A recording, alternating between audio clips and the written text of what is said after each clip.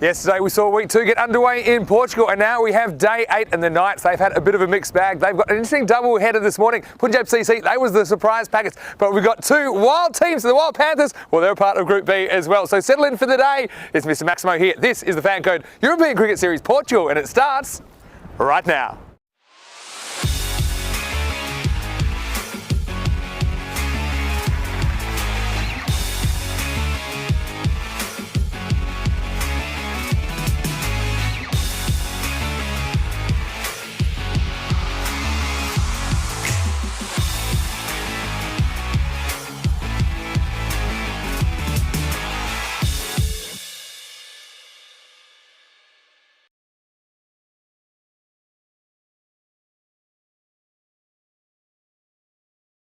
If you're watching from around the world, and welcome to another big day in European cricket. We are here in Portugal, and well, slightly different setup today because a bit of rain around. So just because of all the equipment that we've got, we have decided to move operations inside for us anyway. Of course, the players will be out there shortly, and we are starting with match number 29 between the Punjab CC and Coimbra Knights. When you sound here, Mr. Maximo, and with me is Corey Ruckers. Corey, how are you this morning? I'm good, but thanks for clearing up. So the players won't be playing inside? No, the players will be out there, but we just thought because some incidents the other day where potentially there's expensive equipment around. Well, the wind was blowing all our laptops off the tables and everything, so no, probably safety first. So we do get a decent view of the game from here through the window, but obviously we will be safe from the elements. Players probably not so. Expecting a maximum temperature of only about 13 degrees. Currently it's about 9, so it's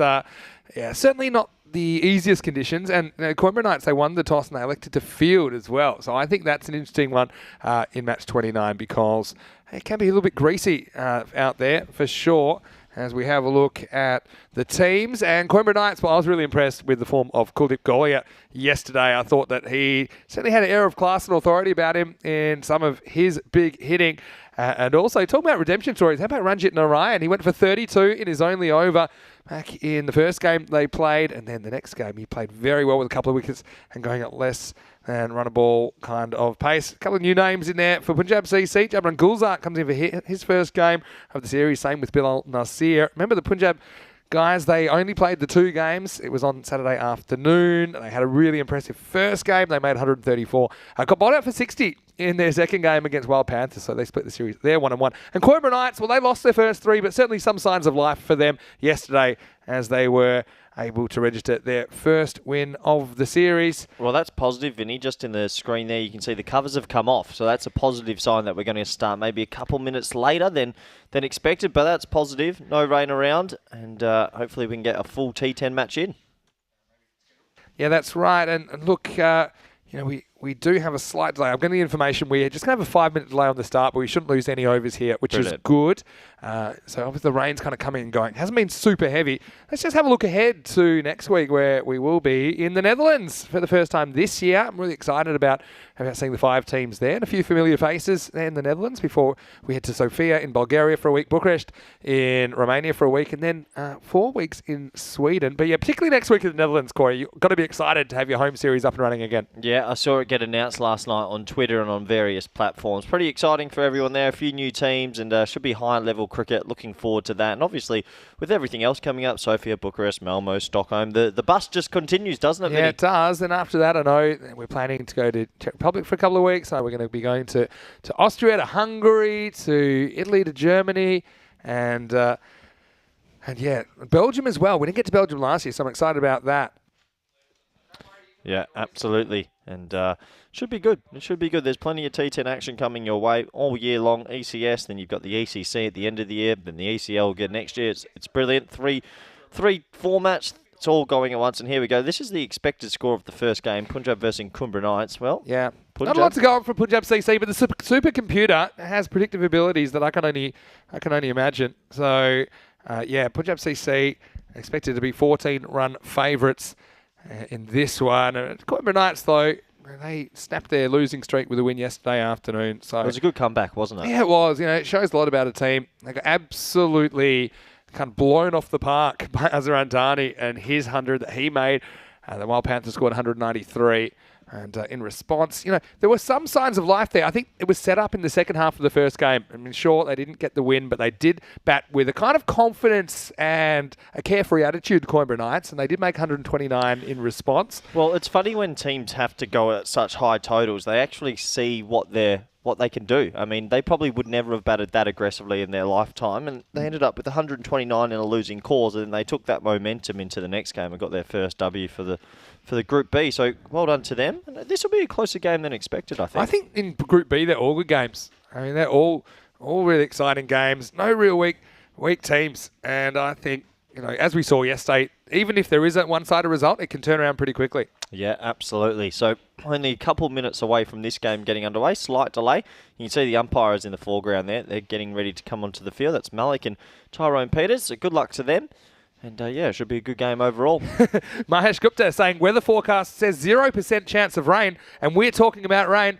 Well, I hate to break it to you, Mahesh. We are here in Portugal, and there has been a bit of rain around.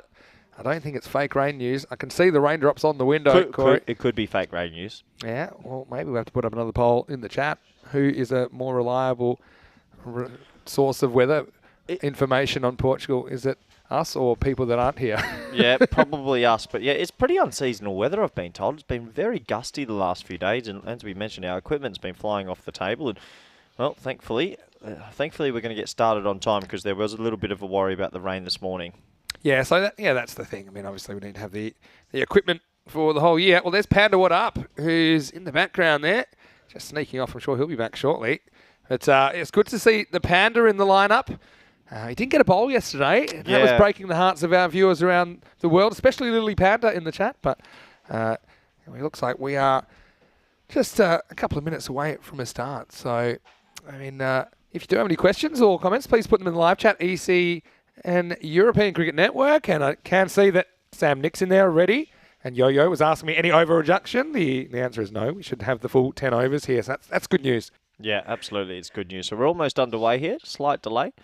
But make sure you stick with us. 4 T10 matches throughout the day. And Group B, it's progressing nicely. It's a pretty tight group, isn't it? Yeah, and it definitely is. I mean, Werash, they joined yesterday for the first time. And that was a really interesting morning's cricket. I mean, Werash didn't show any signs of rust. I mean, a slightly new look lineup as well.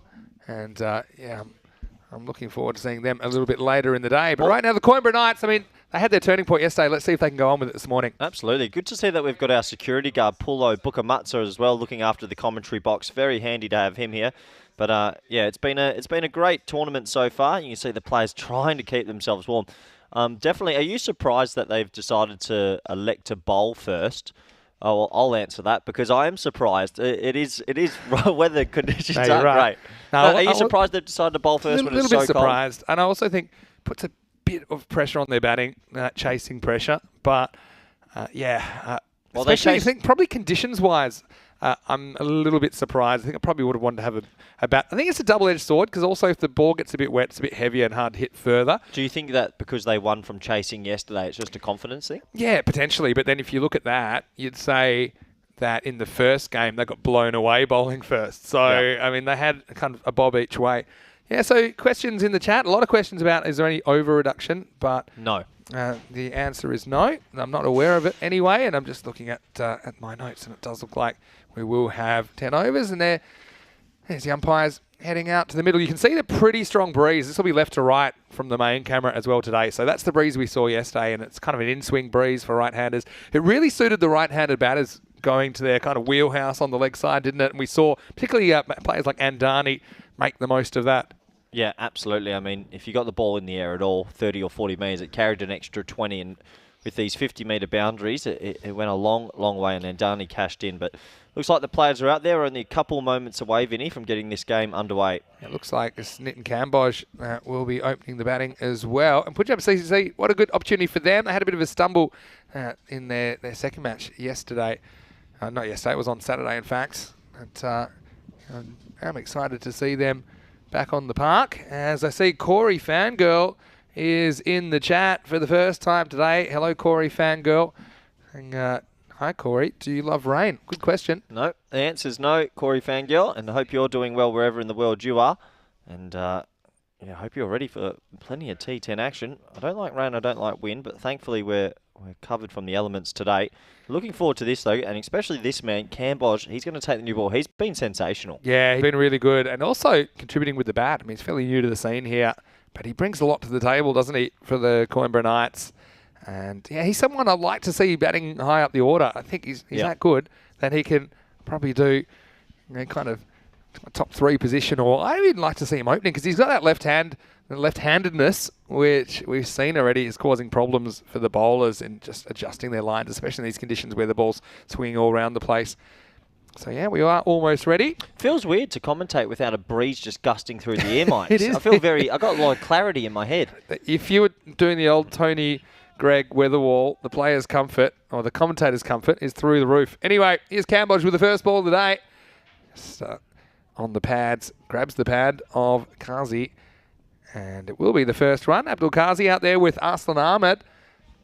Punjab CC did really enjoy their entry to the competition. Sometimes teams come in and you just feel that they're tailor-made for T10 cricket, and I feel this Punjab CC side are a bit like that.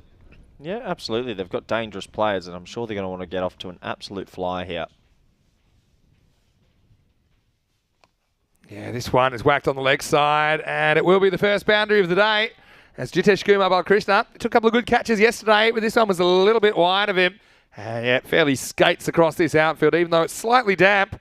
But that's a good start to the day as Arslan Ahmed gets off the mark with a boundary. Well, I still think the wind took that to extra pace as well, Vinny. That flew past. Looks like deep mid-wicket and deep third man are the 2 patrolling men. And he gets a little bit too straight there. Nice shot, 4 runs, and what a way to start the day. Cambodge testing it outside the off stump here. Oh. Yeah, he slashes away over the offside this time. This one will tease. And it will get to the boundary once again. Back-to-back boundaries. Girish Singh making chase after that. You can see probably the difference in the boundaries and the wind factor to the offside. That one was pulling up, but still had what it took to get to the boundary. 4 runs. Yeah, Coverfield's been having a little bit of a tumble there, so hopefully he's okay. It's a little bit windy underfoot. And 2 boundaries, though. What a start. You can see what I mean about the approach of these Punjab CC batters. They've got a fairly long order as well. Interesting, the deep third man and deep mid-wicket. I think probably going deep cover might be the option. Big swing and a miss this time as Ahmed loses his shape. I feel like Ahmed's got a lot of what you want to see. Yeah, tell me about this field though. I mean, you said you'd probably make that slight adjustment. No, possibly have the deep, move him maybe to deep fine leg and have him covering the wind, or maybe move him around and have a deep cover. Depends on what Cambodge line wants to bowl, but deep third man with the wind the way it's going, I'm not so sure. Yeah, maybe needs some extra protection. That wind assisted side. This one is edged and taken. And so it's a short stay at the crease for Ahmed. As Cambodge gets that angle across. He was throwing caution into the wind, but this time it's just a little feather. And it's the first wicket of the day. Punjab CC now at 9 for 1. Yeah, take nothing away from Gollier, the keeper there. We said how difficult the conditions are, and he takes a nice little feather catch to start his day. It was a simple catch, but it's not easy out there. And that is the first wicket. It's a big wicket, and the score is 9 for 1. And it's just the way that they'll play. And Punjab CC are ready with 9 off the over, but they do lose their first wicket of the day. And so, yeah, some early success for the Knights. Ranasawa, he comes to the crease, and he's a player that we did see playing for Fighters CC last year as well. Pretty accomplished player. So he comes in pretty early in the piece here. He's very good through the V, Vinny. Very, very good through the V. And he's a calm character, good with the new ball as well. So he'll be looking forward to a couple of matches on this early morning here in Portugal. Cambodge, this ball on a 4th stump line, just worked away. Ooh. And making Sawa... I tell you, if made him earn it, but so did the backup fielder. Yeah, tell you what, if you're backing up, you don't want that other one. That was Chris Redhead there taking one into the palm of the hands, but good work from him. 10 for 1, Vinny. Yeah, 10 for 1 after 1 over, so a bit of a draw probably. That's like the perfect T10 over, isn't it? It's 1 wicket and 10 runs. It's like an even slate. We see it quite often. And yeah, Chris Redhead back into the side, leading the side, of course. He did have the second game off yesterday. They were led by Andrew Winter. Message come through from Bruno Cavalieri, aka Diesel. Good morning, everyone, and also to our beautiful commentators. Well, if you do find our beautiful commentators, then send them this way. No, hello to you, Bruno. Great to have you with us in the chat. Also, Neville Russ, he says, good morning, everyone. Looks like a great day. It looks like it from here. Probably looks good from your couch, Neville. Here's Andrew Winter.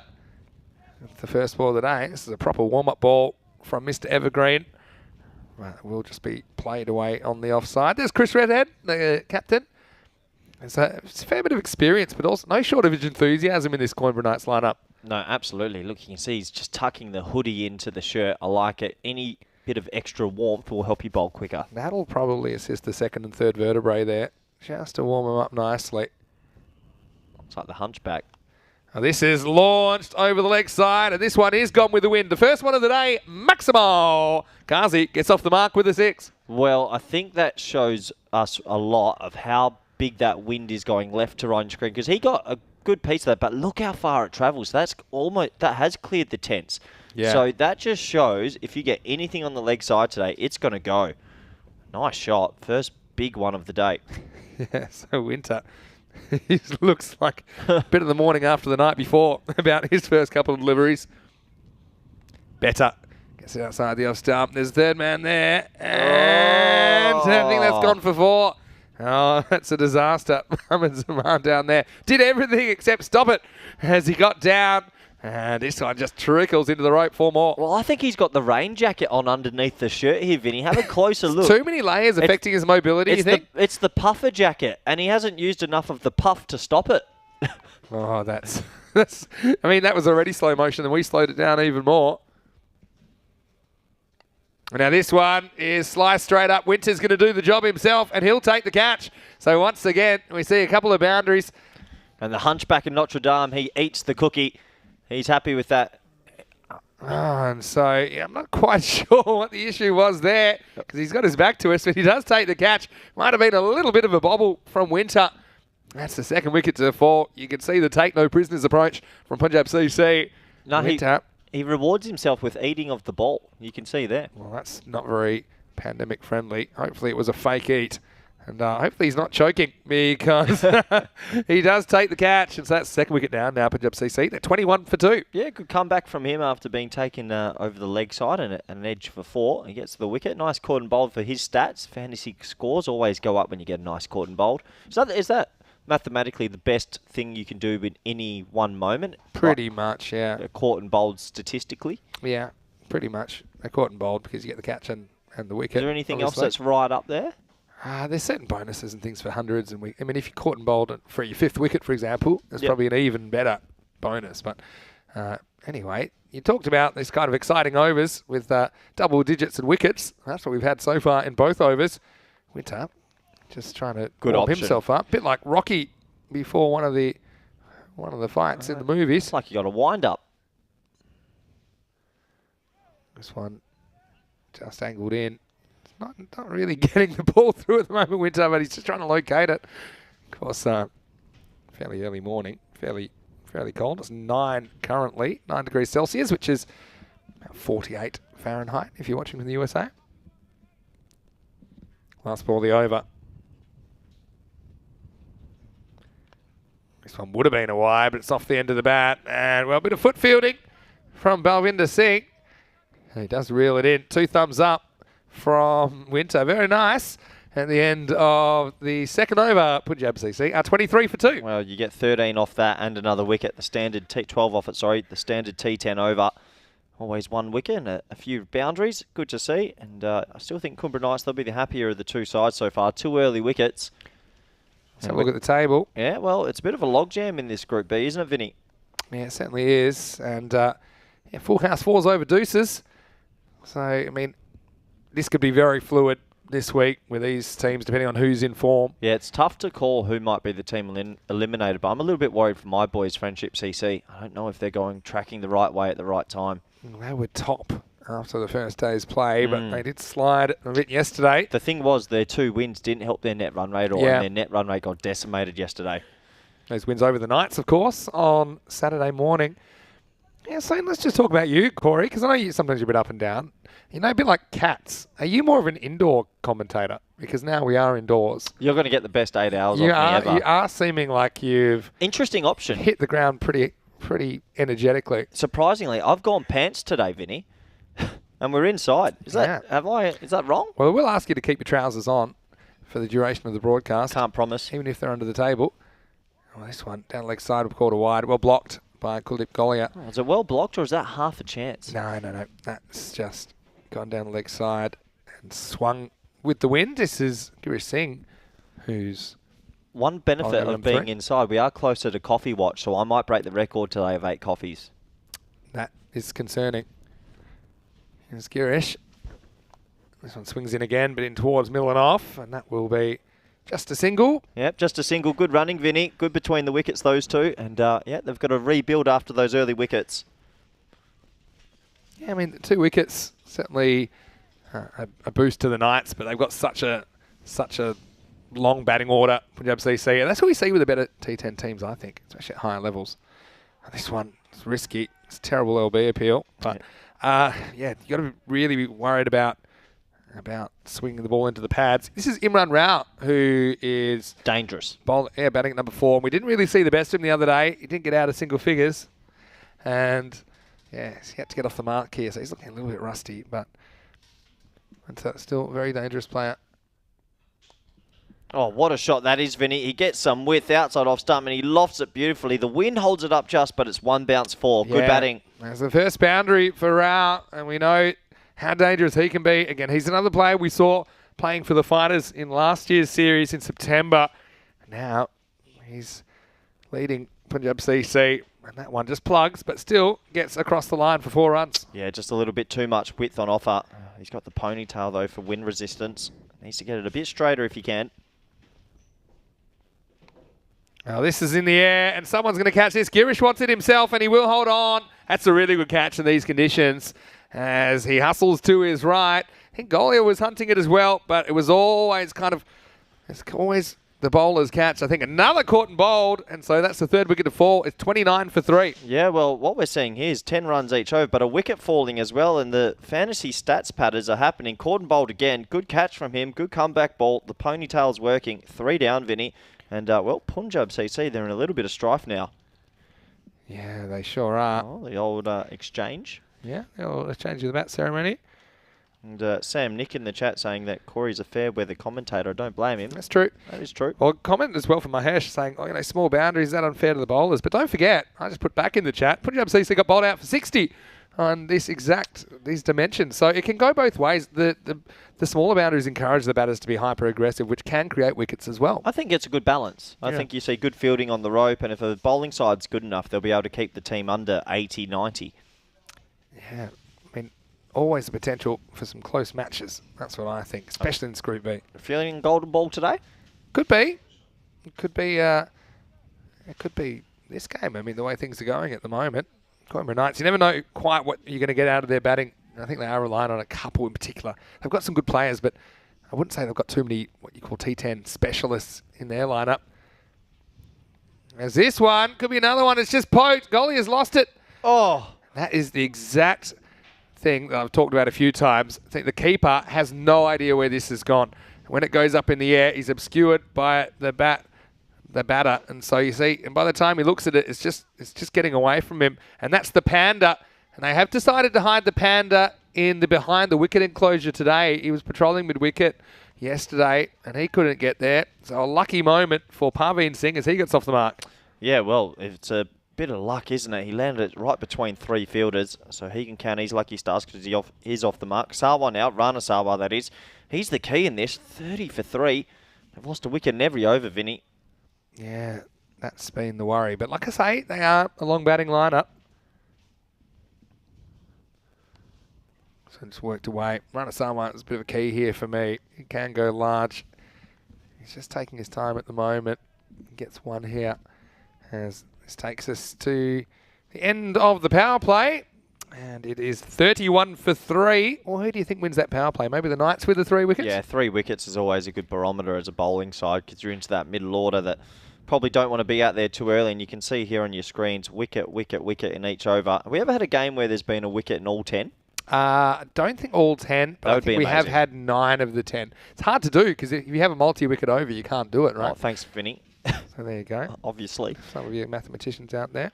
There was nothing obvious. when I'm giving you little factoids. No, you've been good this morning. You've made some big decisions, and you've saved the day, if you ask me. We've got to protect the equipment. Got to protect my fellow commentator Yeah, as well. I think He is a bit soft. Yeah, absolutely. Can you admit it? That's fine. Oh, 100%. I don't try sugarcoat it. I'm soft as butter. I'm a fair weather commentator, and when it's 30 degrees plus, I'll be outside. You see Tyrone Peters there, the umpire. He's just early morning stretch and a bit of a yawn, getting himself ready. Tyrone's put in a big shift as well. He has. He's been umpiring now. This is his 6th week in a row, I think. He's been good. Yeah, it's a marathon stint. This is pulled away to the leg side. Oh. Pressure on Balkrishna, but he's able to make the stop. Former Irishman, of course. Singh's just got to be careful coming around the wicket. We always say if you come right arm round, you do bowl it into the wheelhouse a lot. That's what I was thinking yesterday, but he seemed to be getting away with it, and he seemed to get his lines right. Let's see if he can continue that way as he's on to Parveen Singh here. Oh, This one's sliding, I think. yeah, just sort of jagged back in. So they're going to scamper through for a leg by, but I think that is going down leg side. Just with the angle, it doesn't really straighten, which is what he needs. Yeah, watch the nip here. It's like it holds its line and then goes bang right in. It's a good ball. Well, that's a good ball. You can see how it was missed by the left-hander. But, yeah, I think that will be a leg by, in fact. So Parveen will stay on 1. Well, Ranasawa's had about enough. Good fielding. Yeah, Balkrishna's a solid cricketer. Takes it on the 1 hop. That's an easy one to burst through your hands in these conditions where the ball's a bit slippery, but does keep it to 1. He's a good cricketer and he's a good man. Done a lot for Portuguese cricket, and we really appreciate his efforts out here. The one thing that's pretty cool about being in the indoor commentary box, we've got a bit of a studio audience here today, don't we? This is into the body of Parveen Singh. He works away for a single. So hello to our studio audience here in the chat. It's great to have you with us. It is a studio. It feels like we're on one of those talk shows. So everyone, round of applause now. It's got a bit of a... I'm not sure how much of that got picked up. Anyway. Right-hander now. Well, this is asking for trouble. And if you ask for trouble, you're going to find it. That is over the 10s. Maximo Sawa gets a half-tracker. Gandhi ball, Sigi. 6 carreras. Well, he got every piece of that. That went well over the 10s. What a shot for 6, and that wind took it even further. That has to be an 85-metre hit, Vinny. Yeah, it is. That's a bit like my golf. That one's lost in the bushes and probably never be found. Last ball of the over. Oh, and he bowls it at the pads again, and that's going to be more trouble. It's going to be 4 runs to finish the over. And so, yeah, pretty expensive one in the end. Balwinder, he just got a bit of trouble there. So at the end of the over, it's 45 for 3. 18 come off that over. Vinny Sandy, he Mr. Maximo. And alongside Corey Rutgers. And Corey, look, welcome to the show. It's great to have you here. We got a bit of a podcast feel to us today, don't we, with the indoor commentary box? It does feel like that's something we do very often. It's a podcast feel because to our left, the viewers can't see this, we've got a couple of spectators watching us applauding every few minutes. Yeah, I think that's good. I think it's only good to have that kind of feedback. But yeah, Corey FanCode was asking for some visuals, so this is where we are. We are inside just because of the rain and the threat to the equipment. So, yeah, it's great to have you with us. And if you would like to join us in the live chat, Eastern European Cricket Network, that is the place to go. And we love the fact that we're able to interact with you live on the air on ECN. Yeah, absolutely. Get your questions in. We enjoy the interaction, don't we? Yeah, we sure do. And, of course, it's just the first of 4 matches today. And so now, here's a guy, Ranjit Narayan, had a very interesting day yesterday. And yeah, he went supersonic in his first over for the wrong reasons. 32 came off it, but he did come back with 2 wickets and bowled very tight in the second game.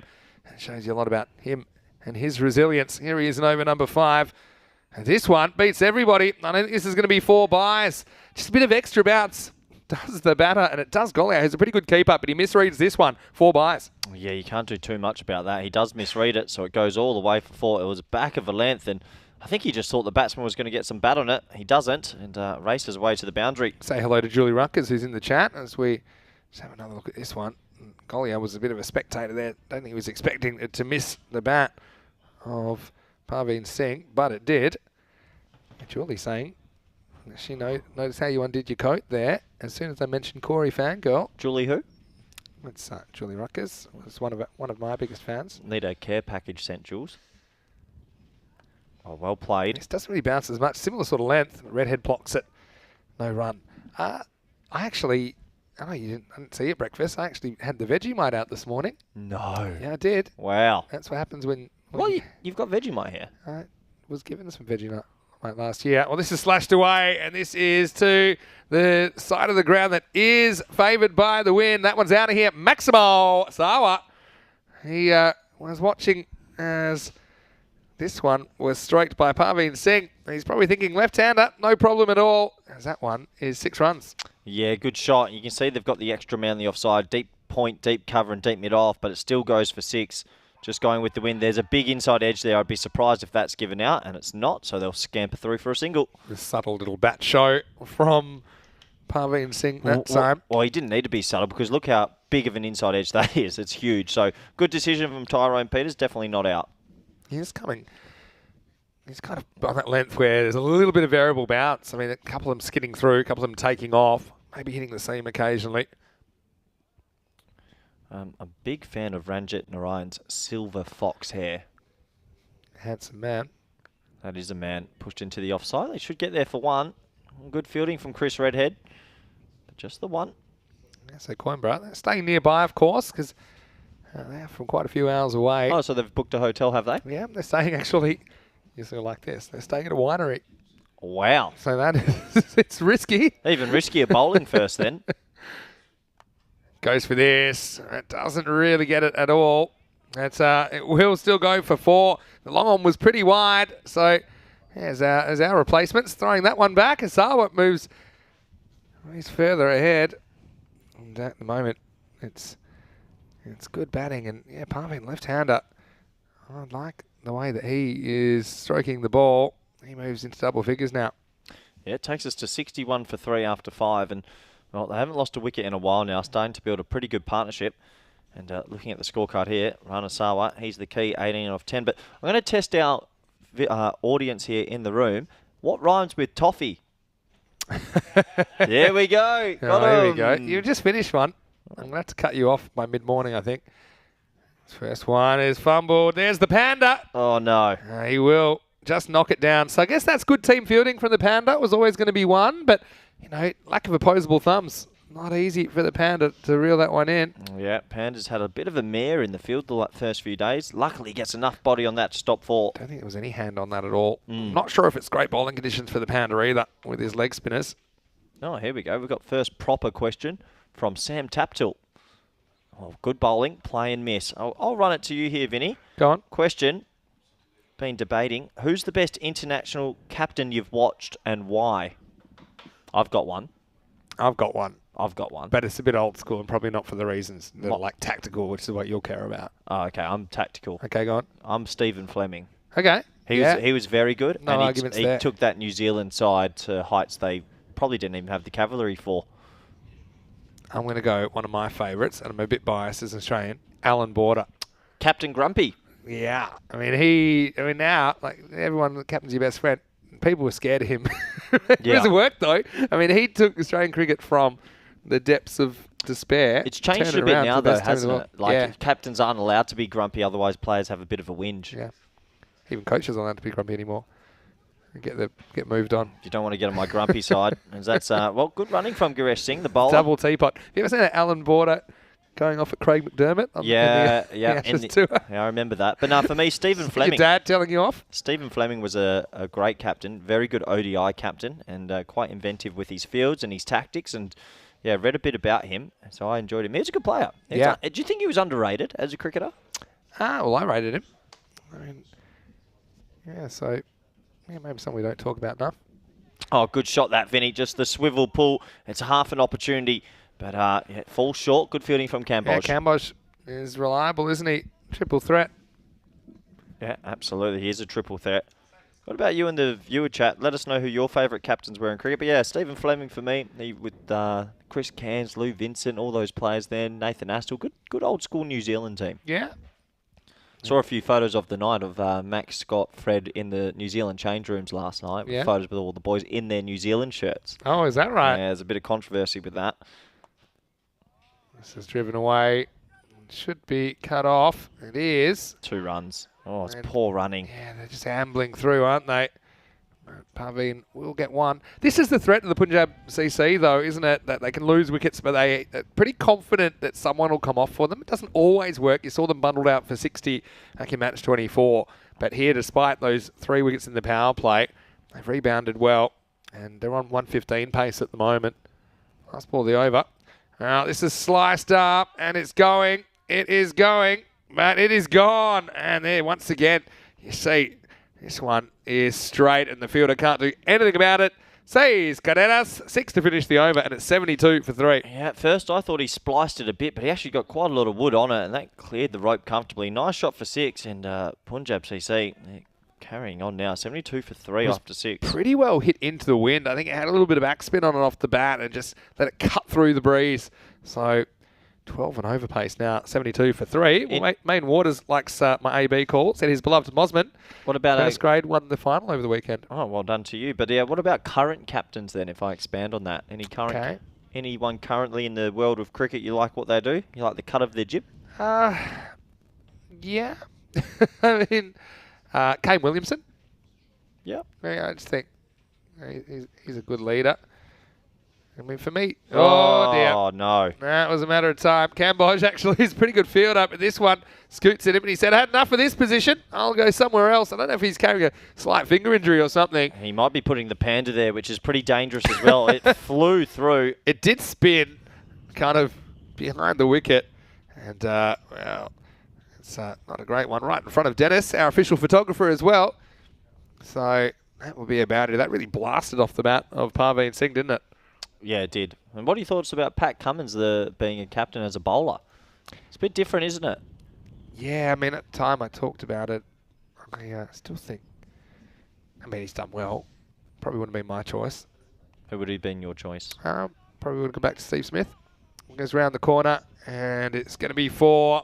This is a good knock from Parveen. He had a hairy moment early first ball, but he's looked really good since then. He moves to 23 with that boundary. Yeah, it's good batting. It's just it's common sense batting. You see the keeper's just punched him in the arm just out of friendship. That's pretty funny. Obviously, everyone's good friends here, but it's good batting. He just gets a ball on his hip, and look at this. This is Gollier going, stop hitting us for 4s.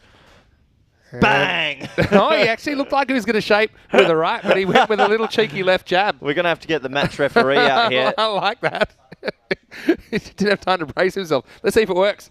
Can't say I've love punched too many batters as a keeper, but it's a good tactic. As you see Zaman patrolling that area of the ground now. This is just a single. Keanu's come in and said Travis Head should be captain. Pat Cummins has done fine. Here's the thing. Smith, they said he's not going to have leadership for 2 years.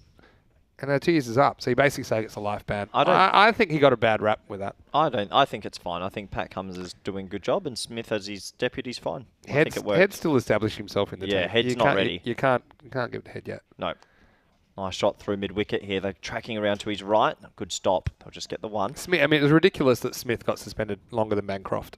They're both adults. Let's not open up a can of worms here, Vinny. Let's not start that thing. Do you know sandpaper here is quite cheap in Portugal, though? Of course I know that. I'm Australian. Ooh. It's very hard. Chris Redhead to continue. It's a short ball, Vinny, and more of the same. 4 runs. Well, it's a bit of a long hop, and he puts that away. Yeah, Redhead just angling into the left-hander. He's looking confident as the balls go past. We're going to have to get our little studio audience on camera soon enough. It's pretty good, isn't it? Probably will. We need the laugh track, maybe.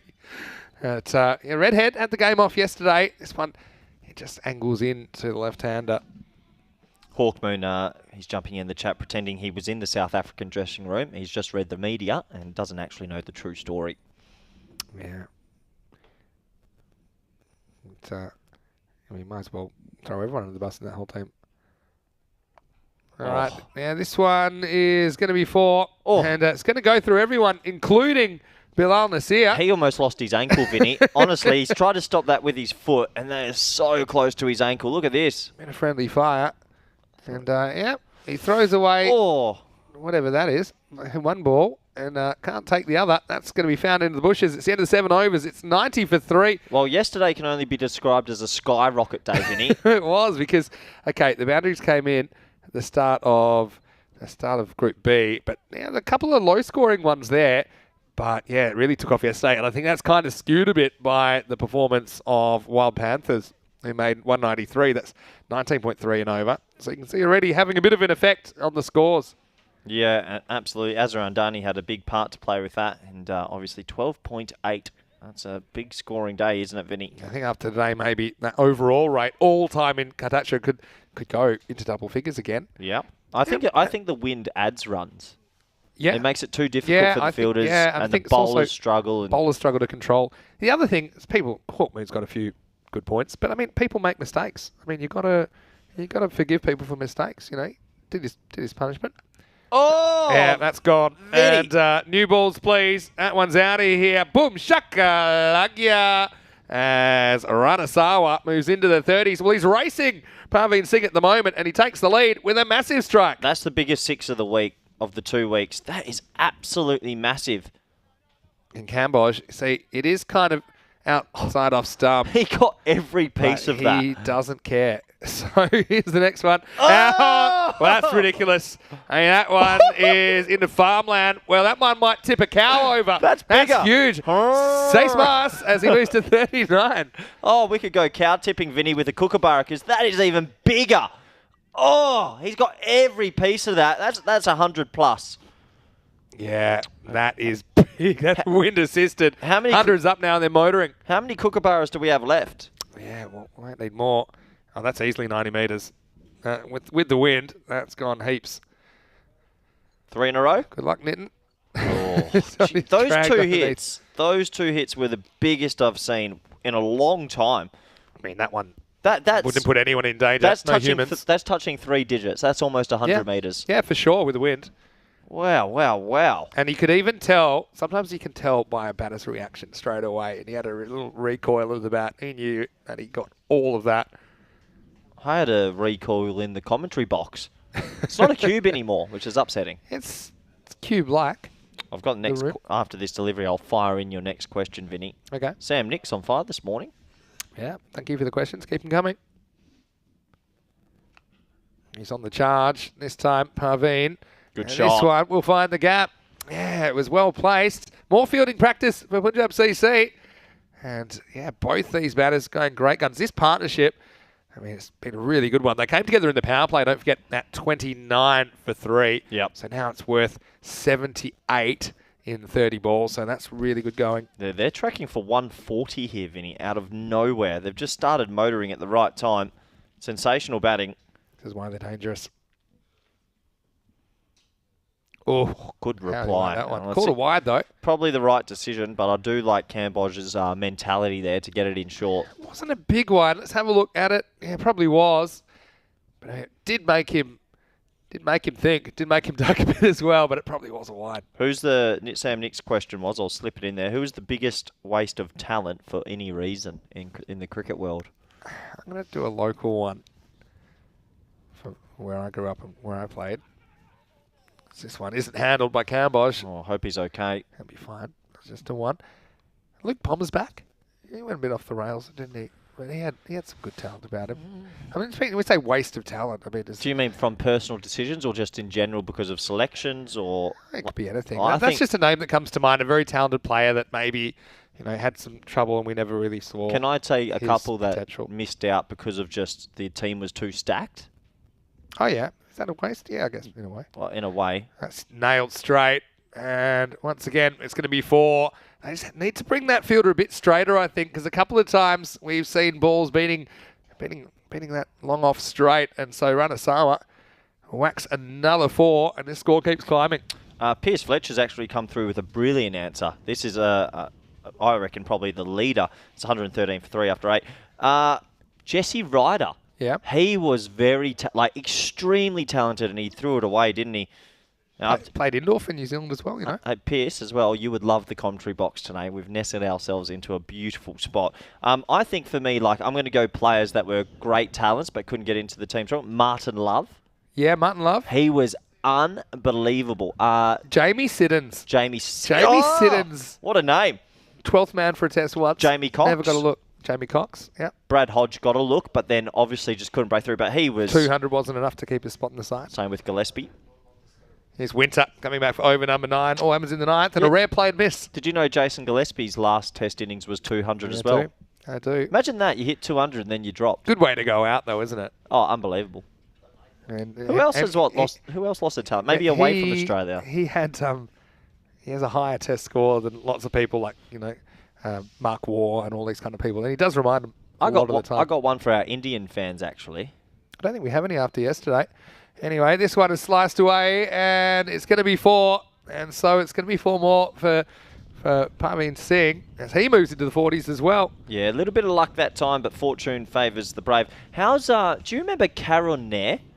Hit a triple century, his first 100 in his first series, and then hasn't been picked for another series. So I wonder how he's been tracking in Ranji Trophy. There's a few others that people talk about. Vinod Kambli is one. Yeah, but Winter has now got the full Kenny from South Park. He's pulled the hood over his head. I think that's. Can you bowl with the hood on? I assume so. I mean, it's not going to obscure the batter's.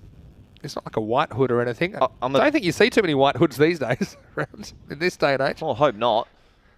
It all happens in the 9th, and Winter has pulled up the hood. Oh, they're still panda. While they're finding the ball. Yeah. No, it's if we go on ball watch this innings, Vinny, we have to have lost 4. We've lost plenty. Oh, poor old Andrew. It looks freezing out there. Oh, those poor souls. It's all right, they're loving it. And where would you rather be? Can he bowl with the hood on his head? I don't see why not. I think he's going to. Oh, this is good. He's going to have our first Yeah. hooded bowler. Well, it's another first. Can't do that in some cultures. Let's have a look. He's there. The hood's on. I'm a huge fan. Looks like a ghost is coming into bowl. A Ghoul. the Grim Reaper. That's unbelievable. Can you do that? He has pulled off the hood at the last moment. Have a look at this. You talk about the tactics, the innovative tactics, and to, at the last moment, pull the hood off to try and distract the batter is one of the best bits of thinking I've ever seen on a cricket field. Can you do that? He just did. Well, can he take his shirt off just before he bowls as well? Can you do things like that? Laws of cricket do not cover hoodies. I'm pretty sure. That was a big moment in this game. It seems to have worked. It's 2-dot balls. That is good. That is cricket IQ off the charts. Well, he is 50. He's got a big IQ and a big cricket brain. Did not see that coming. Yeah, I didn't see that coming either. These two racing to 50. Who's going to get there first?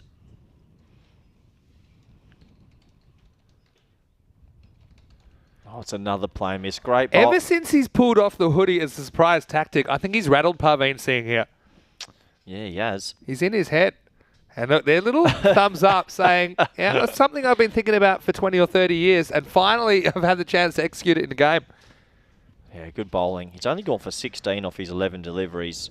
He's definitely their best bowler. A lot to like about Winter. Yeah. Steps across. There is some bat on this one. Dragged out to the leg side. They'll think about 2 here, Vinny. Got to come back for 2 at this stage. Yep.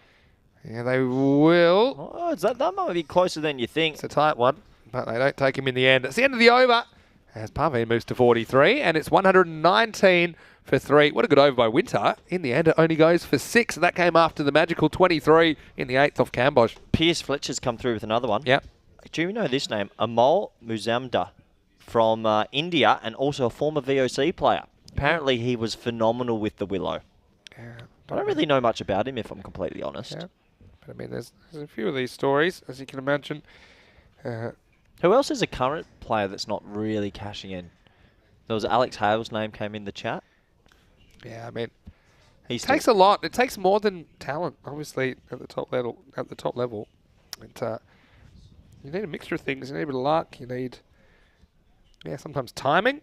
Yeah, you've got to time your run. You've got to time your run with nearly everything in life, let's be honest. So it's time for the last over. It looks like Jitesh Kumar Balkrishna is going to bowl it. Oh, yeah, he's a good bowler and a very talented player. This gets clotheslined. Has Balkrishna been called up to the national side yet? He's always in the conversations. So, very experienced customer. Creating a new club recently, which is always great to get new clubs involved in Portuguese cricket. A little bit short. There's trouble with a capital T from Sawa, who turns on this and whacks it. Maximo. That brings up Sawa's 50. And he has been good. Hasn't had a lot of the strike at times, but he brings up his 50 off only 19 balls with 5 Maximos and 2 4s. Pretty authoritative shot to bring it up as well. Yeah, well batted to him. Good innings, and he's done his team proud. And Navindu Sina's jumped in the chat. Said Amol Mazumdar was part of the Rajasthan Royals as a batting coach. So you do say our viewers are the most knowledgeable. It's good. It's good to have that interaction. Really do. But yeah, Balkrishna, obviously a lot of talent, and he's got potential to break it through into that national program if he can get a wicket here.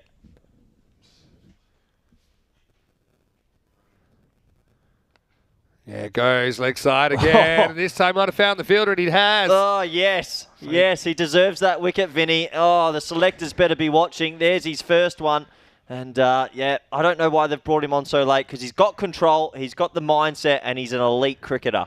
The thing is here, actually the wind doesn't help the batter this time because it was a mishit, but it still carries pretty much all the way to the boundary. Yeah, the catch is taken down there. I think it's Mohammad Zaman that holds on to it. Pretty good catch in these conditions. So eventually they break this partnership, but not before it's worth 96. And so it's the end of Ranasawa. He goes for exactly 50 off 20, and the score now is 125 for 4 with 4 balls remaining. Vinny, have you heard about this captain's meeting that's going on in Portugal soon? No, I haven't heard too much about it. Well, it's going to be an interesting one because he's playing himself in. Oh! So, well, Krishna gets his first wicket. Well, the 6 and out. Captain's going to have plenty of thought processes. Good cricket going on here. 125 for 4 with 4 to go. 140? Well, let's see how Umar Mohammed goes. Remember, they've still got some pretty decent batting to come. Mazumdar Abbas hasn't even had a hit, and he's the one that came out and absolutely smoked him back in match 23. Umar Mohammed now. He's big play and miss first rock. Remember, he's probably better off trying to get Singh on strike, who's got a chance of a 50, Vinny. 43 off 24. Mazumdar Abbas, who won't get a hit here, or potentially won't, he scored 34 not out off 8 on Saturday, and he's hasn't been seen. 3 to come now. Oh, nice shot. Yeah, little cheeky one. There's the Panda, and that's Panda power. As he loses the hat, but he does stop the ball, and gets all the Panda padding behind that one. Yeah, he does get everything behind. Saves 3 runs for his team. A few people jumping in the chat. Wasim Jaffa, good player. Didn't really break through and do well at the international level, but he had, how many first-class runs? He had like 25,000 or something. Plenty. 2 to come now. As Parveen will get a curtain call. He's tied up and he won't get a run here. We've got a great studio once in here now, haven't we? We're getting teleprompts in the background. Never had that before. That's good. Very good. Yeah, they're sending us little messages and everything. Hey, how about this over from Balkrishna? I mean, don't forget, Coimbra Knights scored 129 yesterday. And this isn't out of their realm, especially if someone like Gollier gets going in the second half. This will be must-watch TV. Yeah, Gollier is a very good batsman. 126 for 4. Last ball of the first innings. Buckle up. Oh, it's a wide. I shouldn't have done it. That's the mocker. We keep doing that. It happens. Still, it's been a good over, hasn't it? It's gone 6 wicket, .1 wide. Pierce Fletcher, maybe one for the break to think about. Is there any wasted talent currently playing Australian domestic cricket? Oh, yeah, good question. We'll have a think about it in the break and get back to you, Piercy. That's a good question. We'll get to see Pierce next week, won't we? Is he around? Yeah, he's around for the first few days, and then he's off to holiday in Portugal. Fair enough. Last ball. Give it a good review. Well, Gollier wants to have a throw. Oh, you got to run, boys. I think that it'll get backed up. So it'll be a leg bye to finish the innings. And Punjab CC, they're going to finish on 128 for 4. Well, the target will be 129. That's exactly what the Knights scored in their first batting innings yesterday. Still, you don't often see that many runs chased, but yeah, with these conditions, it's quite possible that we could have a very, very interesting second half to this game. In match 29, it was the Knights that won the toss and sent in the Punjab CC team. Do you think they made 128 off their 10 overs? Do they regret bowling first, Vinny? Because we knew the elements were going to be very difficult this morning. Yeah, I mean, not so sure. I mean, ultimately, they have got things back under control. I mean, remember, they were 72 in the first 6 overs. And they leaked a couple. 7 and 8 went for 41, but only 15 off the last two. At least I think they're in the game. We've got a contest on here at the start of day 8. Yeah, absolutely. We do have a contest on here because it was all Canberra Knights early. They got the 3 early wickets in the power play. That's Andrew Winter taking a nice catch off his own bowling. He bowled a good heavy length and he was rewarded with the wicket. But after that, it was an outstanding partnership besides this last wicket in the power play. And a nice catch there. Good for the stats. That's Girish Singh. Caught and bowled. Good for the Dream 11. He'll be happy with that. And then afterwards, Rana Sawa went bang, bang, bang. He was hitting some huge sixes on the leg side. It was good batting in the bowling. It was pretty difficult in these conditions, so you sort of feel for the Canberra Knights and for the fielding unit out there. It was quite difficult in this strong weed. There's Golia letting Parveen know that he's there, giving him a little chip on the arm. And then these 2 monster sixes. Looking forward to talking to the umpire, Tyrone Peters, about how big they were, because he absolutely mowed them. This was the hood moment. This is when Andrew Winter took his hood off last minute, tricked the batsman, bowled 3 consecutive dot balls afterwards. And at the very end of the innings, some good running between the wickets, a couple more boundaries. This brought up Sarwar's 50, well deserved. He batted well throughout, and he's got his team up to a more than competitive total. He was dismissed in the last, disappointing not to get maybe one more boundary away, but the damage was done. And in the end, well, Punjab CC, after a bit of a slow start, have ended up on quite a competitive total, 124 for 8. Let's take a quick look at the batting scorecard here, and, well, it's going to be a 2-man show after a couple of early wickets. A couple of early wickets, as we mentioned there, but in the end, Rana Sawa 50 off 20, brilliant batting, striking at 250, and Parveen Singh 43 of 26, 12 extras, only 4 wides, 4 byes, 4 leg byes. Not bad considering the weather conditions. It might be difficult for teams to control throughout the day. But yeah, those 2 men batting well and everyone else missing out. They'll be a little bit disappointed to miss out. Let's have a look at the bowling figures now. And, well, it was pretty shared around. We saw 7 bowlers in total. There's a wicket there for Andrew Winter that only went an economy of 9. Girish Singh, 9.5, 1 for 19. And Balkrishna at the end, he got 1 for 8. So sharing of the wickets, the economy's not too bad. But this game isn't over. As we mentioned, Canberra Knights yesterday, they did hit 129 in that loss to the Panthers. And we have a look at the Manhattan graph. Well, in that middle section, they got away a little bit thanks to Rana Sawa, some tall skyscrapers. And at the end, good finish by Balkrishna and Winter, which held them back a little bit because at one stage we thought they were going to hit 140. So that takes us to the halfway break. Join us back in the next 10 minutes for the all-exciting run chase. Thank you.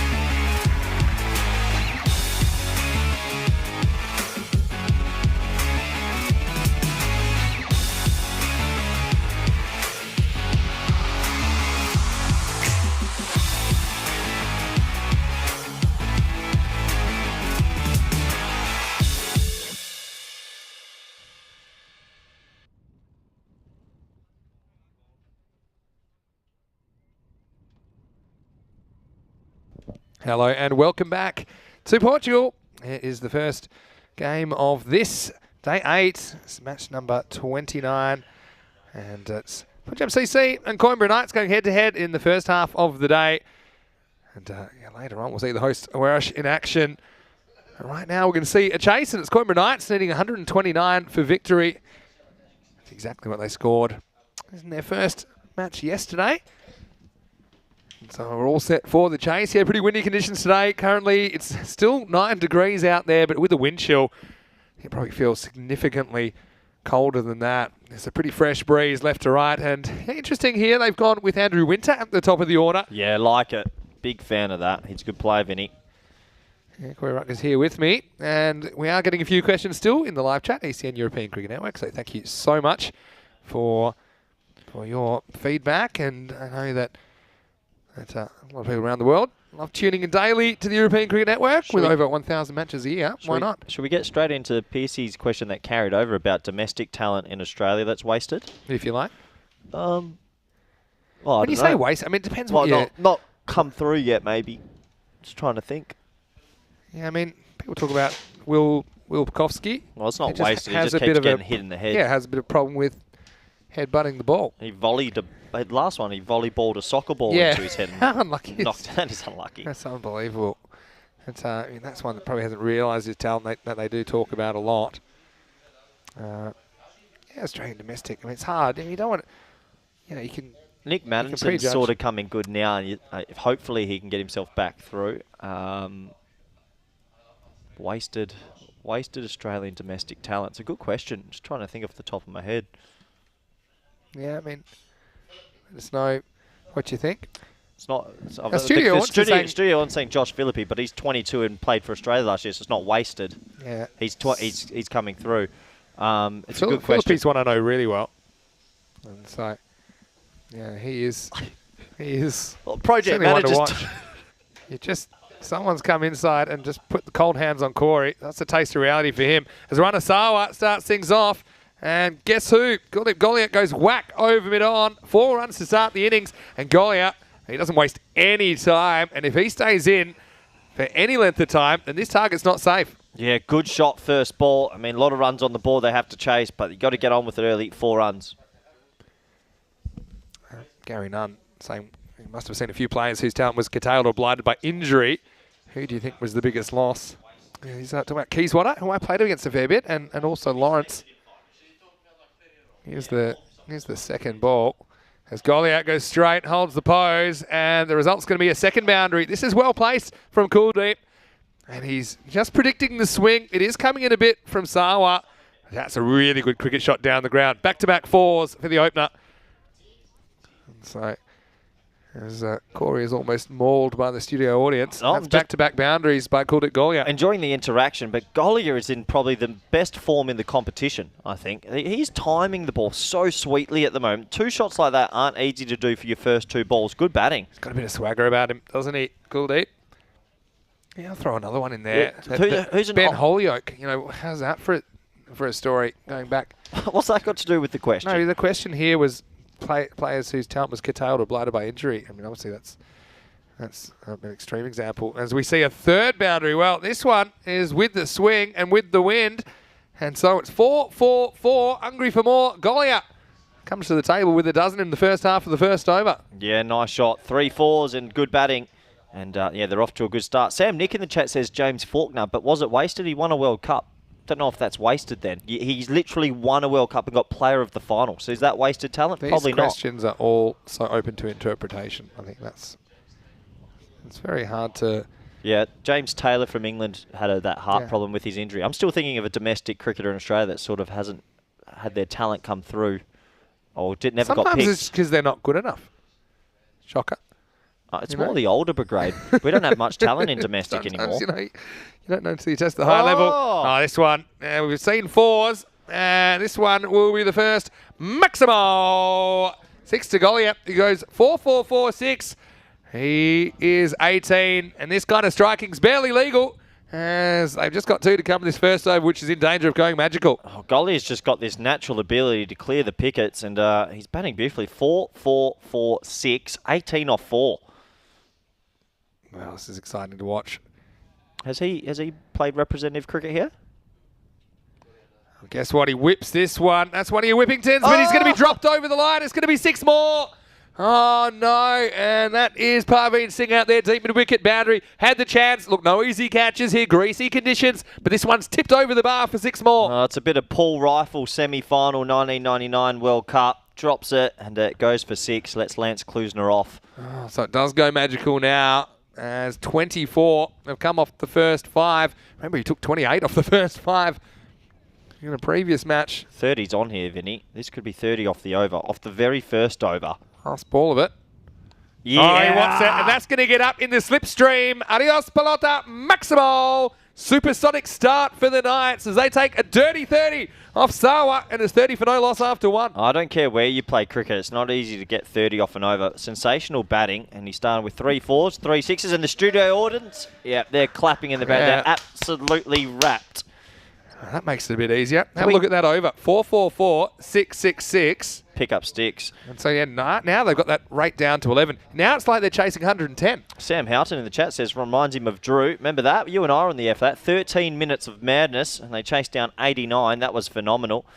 About anyone else from injury that lost their career too young? Craig Keysved was a good one. Yeah.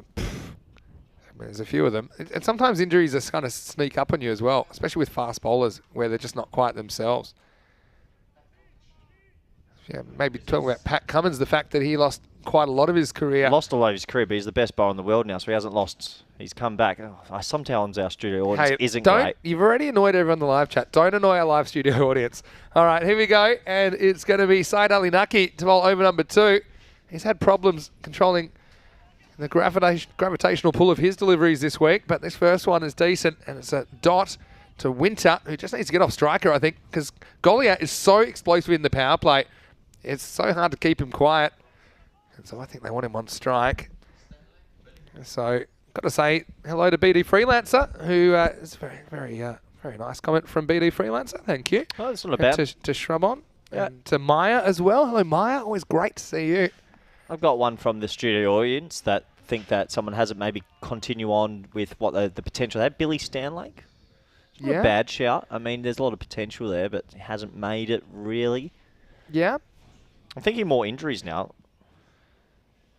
Keep the questions coming. Yeah, do enjoy it. Do enjoy it. It's good to interact with everybody. Welcome Sam Williams in the chat. Gaffer, looking forward to the football Sunday with you. Here's Syed Ali Naki. Winter slices this one inside out, but he's lucky he finds the gap. It was catchable height, and this one will... Fielding. Yeah, just be pulled back inside, and they will come back for a double. And that just shows you the wind as well. And yeah, a bit of good team spirit from Punjab CC, as that was Gulzar, who's come into the lineup. Yeah, that's good fielding, and I like what Umar Mohammad's done there as well. He's run with him. It's good teamwork. Smart. And we're getting all sorts of interesting characters peering at us through the windows here. Yeah, well, Winter's off the mark, isn't he? It's a bit of width this time, and it's a bit of a loose stroke. Clever bowling, though, from Syed Ali Naki there. He pushes it outside, just inside the tram line, though. And he's trying to get Winter slashing to the offside. Gaffer's come through with a good one. Bo Casson. Remember the left-arm Chinaman, one test in the Windies? I used to play against Bo all the time. I'm sure you did, Vinny. Yeah. So that's why we're quite surprised when he popped up in a test match. Hashtag Vinny's fake news. Oh, I don't think Bo Casson's the biggest name drop he'll ever get. Don't think many people know Bo Casson, actually. One of the 15 spinners. Shot, Vinny. Well, the old traditional cover driver, Mr. Winter, 50 years young. What a shot that is. Mr. Evergreen. Will he be enjoying the wintry conditions? He's got the hood down, but he's got the pace up as he just whacks this one through the offside. Look at that footwork, the way he gets that front foot out towards the pitch of the ball, and he strokes another 4 for the Knights, who are off to a flyer here. Yeah, good batting, really good batting, and they're off to an absolute flyer. That actually opens up another can of worms. Why don't we see so many left-arm wrist spinners? Because it's hard. No, but why do we? You don't see many right-arm wrist spinners either, right? Yeah, you do. Compared. Shot.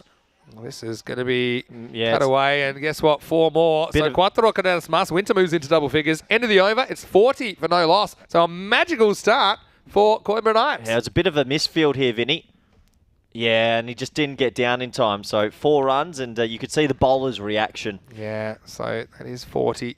So 30-10, still Golia winning the race, but this is the Knights are off to a really good start. Yeah, left arm wrist spin. The reason is there's more right-handed people than left-handed people. So it's already a pretty rare skill, right, to get proportionally, and so do you know that's why you see so less any of them. international left arm wrist spinner? Brad Hogg, bring it back. Oh, Hoggy was good, but is there one now? Yeah, Oh, Shamsi. Yeah, He throws it. Whoa. We've got a South African audience in here. It's just actually Darcy Short doesn't count either. Easy on. Nah, Darcy Short's not bad. Bring back the frog in the blender. Oh, Paul Adams. Paul Adams. How good was he? He was good. Oh, yeah, Liam Day. Kuldeep Yadav. I should have known that. You and I know that. Indian bowler. Come on. We're better than that. Here's Umar Mohammed. Vinny, you've just off air. Oh, he's got a little feather. Look, there's the nod, and he's gone. Well, he might have thought that he got his bat on the ground, but he's been given. Oh, this will be an interesting replay. It's a big moment in the game because Golia took 30 off the first. Now, very next ball, it's not so sure. I mean, it's always hard to tell on the replay, but I do think there is some bat on ground here. And whether there was edge as well, I'm not so sure. He does the guilty turn away. I feel like when a batsman does that and doesn't look up straight away, there's a bit of guilt there. It could also be that he's actually unconcerned. Doesn't want to look at the umpire, but Kuldeep's going to have to go. And that is potentially a match-turning wicket as the opening partnership is broken. It's 40 for 1. Well, you say our viewers are the best in the world. They've come in, Kuldeep Yadav, Michael Rippon, Jack Linton. Yeah, so there is left-arm leg spinners. We're completely wrong. We needed them. Sometimes we need the viewers. But there's not as many. There's not as many proportionally, and I think it's literally because I think it's like 9% of the world is left-handed. So then why is there so many left-handed batsmen? If you actually look in World Cricket, there's quite a lot. I think because sometimes they try and teach them young, even right-handed people can bat left-handed because it's a dominant hand, right? I wish I was a left-handed batsman. It always looks nicer. Something aesthetically pleasing about a left-handed batsman. Anyway, Umar Mohammed has come up with a big wicket. Now he'll be bowling to Ankush Kumar, who whips one away. This one just eats up the fielder out there. And he blames the sun, even though it's behind a thick covering of clouds. But it will be 4. In fact, that is Parveen Singh out there. He's had a torrid time so far. He'll be breathing easy. Although he dropped Golia, he's out now. Then he kind of turns his back on this one. And somehow goes for 4. Well, funnily enough for Parveen, there's a thing called hats and there's a thing called glasses. And if he had either of those helping him, he probably would have stopped that. The sun is behind the clouds, no excuses. Oh, this one is a top edge. This one could fly into the vortex and out of the field. Maximo Kumar gets his first. Well, Vinny, they've raced to 50 or 15 deliveries here. The Kumbra Knights showing they aren't just a one-trick pony. They're on here. What a start to this game. I think this chase. The fact they had to chase 194 yesterday has actually helped their batting because they've realised, okay, we can be kind of hyper-aggressive and get away with it. We've got the players to do it. And then kind of taking out a leaf out of Punjab CC's book. They're backing themselves to play their shots, particularly in the power play. This is a very good one now. Only a quarter way through this innings. At the moment, they're on 200 pace. And now it goes offside, and he's caught. Yeah, just no contact there from Kumar. And the fielder, he's got the Bart Simpson look. Will hold on to the catch. That is Jabran Gulzar. He already pulled off a pretty good boundary stop. This time he's in the right spot at the right time to get rid of Kumar. And he goes for just 10. He goes 4, 6 and out, and it's 50 for 2. How do you rate that as a T10 innings, 10 off 3? What's your coach's look on that, honestly? Oh, yeah, it's acceptable. 10 off 3? That's acceptable. I wouldn't say it's good. And the reason it's not good is because there's a ceremonial exchanging of the bats. But the reason it's not great because if everyone gets 10 off 3, you're going to get bowled out in 5 overs. So that's why. Yeah, true. With the bat thing, when I played cricket with friends, we all had our own bat, right? And we all liked our own stuff. Yep. What's with the bat changes in Europe? The reason is it's hard to get cricket equipment in Europe. That's the thing. Hard to get good cricket equipment. Well, you're telling me teams only have 2 bats between them? 2 that they like. Yeah, I mean, 2 that they like. This is true. I mean, this is what some people don't realise. Cricket equipment, and it's why we don't always see helmets used in these things when we'd like to see it more. It's that It's not easy to get cricket equipment. Here comes the these left-handed countries. Camboge. And Gary Nunn's come in the chat and said left-handers have quicker reflexes. Is that right? Is there science behind that? Is there science behind that? I feel like that's a wives' tale. Could be. Right. I don't know about left-handed people having better reflexes, but there you go. You heard it here first. Mohammed's come up with 2 big wickets here in the 3rd over. Oh, and make was that this another one? Wow. Oh. No, thank you. As Camboge, who's another key batter, almost goes first ball. Let's see. This one seems away. I think this does miss the outside edge. Mohammed was pretty convinced. Don't think that the keeper was Abdul Qazi. Sam Howden said it's hard to travel with your own equipment, but I mean, this is the Portuguese one. It's not like there's overseas players here. I thought everyone would own a bat. When you're a cricketer, a young kid, the first thing you buy is a bat. Don't worry about the pads and the helmet. I think you're also forgetting the economics of things. Well, this one is pretty close. Well, how much is a bat these days? Pretty expensive. Pretty expensive. And what about if you're playing T10 and you're facing 0.6 balls and innings? You're probably not going to have your own bat. Anyway, it's the end of the 3rd over. The 50 has come up during the over for the Knights, but they did lose a couple of wickets. And the score now is 51 for 2 at the end of the power play. Who's ahead in this game at the moment, Corey? As we head into the last 7 overs, they need 78 off 7 at about 11 and over. But they have lost 2 wickets.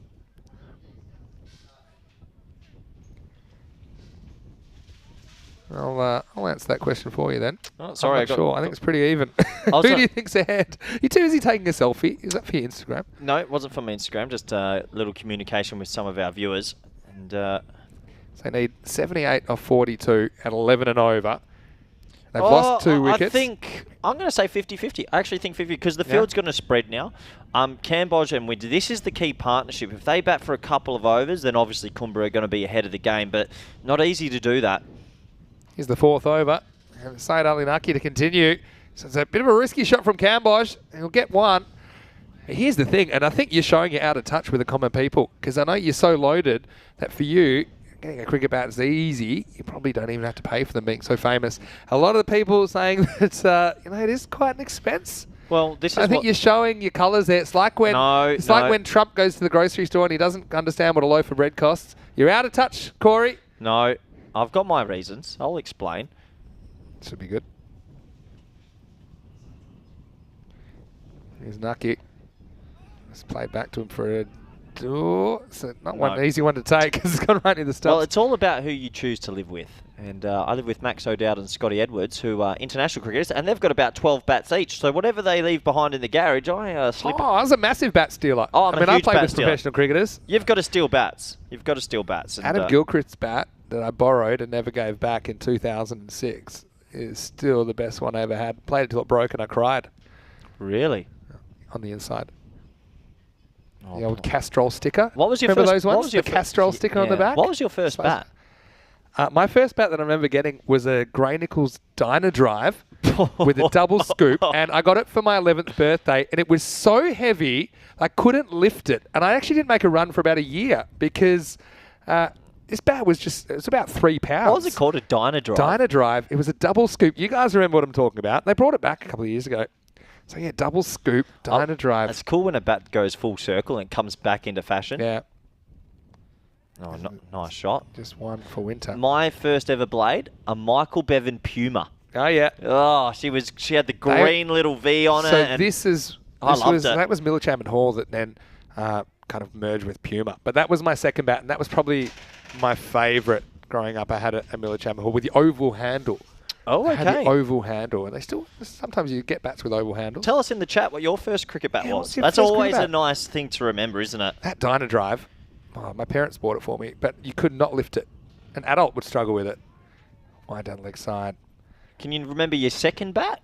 I think the second bat was that Miller Chapman Hall when I was 13, I think. Yeah. And then even though I had a bit of a crack in the bottom and I got it repaired and had it repaired, and I had a few favourites. I went to Gray Nichols quite early. I loved a Gray Nichols Gladius. There was a Gladius that Matthew Hayden used for a while, and I just fell in love with Haydos.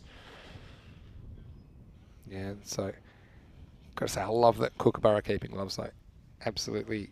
I think that's for keepers. That's for keepers. I think they're always the best. Steps across, Cambodge, and he threads the field. And so he does get his first boundary here. The Knights just losing a bit of pace, but they do get 4. There's that one. Heads into the woods and far away. Yeah, good batting. He splits the gap, and we know if you get it through this infield, it flies for 4, and another boundary there. But yeah, tell us in the chat what your first cricket bat was growing up. What did your parents buy you, or what did you steal from school, or what was your first blade? Maybe, I don't know, professional cricketer might have just given you one in the crowd or something. Yeah, I think mine was bought for my granddad, actually. Can happen. Can't remember. It's a Christmas gift. Last ball of the 4th over coming up from Said Ali Naki. He's conceded 17. Oh, no. No ball called. Yeah, it's a no ball, obviously, for the front foot there. And, well, that's going to be costly, Vinny. Has had his problems with no balls, hasn't he? Said Ali Naki. Yeah, that's a good call. Really good umpiring. Probably would have been a wide anyway, but the difference is that this will be a free hit, so Cambodge go absolutely crazy. And Cambodge does seem like he wants to get across and whip to that leg side, but he is hitting to the wind. Won't be a concern this time, though. So last ball coming up for Nucky. Can he dodge the free hit?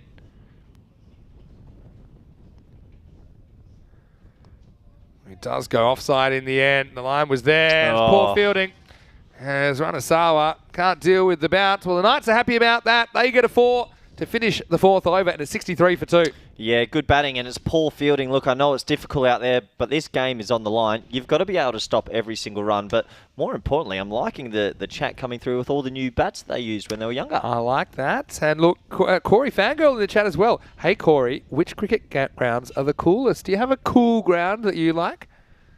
Oh, around Kwai in central Zimbabwe. And we talked about this before, right? Yeah, Kwai. We've always got the regular ones that, I mean, obviously those Australian grounds we know quite well. The Wacker. I always thought Eden Gardens in Kolkata would be a cool ground to go see. I always wanted to go to New Zealand, actually. What's the small one in Auckland, is it? Eden Park? Eden Park. Yeah, that would Eden be Park. like, I just want to see a really odd dimension ground would be cool.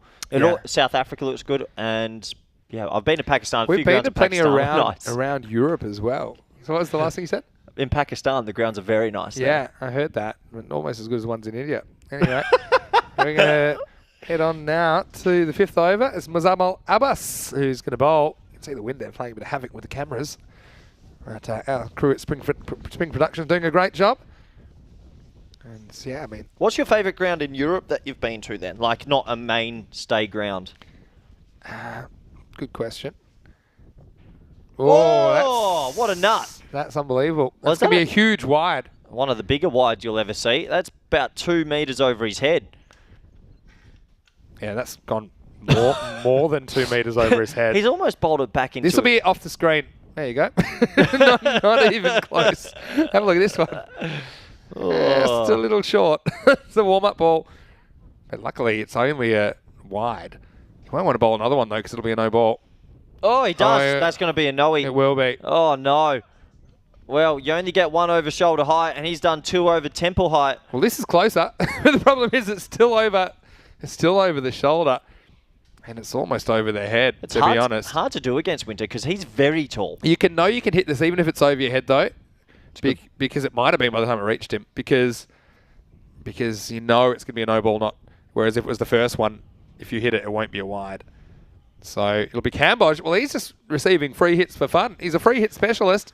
Oh, no balls delivered. 3 runs off. Pressure. Don't go short. Oh, this one. I think he's edged this. It's a free. It's a free hit. Have a look at Muzammil Abbas. He's gone. The big celebration. He forgot that he just bowled a no ball. This has definitely hit the gloves of Cambodge on the way through to the keeper, Abdul Qazi. I think the keeper knows it's a free hit. Let's have a look here. No, I don't think the keeper knows because he does that. Oh, yeah, he appeals. And then he's ready to trot off. And Tyrone just where's the effect of. By the way, it's a free hit. This is another extra for Muzammil Abbas. A lot of people jumping in the chat from Bangladesh and saying, do we know about Bangladeshi cricket? Of course, we love the Dhaka Stadium. I always want to go to Dhaka. Yeah, Chittagong? Yeah. Yeah, of course. We talk a lot about Bangladesh cricket. We love our Bangladeshi viewers. You have a favourite Bangladeshi player? I think I said yesterday, Mushfiqur Rahim. Yeah, he's a good my keeper. favourite. Yeah, not bad. You know, a bit biased towards the keepers. Oh, no. Big trouble. Wasteful. Now leaking runs and the keeper saying, well, here's an idea. Don't bowl the legs. I've got another idea. Try and stop them when they're right next to you, as this one eats up Abdul Qazi and goes for 5 wides. Goes straight through his legs. I don't know who's to blame. Everyone's to blame. And Coimbra Knights, they're cashing in a few gifts here in match number 29. Oh, trouble at the old mill, Vinny. Trouble at the old mill. He can't get his radar right at all, and he's 9 off 1. And if he doesn't get it right soon, well. It's a proud owner of an economy rate of 54 currently. Muslim Al Abbas. Oh, Hawkmoon's got the tingle in the chat. Extras, super costly. I won't read out this over just yet, but it's not great reading. And now he's going to be bowled. So after all of that, Cambodge gets too far across, and this one rattles the leg stump. So this comes from nowhere, as Muslim Al Abbas, well, he was about 2 inches away from another wide, but instead this does hit the stumps, and it's the end of Cambodge for 10. It's 72 for 3.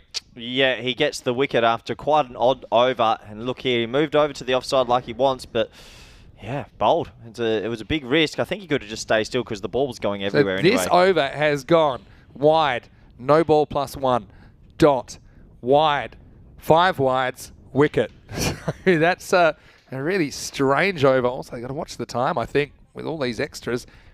But they do get the 3rd wicket, and this game has had a few twists and turns, hasn't it? As we see new batter, it's Ranjit Narayan that comes to the crease for the Coimbra Knights.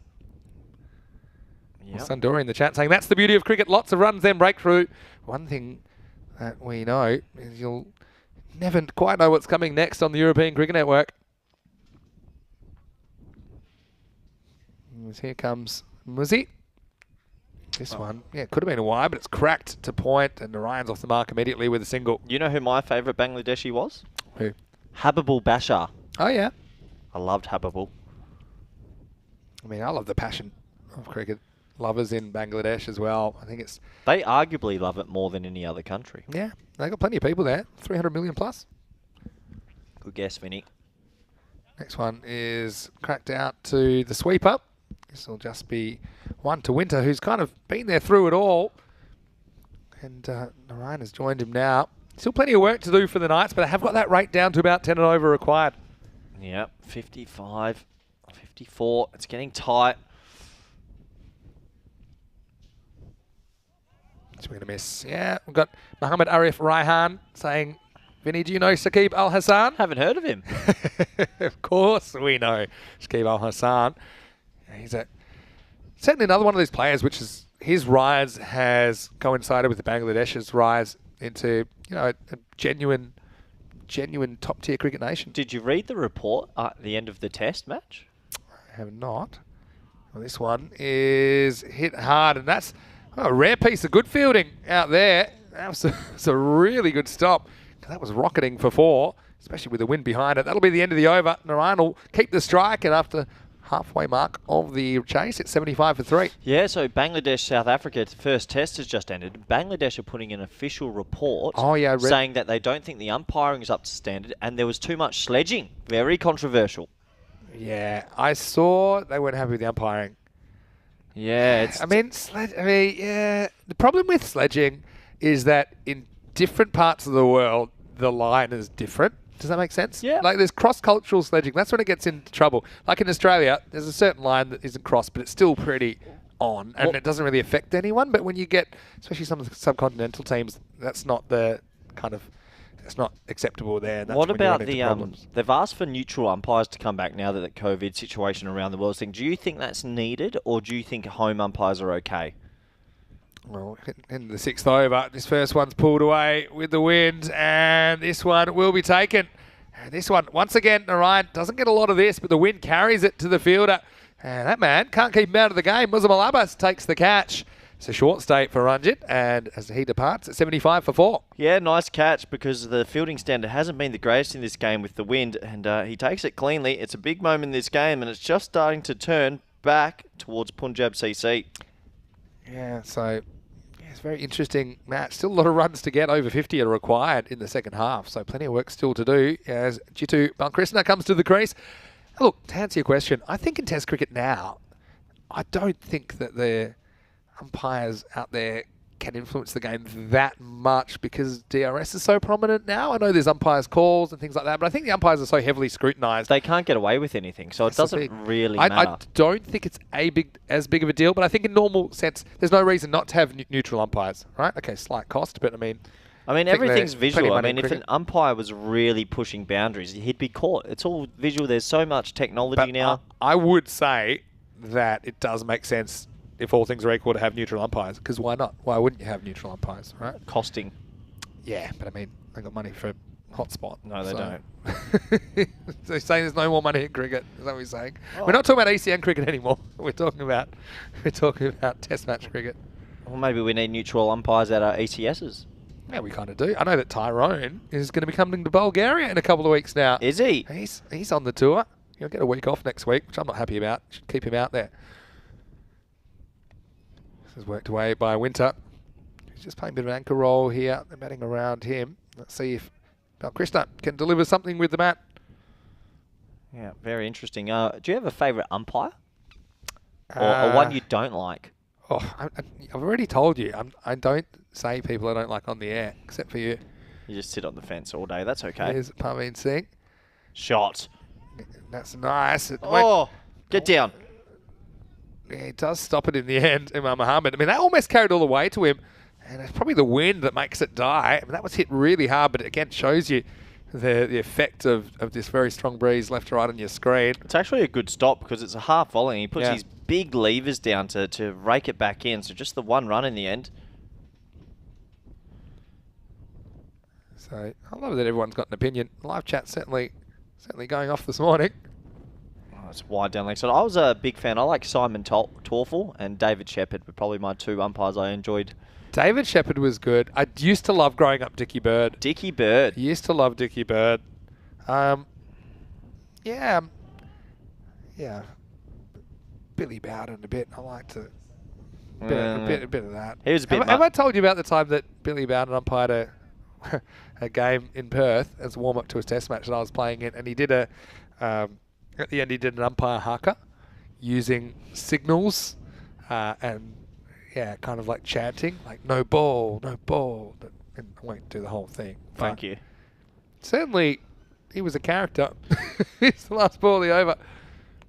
And this is hit straight back over the bowler's head, and this one will run to the boundary. So Balkrishna, ball sprung off his bat a couple of times as he's trying to get the Knights closer to this target. He moves to 6, and that's the end of the over. At the end of 6, it's 84 for 4. Yeah, just hanging in there, and I'm starting to get the tingle, Vinny. This might go right down to the wire. Winter's the key for me, though. He's still there, doing his job. But, yeah, interesting. Umpires around the world. Yeah, there's a few goodies out there, but neutral umpires, I think you don't need neutral umpires these days. I don't think you need them, but I also think you should have them. Save a buck where you can, Vinny. Well, I think proportionally it's not a huge cost to get him out there. As we head into the next over, and look who's coming back. Muzzle Abbas, despite bowling effectively 2 overs in his first over, he will come back. Pierce Fletcher's come in a bit controversial. Darryl Hare and Rod Emerson, they made some big decisions, didn't they? Pierce stirring, I like it. Hey, question was Andani's knock of 118 the highest in an ECS? No, we had Amandeep Singh scored 124. But the actual highest is 156 not out. Well, is that the Spanish record? 156 not out. Gurvinder Singh Bajwa. From Spain? Yep. Oh, shock. Another Spanish representative probably 156 not out in a T10. That is huge. That won't get beaten for quite some time. I don't think it'll get beaten this year. But happy to be proven wrong. You never know. Happy to be proven wrong. All right. Here's Balkrishna, who's on 6 off just 4. Oh, and this one sneaks through, and again, it's going to be just 1 by. It could have been 4 byes. It was inches away. Again, he doesn't quite get down to this, Kazi. He's got to get a bit closer to terra firma. He's more of a bystander here. It comes off the big toe and just deflects it down to the fine leg for a bye. Yeah, the old big toe working a treat there. Saves 3. Winter on strike. Needs a boundary. He knows he does as well, but he wraps his bat around this, and we'll just get 1 down the ground. So that rate's just crept back out to over to a ball now. Hawkmoon's come in with a very deep question. We'll probably have to skip that one. A lot of questions. We've opened up the chat about the umpires. It's a controversial topic. Do you think... I've got one. Should we have umpires, or when we have robots that can do it, do we just have robots so that every decision is correct? Give us your thoughts. Oh, that's hit him right in the chest. I hope he's okay. That's pinned him. He won't show any pain there. He's a tough unit. Don't worry about that. Here. Bang. That was in the upstairs region. Yeah, so if you could just have, for example, umpires, didn't have umpires, had every decision correct, or do you think the umpires bring some sort of human characteristics to the game? You've got to have some human characteristic. Maybe you could have one home umpire, one neutral. Maybe that would meet you in the happy medium. That's what they normally do for ODIs. Well, no, not anymore. It's honestly 2 home umpires. I know at the moment that's COVID related. Shot. Well, shot off the instep. So this will just be 1. And well, that takes us to the end, Vinny. They're running out a bit of puff at the wrong time. Well, if you like Back to the Future, we're Back to the Future too, because Punjab CC were playing Cumbra Knights in the next match. And here's the thing, though. Cumbra Knights, they are so lucky with the tosses. Chris Redhead, well, get him down and betting on red or black for me, because he's all over it. But this time, he's won the toss and elected to bat first in the second match of the day, match 30. And that one is starting in around about 25 minutes' time, right here on the European Cricket Network. And so probably see Golia out there trying to set the pace in match number 30 and Punjab CC.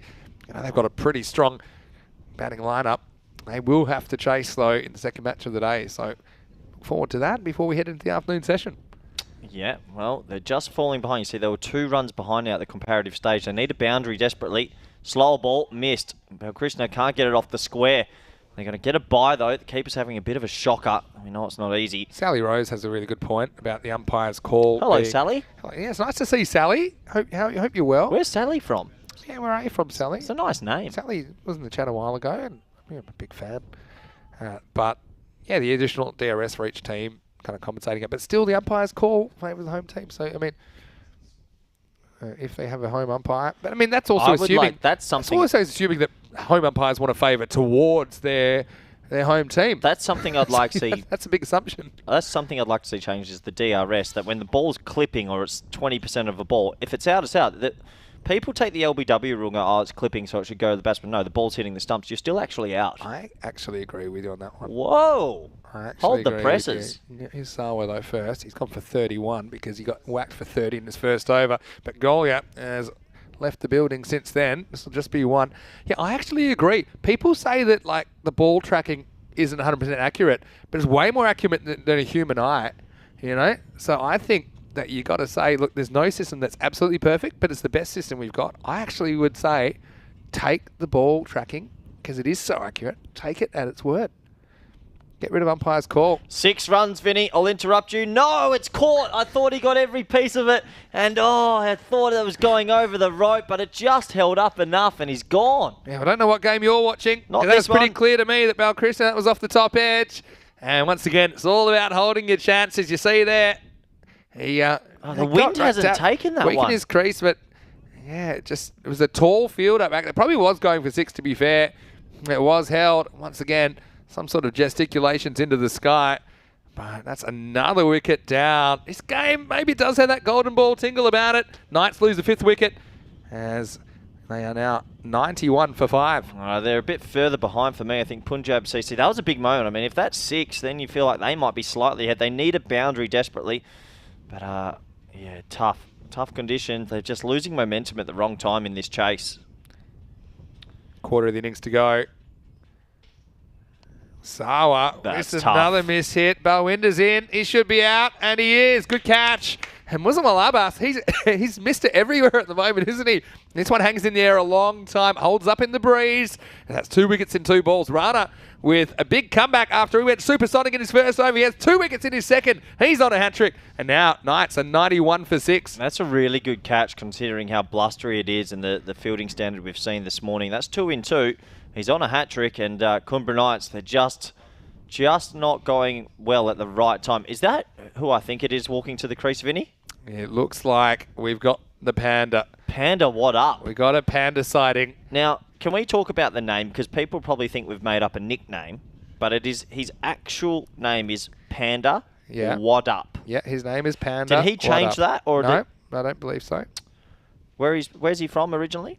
I'll get his nationality for you, but, I'm He's been here as long as I can remember. Would love to have a conversation with his parents and just to know the origins of how that name started. Panda Wadup. Unbelievable. Really. He's British by nationality. I'm not sure how long he's been here, but he's been here a while. I mean, we first saw him in the night series. Well, I first saw him in the night series about a year ago. Here Hat-trick ball. Hat-trick ball. Oh, that's got to be close. Oh, that's close. If there's no bat in that, and there isn't, this is one. That's about as close as you can get to a hat-trick. I think, honestly, I know there's a bit of swing around and so is getting it to hoop around. Good umpiring. You think that's just missing? Just missing. Look where the keeper ended up. Just missing. Yeah, but the keeper's going to get it 3 or 4 or 5 metres after the stumps. I actually think it's more likely to hit than miss, but I do understand the decision for it to give it not out. It was a bit leg side-ish. So the Panda survives. I think that's probably good for the neutrals. As Winter, he's been there through it all. He's opened up. He's now batting with the number 8 at the end of 8 overs now. It's 93 for 6, and that rate has just spiralled out of hand a little bit now, hasn't it? As 36 are required off the last 2 overs. They need something special. I think they probably need Andrew Winter to deliver it. I think it's game over, Vinny. I can't see them getting back into this. And, yeah, look, you see the worm. The worm tells the story pretty well there. I hate the worm. Give me the heart rate monitor. ASA. I can't do another day with the worm. I'm going to be honest. It's flatlining at the moment. How about the last couple of overs? Well, we just talked about the DRS. That was probably just clipping. Anyway, Winter, he's got to pull something out the hat. Well, that helps. Yeah, I mean, how far will the wind take this? That's the question. It'll take it towards the fielder, who pats it away to his teammate. And yet, they'll only get 1 here. So they're leaving a lot to the Panda here with 35 required off the last 11. What's your favourite way to have Panda? Sweet and sour sauce?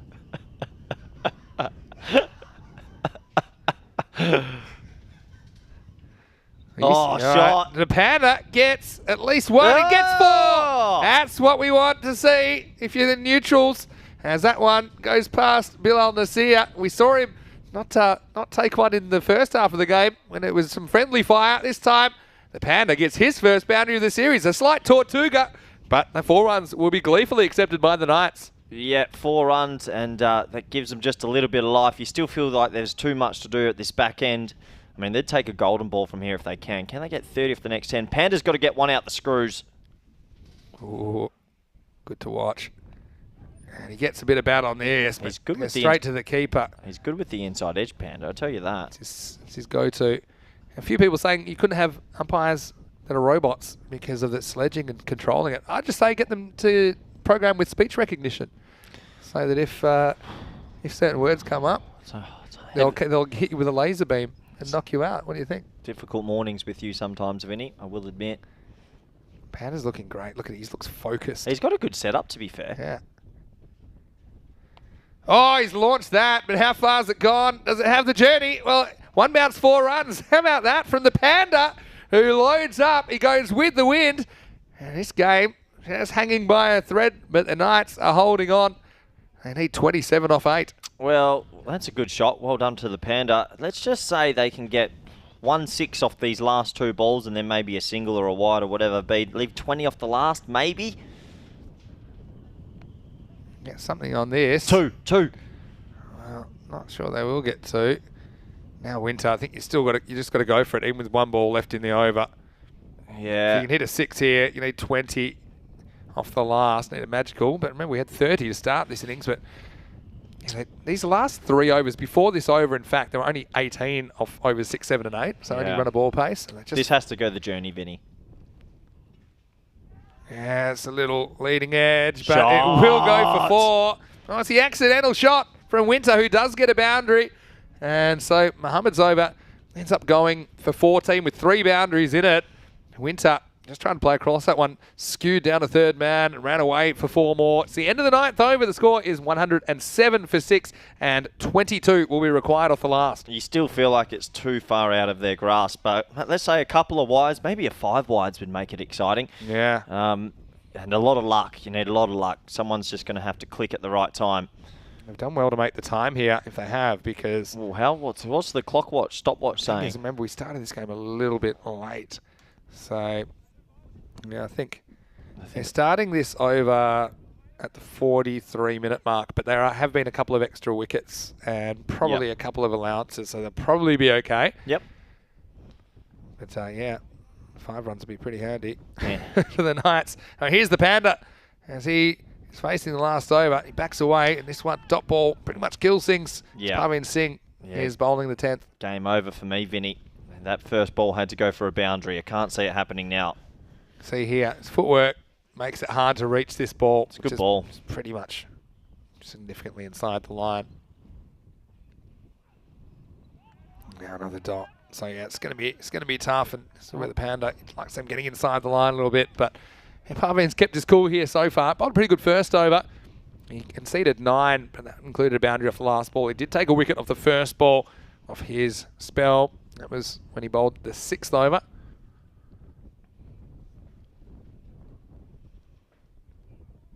Slower ball. Well, Panda almost swings twice at this one. Hit him. And he wants to line him up. And it'll be 5 up. Well, that's a perfect result because it also changes the strike. So Winter will be on strike. And if you had 5 on your bingo card, you just got really lucky. Have a look at this. It's the second swing that he hits the ball as well. And then Parveen is greedy. He wants the wicket, and it just eats up the backup fielder. It blasts through Muzamil Habas for a 5. That is the best possible result for the Knights. 17 off 3. If he doesn't throw that, they win the game, but he just throws it. He wanted the fantasy points. Chase those fantasy points. All right, Winter, over to you. 6 runs. No Hit a pressure. 6. Oh, he misses out. Panda wants Panda's some. gone. Yeah, Winter is going to be run out here. So he's batted all the way through to the last over. But even though there's a glimmer of hope, Winter can't make any contact. He'll be run out for 24.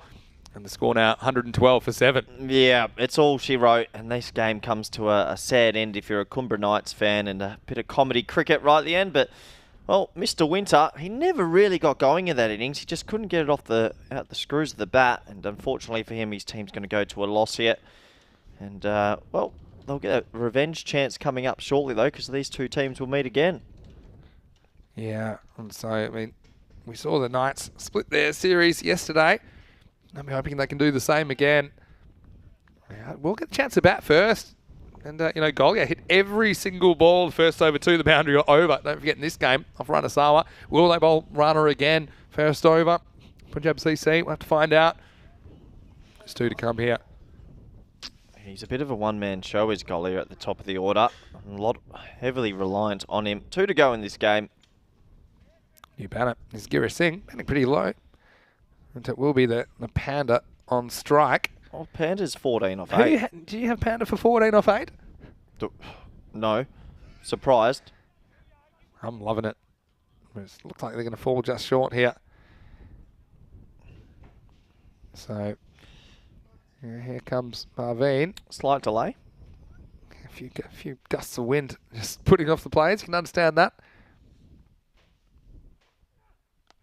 Oh, Panda absolutely waxes for 6. Maximo! Panda power. He moves to 20. And what are we watching?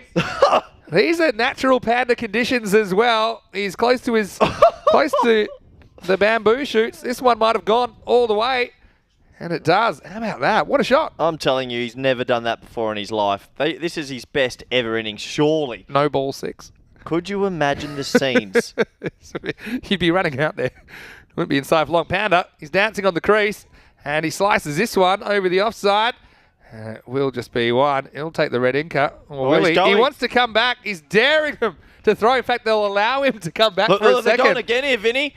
It's a lot to run. Ball's still live. Look, the ball's still live. Here comes the throw, Vinny. And so Panda's going to get run out for the 3rd. Well, they did not have this. In fact, that is the last ball. And so they will get 2 and out. The Panda will finish with 22 off 10. And there was a bit of a Mexican standoff there. Eventually, they do affect the run out. And at the end of all of that, it's going to finish 120 for 8. The Knights are going to go down by just 8 runs. The final score, Punjab CC 128, Coimbra Knights 120 here. And a very entertaining match 29, first match of the day. Rule 1 of a batsman is if you can get a not out, take your not out red ink, because you want that average boost arm upset by the Panda. But I think it's unselfish. It shows you what they're all about in this series. They don't play for the statistics. We're not all like you, Corey. Ranasawa earlier, he went for 3 4s and 3 6s. That one was dropped over the line. We thought that one might cost Punjab CC. It was a bit of good, bad, and the ugly in the field for them. That was a good stop by Jamran Gulzar, who was into the lineup. And this was a big moment. Goliath given out, caught behind. Big moment of the game because he's the key batsman for the Kumbra Knights. This was the second one to fall. Nice catch, had extra cover. And, that Brandon Cambodge, and he got on with it from the start. He's a good player, and he was the key in the middle overs to keep that rate up with the required rate. And there was a bit of loose bowling to Andrew Winter, as you saw there. He couldn't get it right, and in the end, it cost him 5 wides there as well. The extras total was going pretty high and pretty dangerous.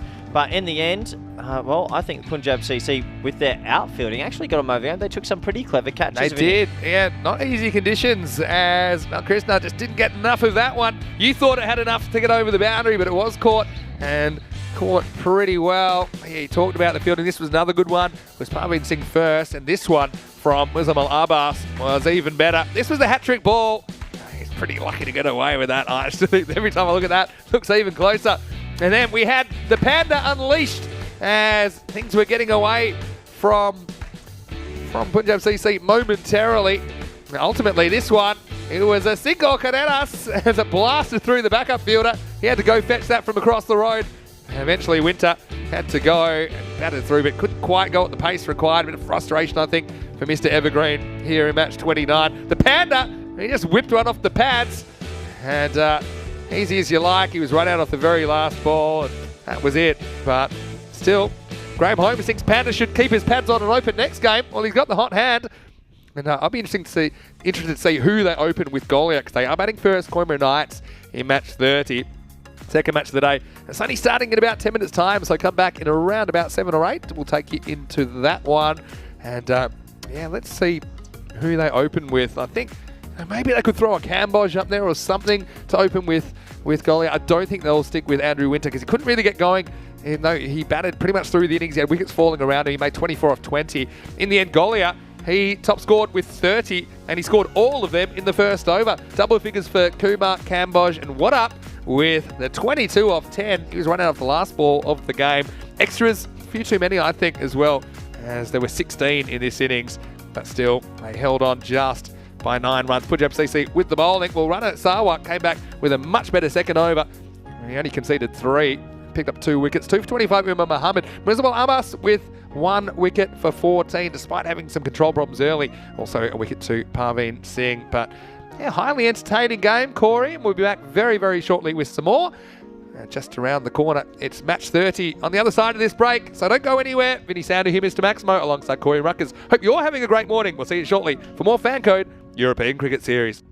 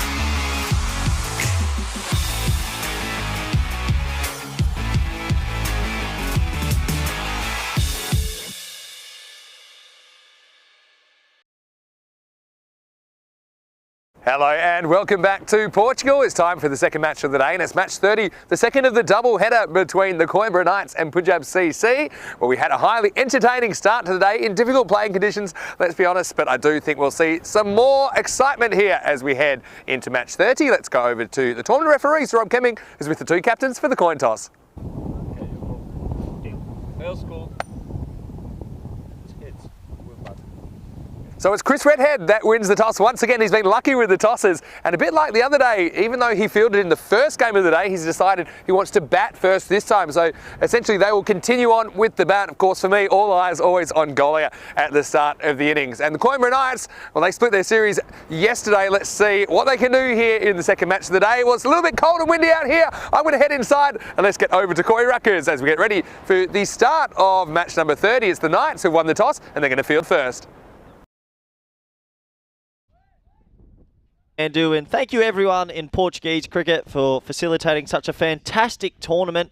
And Sir Rob Kemming's your match referee, and there's the two umpires, Tyrone Peters and Mr. Malik, they call him. Looking forward to how they go in this game. You can see it's quite blustery out there. Thankfully, we aren't out there. We're in the new commentary square, and we're ready for this T10 match. Hope you're ready as well, because it's a replay, an action replay. The Coimbra Knights are playing Punjab CC. And, well, a close run affair, 11-run victory this morning to Punjab CC. And, well, big news coming in. Sit down, hold your seats. Panda What Up has been promoted to open. So if you're a panda lover out there, you'll be pretty excited about that. It has him listed at the bottom, but trust me, he's coming out at the top. And Vinny said he's got the hot hand. Well, he's promoted himself. I like it. And sometimes you just got to go with your gut feeling. And it's going to be a good game, this one. Welcome back, everyone around the world, especially those in India via the YouTube chat. And everyone in Bangladesh, I hope you're doing well out there. I know you love your cricket. The test is over, but now you can watch some more T10 action. And hello, everyone on YouTube. And we've really enjoyed interacting with all of you. So that man on your screen, Golia, well, I'll tell you what, he doesn't mess around. He's going to be looking to hit a boundary first ball. I really like the cut of his jib. And let's see how he goes in this one. His strike rate must be the best in the competition so far. And, well, we're on Panda Watch because I believe the Panda should be at the non-strikers end. Anyway, here we go, match 2. And Naki, he's got the ball. And Saeed Ali Naki, that is. And that is Panda at the non-strikers end. Very exciting indeed. Here we go. Ball 1. Oh, it's high in the air. Golia went for it first ball. He gets a little bit of luck, and that's great fielding, but he throws it to no man's land, so they're going to get back for 2. Oh, that almost carried to third man, and then in the end, it was a poor throw, and he just jogged back for a second. Good bit of fielding, though. Or sort of. Good bit of fielding and a bad bit of fielding. Hard to describe. And then, oh, there's a man in the background. Let's have a look at his technique. Anyway, Golia's off the mark. He really looks to get motoring in this power play. He goes at everything.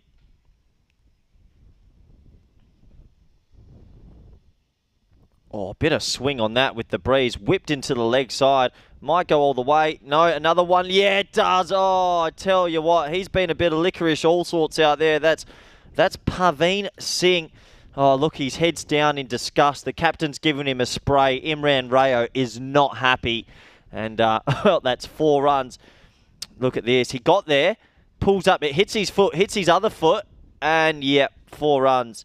And, well, Imran Rayo, the captain, is just shaking his head. He is not pleased. Big swing again. Can he make redemption this time? Yeah, bit of a redemption story. 1 run. Interesting enough about the Coimbra Knights. We have it. Oh, Panda What Up's gone.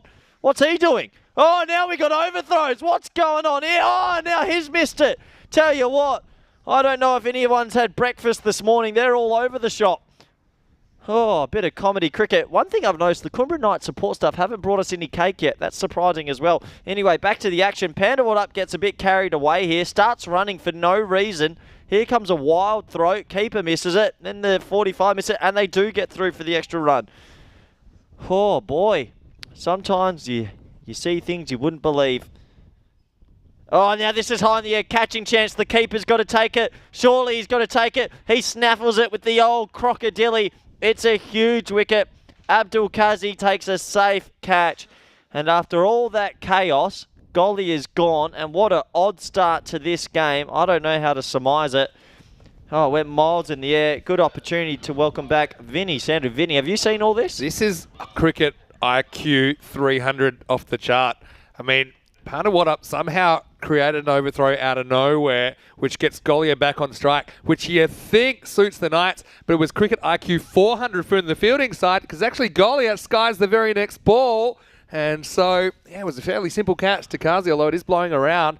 Big moment in the game, isn't it, whenever Golia goes? So he goes for just 8, and it's 8 for 1. Yeah, geez, this start's had everything. We're not even finished with the first over yet.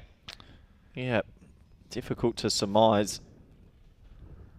And there's a half volley to Balkrishna, and he hits it pretty softly to cover. We asked the question who would open with Golia, and I wasn't sure that it would be Panda, but they've stuck with the Panda, and he will face up for the first time now to Said Ali Naki. There's also a change with Ranasawa not bowling the first over, remember he got hit for 30 off the first over of the first game. Yeah, maybe lost a little bit of confidence. Who knows? Naki has got the big breakthrough though. Last ball for the over. First ball for the Panda. Oh! You're kidding me! Panda has bombed that for one of the biggest sixes. Of course he's opening. Pandas aren't endangered because look at this. How's the swagger from Panda, who gets all of this and makes it disappear? Abracadabra. That is how you bat. It's the real cricket from Panda as he goes Maximo into the first over. It's 15 for 1. Well, in the first few days, we didn't see much of him. Panda What is striking at 600. Player of the tournament. Dark horse. Is an unbelievable. And he's literally going to play the same shot every time. He's going to step outside the leg stump and try and smash it over the wicket. That's exactly what he did here. And Umar Mahab bowls the second over. And here's Jitu Balkrishna, who's come out number 3. He's not the quickest between the wickets, but Pandas aren't quick. They're known for being quite bumbly and slow and having a big belly. And Panda What lives up to the reputation. Panda is going to be going so hard in this power play, you're not going to believe it. And he's just trying to hit it up in the wind. Still, I need to know the origins of this name, Panda What. Unbelievable. It's the best name I've ever seen on ECN. Here we go. Oh, okay. Panda's getting funky. He's down the wicket. Oh, Panda What? He's gone bang, bang. Hook it in my veins, Vinny. That's unbelievable. And you're right. He makes the pitch about 16 yards. And Muhammad's out of it. He said, I'm going to bang it in. He said, I'm going to bang you out of the ground. As Panda rolls the dice and comes up double sixes.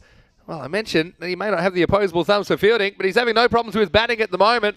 As he's gone for a dozen. Look at this. He's off the screen now. He's coming closer to the bowler because he's too slow. And he's got back. He's got back.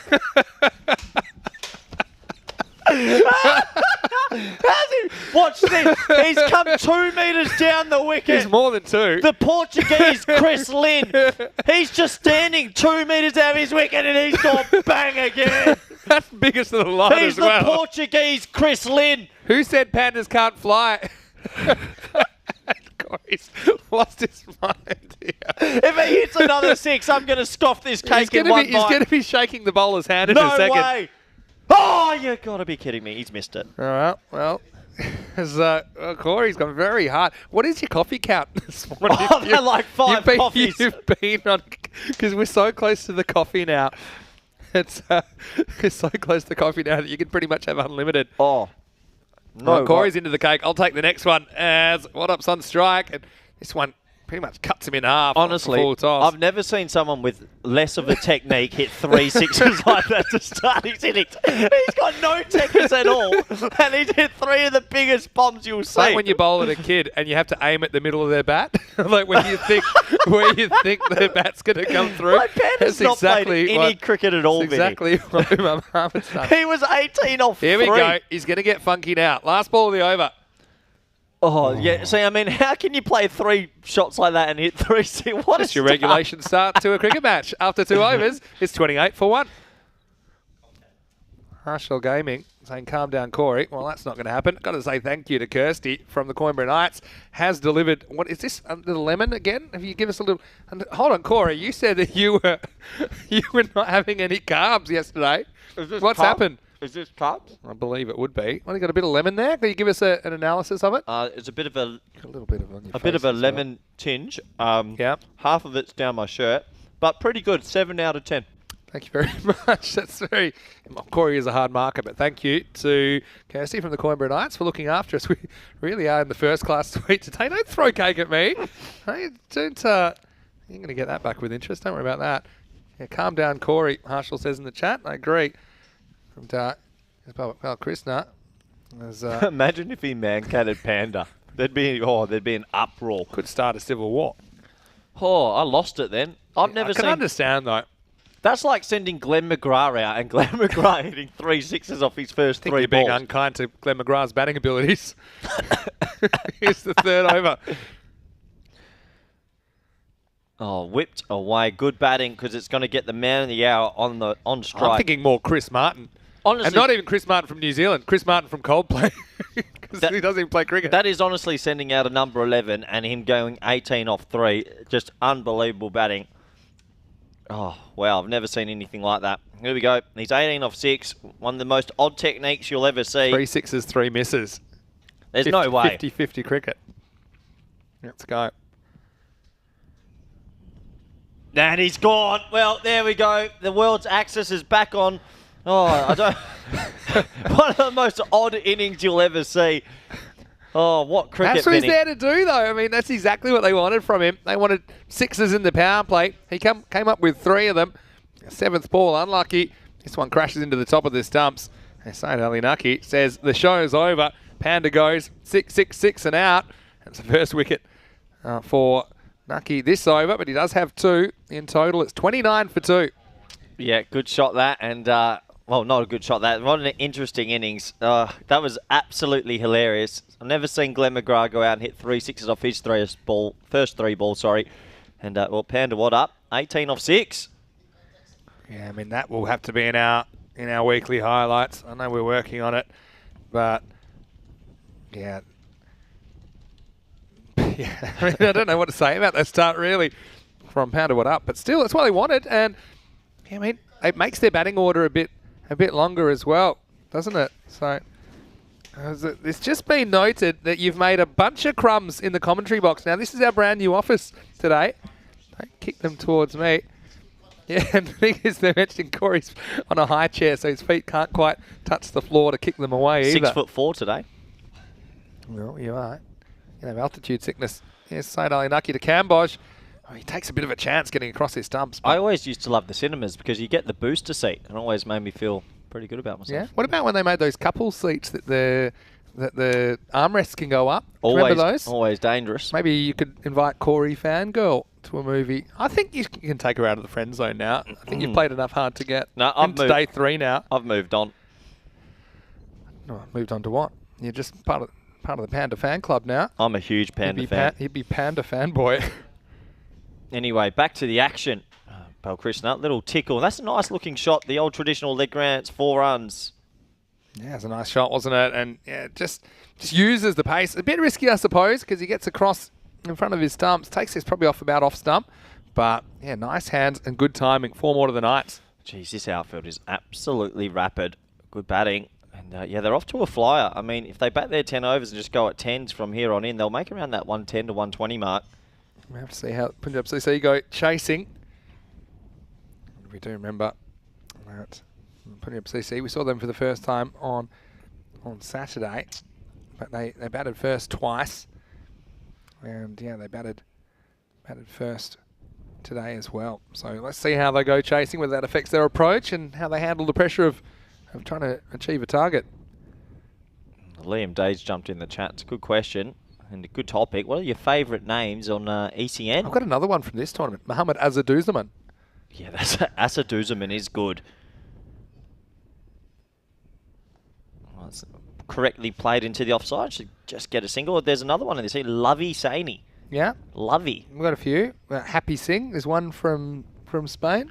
Yeah, Happy Singh. Happy Singh. Yeah, it's a good positive name. Lovepreet. Yeah, Lovey. I like this is a cool name. Prince Demand. Yeah, Prince. Prince is a cool first name. Yeah, gotta love the Prince as well. Yeah, there's a few. Shahid Afridi Jr. Cool name. Mini Boom Boom. It's been done. Anyway, last ball of the third. What an interesting power play. It's a normal kind of a score, but we've seen Chaos. nothing normal in this power play. Oh, we've got to stop saying last ball of an over, because then it's just a traditional wide. Helping the Knights out with an extra run. What's the best name in world cricket? Yeah, just... Like in international level? You tell me. I've asked you. We had a couple of, like, where the first name's the same as the second name. I like those ones. You ever seen any of those? No, not many. We had one in ECL 19, Lalit. Last ball of the power play. This time it is legal, and it will be a dot to finish. So Naki finishes with a very interesting 2 for 23, and after the power play, it's 36 for 2. Yeah, well, after the Panda chaos at the start, pretty standard power play that. And yeah, 36 for 2. Pretty even Stevens going at 12. And yeah, let us know in the chat what you think of Some people think Sidesh Wickramaseka is a pretty cool name, especially because his middle names are Roy Diaz. His full name is Sidesh Roy Diaz Wickramaseka. So yeah, of course, we remember the beast. Luckily his first name. Liam likes Wintley Burton. That is a pretty cool name as well. Luckily his first name's not Hem. Wintley Burton from Belgrade. I missed that, and I'm glad I did.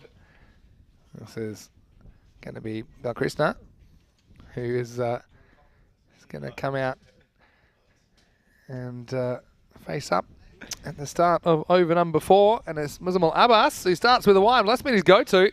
Look, in the last game, he bowled a bunch of extras, and he still seemed to get away with it. He finished with 1 for 14 off his 2 overs. He bowled 3 wides and a no ball in there.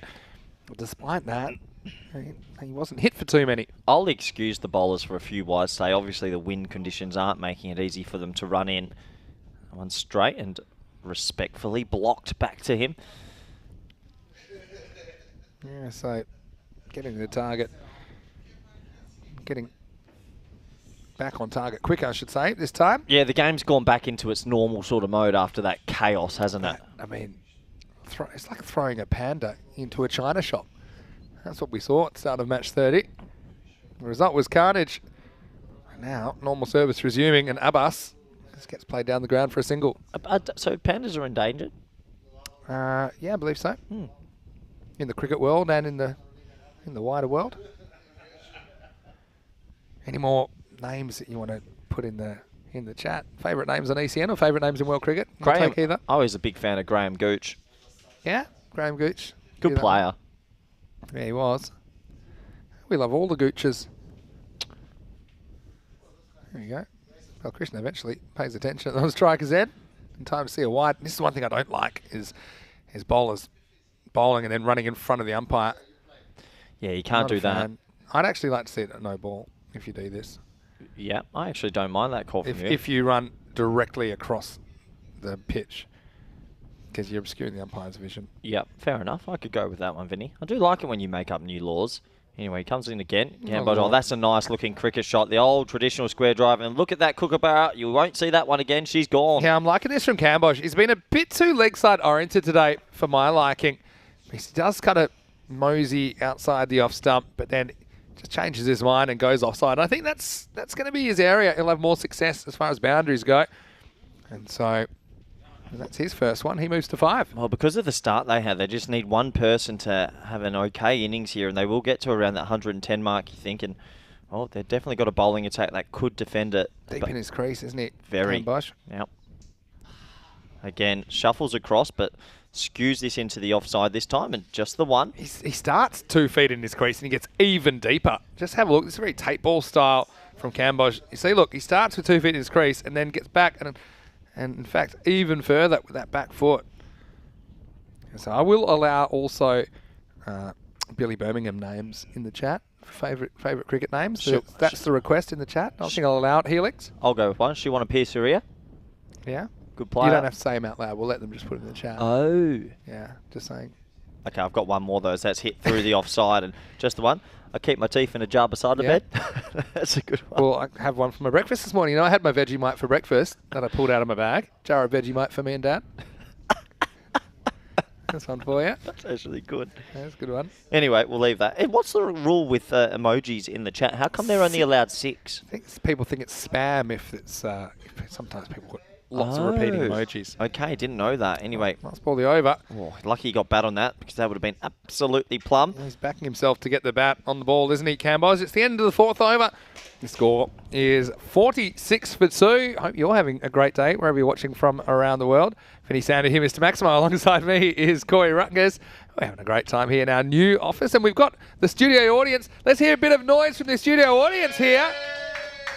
And yeah, it's got a cool feel about it this morning. And yeah, big thanks to some of the supporters of Portuguese cricket behind us as well. And I want to mention Bonsai, we know about them. BGA, they do a lot of stuff around the world as far as schools and yeah, innovative schooling all around the world. So, and Yassus, we know all about Yassus. They're always in the chat as well. It's Janine, hope you're well. And let's get back to the action. Over number 5. That was a pretty good sponsorship plug, Vinny, as that's a dot ball outside off. I just think it's nice to support the supporters of cricket, and we're big supporters of cricket in Europe, as you know, Corey. Yeah, absolutely, we are. And well, this game just going into a bit of a holding period here. Canberra Knights have been pulled back after the aggressive batting from Panda at the start. Gambodge trying his best. Oh, he really is swinging hard at that, just losing his shape there. Yeah, just kind of over-swinging at times, Cambodge. I think if he holds his shape and tries to crack the ball on the offside, he might have a bit more success. Yeah, absolutely. So this is Nassim. He's bowling now. One thing that he does cleverly, and he's going to get some bonus runs here. He gets away from the keeper. Yeah, good running. Yeah, it's really good running. They get back 3 wides. By getting across, he's making sure that any ball that misses leg stump, he's not getting in the way of it, and does miss leg stump, go for a wide. I know he's a bit of a risk of getting bowled around his legs as well, but it has kind of stolen him a few extra runs today.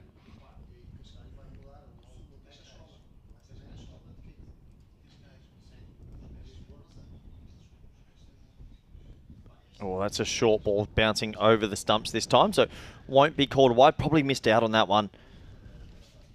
Yeah, really loves that walk stumps. Across. Different sort of technique. It's fun watching people with different techniques and different styles. He's like the opposite. You see that forward alarm from how open stance is he? Yeah, that's very different. Oh, it's high in the air. Will the wind take this? Because it's holding up. It does. It takes it for 1 bounce 4. Good shot. A perfect example of what I'm saying. And this is an edge, basically. But once it gets, the vortex in that corner, it's always running away. Yeah, a bit fortunate it's away from the fielders in the outfield, but still he does get 4. So I think if he does get the chance to go offside, he should, as Cambridge moves into double figures. Yeah, some interesting techniques around. Remember Shiv Chandapal? Very open of course. As well. Remember when George Bailey did the reverse? Yeah. Closed off? That was just... That's different. Crazy. Craig McMillan facing Shane Warne at one point was completely front on. A different kind of technique. He goes on the leg side. Look, he might be hitting it against the wind. It doesn't matter. That has still cleared the rope for 6. Great shot. That just shows you the options of Cambodge. Thing is, if you're going to hit into the wind, that's fine, but you better get it real good. But he does here. Maximo. As the Knights setting about building on the Panda-fueled start. And with this shot, they move to 59. Yeah, Liam Day saying forward alarm. I just said that name. He's probably got the most funky one in current cricket. Last ball the over for Nassim.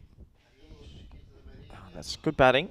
Look, I like how aggressive he is between the wickets as well to get the single. Yeah, end of the over. So halfway through the first innings, Coimbra Knights are 60 for 2. And yeah, Cambodge up at number 4. I think that is a good spot for him, especially because they gambled with the Panda at the top of the order, which makes their order a bit longer. So Cambodge is batting a lot higher than he was at the start, but I think that's a good move. Also, the fact he's a left-hander, I think, just throws the bowling team into a bit of chaos sometimes. Yeah, absolutely. All the batsmen have got themselves in for a T10 match at least. So if they double the score here, 120, I think they'd take that with both hands. But yeah, Cambodge, he's the key now. Maiden Waters asking, for these tournaments, are players obliged to use their real names or can they use pseudonyms? Well, they do use their real names, but if they are known by, say, a name like, if your name's Anthony, you get called Tony, it's cool that you can go by Tony, but all players do use their real names. And Panda, what up? That is his real name, as we discussed before. I don't believe it till I see his passport. Yeah, we've seen it. I haven't seen it, but it has been cited. So, bring back Parveen Singh here. His first ball in this game. Oh, well bowled. I think he might have got a bit of it. No, he's going to be given. I think he got bat on that. Oh, it's an interesting one because the ball flew away. I'm not too sure it would fly off the pad at that pace. Yeah, well, I mean, it was dead in front, wasn't it? If he didn't get bat, he's out. Let's have a look. Slot down here. Certainly, yeah, I mean, think it hits him on the foot. It might have taken a little edge, but there's no way of telling. This will definitely stand here. This will tell us this one. Yeah, I mean, it smacks him on the boot. And whether he did or whether he didn't, I mean... Tough for us to tell. If the umpire here. doesn't pick it up, then that's dead. And so he was dicing with danger, wasn't he, Cambodge? Getting across. Eventually gets one on the sand shoe. And that will be the third wicket to fall. But still a pretty entertaining knot from him as he departs for 18 and it's 61 for 3. Yeah, that's a big wicket in this match because he was the key batsman in the middle overs and the left-hander goes. So Cumbria Knights, they'll be disappointed with that. But they're still in a good position. They've got a good platform. Seemed like a fair decision. I mean... Yeah, if he didn't get an edge, it was gone. If you didn't perceive the edge as an umpire, then only the batter will know if you got a little feather on it, but you can only go on what you see. Here is Parveen, the successful bowler. Gurjeet, the new batter, as he plays this one away. It's a tricky little stop, but it's well stopped. Down there on the boundary, just a single. You sort of feel every time it runs out there to the outfielder, there's always a chance it might break through. Especially with the sort of bobbliness of the ground, the wind. It's not easy to be an outfielder today. No, definitely not. Hello to Sean Byrne. It's great to have you in the chat. Hope you're well. And he said record for the slowest raise of a finger by an umpire. Rudy Kurtzen. Yeah, a bit of competition from him. Oh, nice shot that from Balkrishna. Has it hit a pocket of space? It has. Nice batting. That's 4 runs. Great effort from the fielder out there. It's Muzamul Abbas, but he can't get down to it. Yeah, I mean, he's done all really well, Balkrishna, since he's been there. This one, yeah, really races off the surface. He goes goalkeeper style to try and knock this down, does Abbas. But the result is 4 more to Balkrishna, who hasn't had a lot of the strike, to be fair, since he's been there. As Cambodge had the majority of it while he was out there, but now it's a good time for Jitu to take over. What's the most balls someone's faced in a T10, actually? 48. Wow. Well, that's going to be a wide.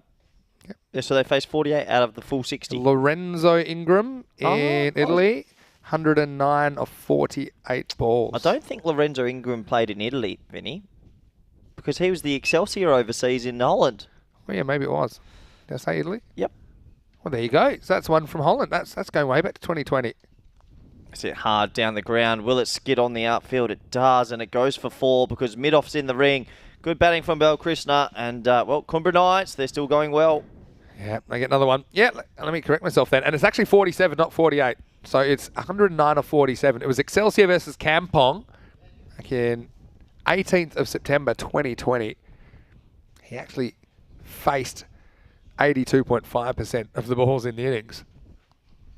As this one is sliced away, and it will just be one this time, despite the slight fumble. Well, they're thinking about a second, and I think they're smart to reject it. The other thing about that innings from Ingram, he faced 47 balls, but he was actually out with 3 balls to go. Wow. So he actually faced 47 out of 57 while he was there. But he did make 100. And so, yeah, good. That's why I thought it was Italy. That was a good segue into my next question. Well, go ahead after this ball. Which is just a slow ball. Gurjeet keeps it out. It's the end of the 6th over. So once again, it's 12 and over pace for the Knights at the end of 6 overs. It's 72 for 3. And go ahead, fire away. What's the most balls faced in a T20 game? And you got to think that players at this level are good at hitting ones. So what do you think? It might not be as crazy as you imagine. I'll tell you what, 120 balls. I don't think, maybe would it be something like 82? You're close. What is it? No, I'll give the viewers a chance. Okay, yeah, all right. Asking everybody else as well, that's fine. Umar Mohammed is going to bowl over number 7. No, he's not. He's not going to start just yet. No, yeah. How many balls is the most balls faced in a T20? And I've got the answer for the 50 over stuff as well. How many balls are the most faced by a batsman in a 50 over ODI? I remember Dean Jones made 145 or 133 once. But that's 133 is not that many. It's not that many in the modern day. Anyway, it starts with a short ball, and it's swatted by Balkrishna. The fielder does well. He gets round to it. They'll think about 2. They're coming. This is going to be real tight. He's gone. Well, it's not even tight. I can't believe they've gone and, well, look at Tyrone Peters. We're going up to the limited review system. You just saw the big L on your screen. I think he's gone. I think so. I mean, the only reason that they look at this is if the stumps get knocked off early. Or if otherwise... Or if it was 4. Yeah, I mean, here, you see... Because... Yeah, that's not a problem. I think the limited review systems, if it was 4 here, Vinny. Yeah, okay. So... I think that's what the... There's the signal. There's the L from Corey. From Tyrone, sorry. But originally it's from you. Yeah, so I think that's fine. I don't think there was any issue with the stop. I mean, just eyeballing it. Well, that's what they're checking for. They're not checking to see if this is run out, because I think Tyrone could tell if that was out. Well, you'd hope so anyway. Or maybe he just wanted to do the L. I mean, we do like the limited review set. This is the key moment. Stops it there. Yeah, no worries. Good work. Yeah, look, absolutely fine. I can understand that. Picks it up fine. That's out for me. Yeah, there's going to be no issues there at all. A bit of a wasteful run out, really, for Balkrista, who's hitting the ball pretty well. Well, the new batsman's already out there, Vinny, very quickly, and he's off the mark with a 1. Yeah, so that's a bit of bad luck, really. Slubby Saini, who's out there now, but Balkrishna getting run out for 20 off 12. Just with 4 overs to go, it was a bit over-aggressive, wasn't it? Because it was a throw with the wind. And you'd feel like, 9 times out of 10, he's going to run himself out there for no real reward. Yeah, it was very brave running, and that's high in the air. Well, they're going to be doubling back. Will they get 1 or 2? Will it be caught? It'll be caught. Good catch, and he's gone. Yeah, we've already seen that Muslim Al-Abbas is pretty good coming forward. He's handled the windy conditions well with his outfielding. And so 1 brings 2. And it's going to be a quick stay at the crease for this pair. Gurjeet's going to have to go for just 2. Now it's 73 for 5. Well, I'll come in with the answer because a few people have said it. The answer is 79 by Aaron Finch. Faced 79 out of 120.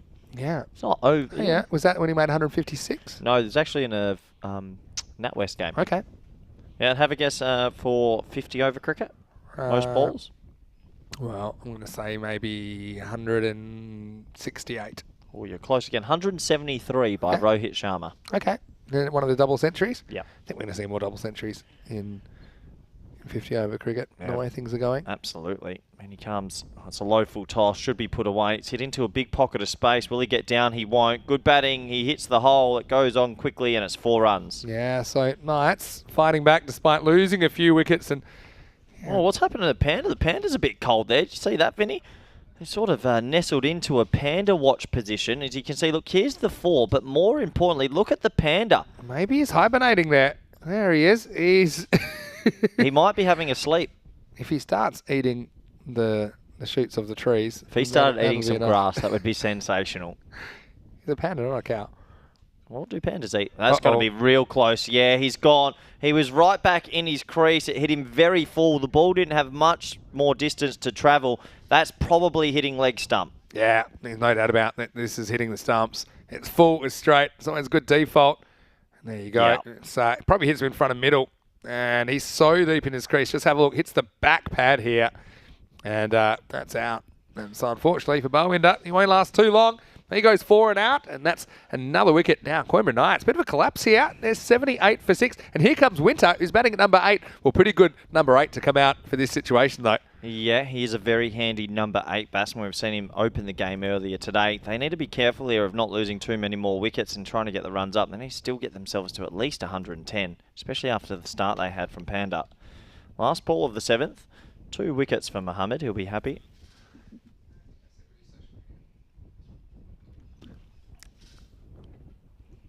Oh, no. Well, the collapse continues. And can you believe it? Umar Mohammed, he's got another one in the over. He's going to end up with 3 for 19. Winter's gone for a Golden Globe. Yeah, this is a disaster. Umar Mohammed takes 3 and 4 balls. There's 4 wickets in the over, including the run out. And Balkrishna has set off a chain of events, which is disastrous for the Knights. And they're going to finish this over 78 for 7. He won't get a chance for his hat trick because that's the end of his spell. And this gives a good chance to remind you to join us on social media at European Cricket. And if you're watching on our YouTube channel, ECN European Cricket Network, it'd be Great if you subscribed if you haven't already, and like this video, of course. We're on TikTok now as well, at European Cricket Network. And of course, there's our personals if you want to send us any messages. No, Corey, you got a few messages yesterday. And I got a few at Mr. Maximo as well. My messages went... A few people from the subcontinent just having a difference of opinion with you over a couple of things, but it's all part of it. Yeah, I got a bit of a spray yesterday for some of my thoughts on franchise cricket. But look at the sizing there. Just whenever I've slightly got you for height, Vinny. It's not to scale. Here's the 8th over. Oh, that could have been a 5th wicket in 7 deliveries. Instead, inside edge for 4. Yeah, a bit of luck here. This is Lovey Saini, who plays the French cut to perfection here off Parveen Singh, who comes back for over number 8. And maybe that's a bit of luck that the Knights need to kick and get towards a competitive score here in the first innings. That is a whisker away from being 5 wickets in 7 deliveries, Vinny. That's a lot of luck for Lovey Saini. Good name, Lovey. Lovey. Yeah, that word.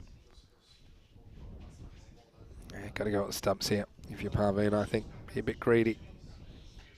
He does. Yeah, and that was predictable. And it stays pretty close to the pin. And this time, Saini doesn't get away with it. So Parveen gets hit for a 4, or edged for a 4. The next one, there's no doubt about it. Knights in disarray now at 82 for 8. Well, what's happened here, Vinny? This is a huge collapse. I mean, they were in a very strong position while Cambodge was out there and they were batting at a good rate, and all of a sudden 5 wickets have fallen in no time. They've lost 5 wickets now in 8 deliveries, and it all started with that run out of Jitu Balkrishna. That second run was never on. I think he would know that. And so, Lovey does get a boundary, but doesn't last too much longer. Yeah, I mean, they might not even make 100 here. They've got to bat their overs at least. There's 16 balls remaining. This is an extraordinary collapse. Here's a guy that actually is a decent batter. Girish Singh is coming out number 10. We've seen him batting as high as 4, though. So, I mean, got Girish Singh at 10. Got the captain, Chris Redhead, at 11. And, yeah, I mean, Knights just have to find a way. What can they do here? They have 16 balls left, right? So, if they can even run a ball, gets them to almost 100, maybe a few more. Just bat the overs and hope you end on 100 to 105. Yeah. I mean, you do not want to get bowled out. Try to eliminate the dot balls from here, right? And just kind of run aggressively. Don't take too many risks with your stroke play. That's probably the play. Or you just go crazy and hope you can whack 15 and 15. Well, you never know. Here we go.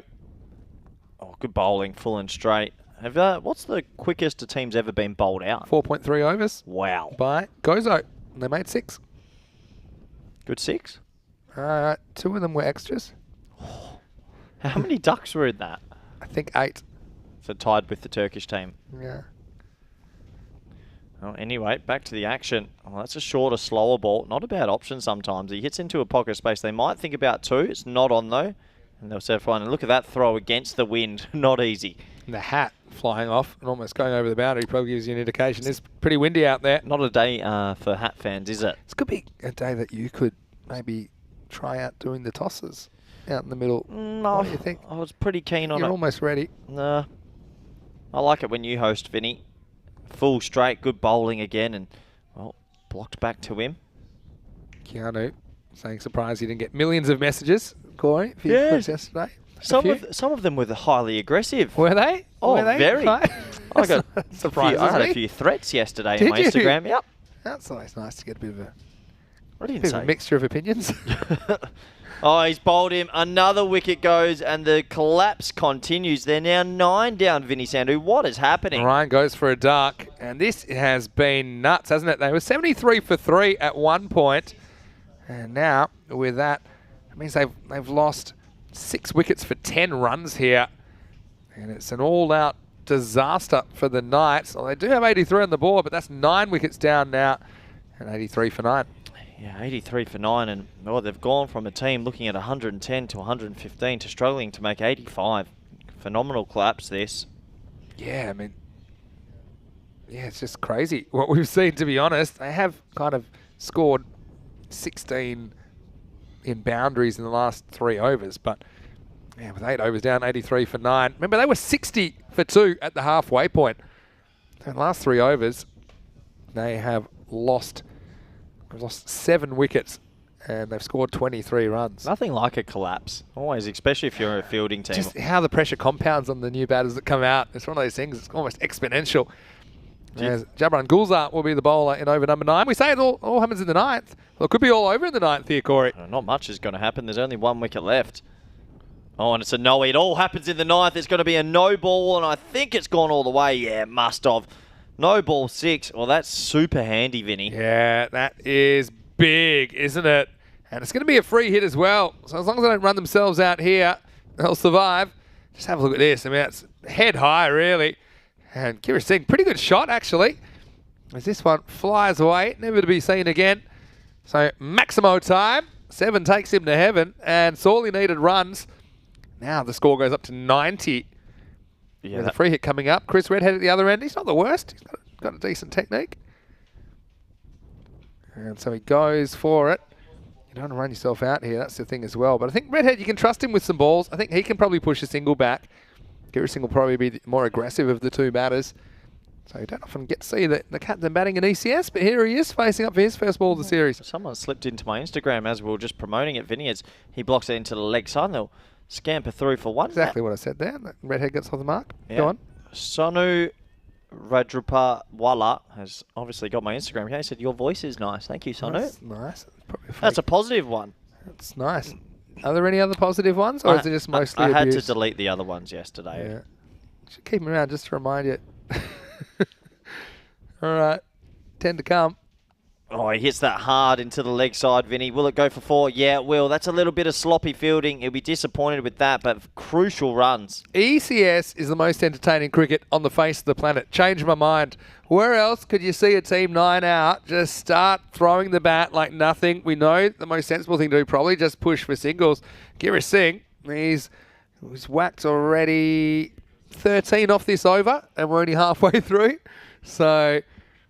Yeah, this has been a chaos inning. So let's not forget, Panda started with 3 sixes. It was the flying Panda that started things off. Yeah. So, yeah, right now, Gulzar. He can finish it all with 1 good ball, though. Oh, it's not going to be that ball as he hits it hard into the offside. Let's jog through for a single. Yeah, see, that's the thing. Redhead is no mug with the bat. I mean, he's not really a T10 player. What's the highest last wicket partnership you've had? I'm testing you today. I can't. Yeah, I'm trying to think. Maybe something in the 20s. Oh, nice batting from Chris Redhead. He's reading the situation really well here. Smart. I mean, he's the captain. Only in the 20s. Oh, surely you've had a 50-run partnership for the last wicket. I don't think we would have had something like that. But not often you see it, the last wicket partnership, right? Oh, you're seeing it now, Vinny. We are. I mean, these two came together at 83, so they've put on 14 crucial runs. 14. Maybe some more to come. 14 plus 1. They could double back for 2 here. Oh! Almost stepped on the line, but doesn't. So he thought about it. Just take the 1 there. So Girish will retain the strike. Really good over in the 9th for the Knights, who kind of felt like they were dead man walking, but they've staggered on to 99 for 9 off 9. It's not something you often see on the scoreboard, but that's what we're seeing here. Unprecedented action here in match 30 of the FanCode ECS Portugal. Yeah, you don't see the scoreline like that too many days. And, well, 99 for 9. It's all happening. 1 over to go, 6 deliveries. Can they get to 110? Be a good effort after considering we thought they could get bowled out and over ago. Don't see why not. So, last overtime. And they've gone back to Muzammil Abbas. Oh, that's helpful. And he has bowled a few extras, hasn't he, today? He's had some success as well. But that wide brings up the 100 for the Coimbra Knights. I'll give the bowlers a bit of slack today because of the very, very, very windy conditions. Definitely not easy to be a fast bowler out there. Put on 17 so far, these two. Could be on world record pace, Vinny. Oh, that's inside edge onto the pad, I believe, and they should get through for a single. That's the thing as well, having a number 11 that can hold a bat like Redhead, because, you know, it doesn't have to hog the strike and just try and hit boundaries. I think they can just score off as many as possible. And Redhead, probably, I mean, it'll look to score a boundary if it's there, but otherwise they'll be happy just to kind of push and get 1. And I think maybe the field could come in a little bit. Oh no, the guy that was abusing me on Instagram, he's back. All right, great. Here we go. And Redhead gets this round the corner just for 1.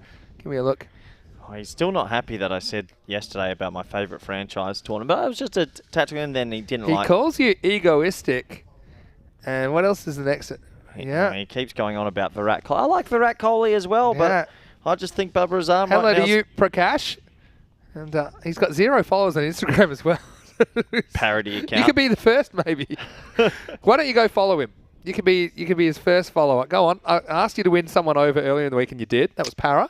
No, no need to. I mean, you take the good with the bad, and obviously Prakash has never been to a franchise or done anything with his cricketing career. Hello, Prakash. Nice to have you following European cricket.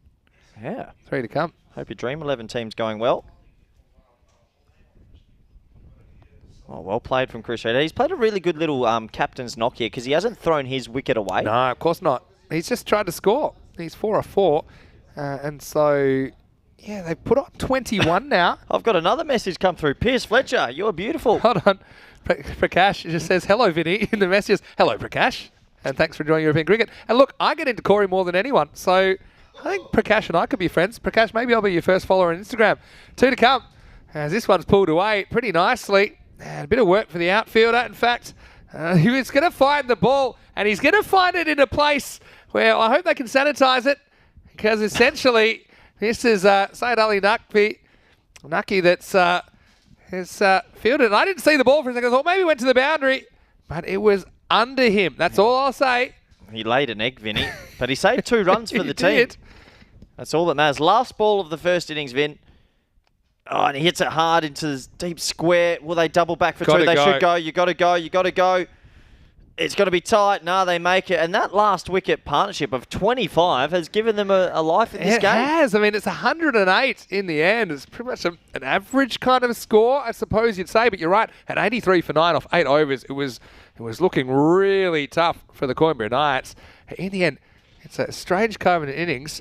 They score 60 off the first half.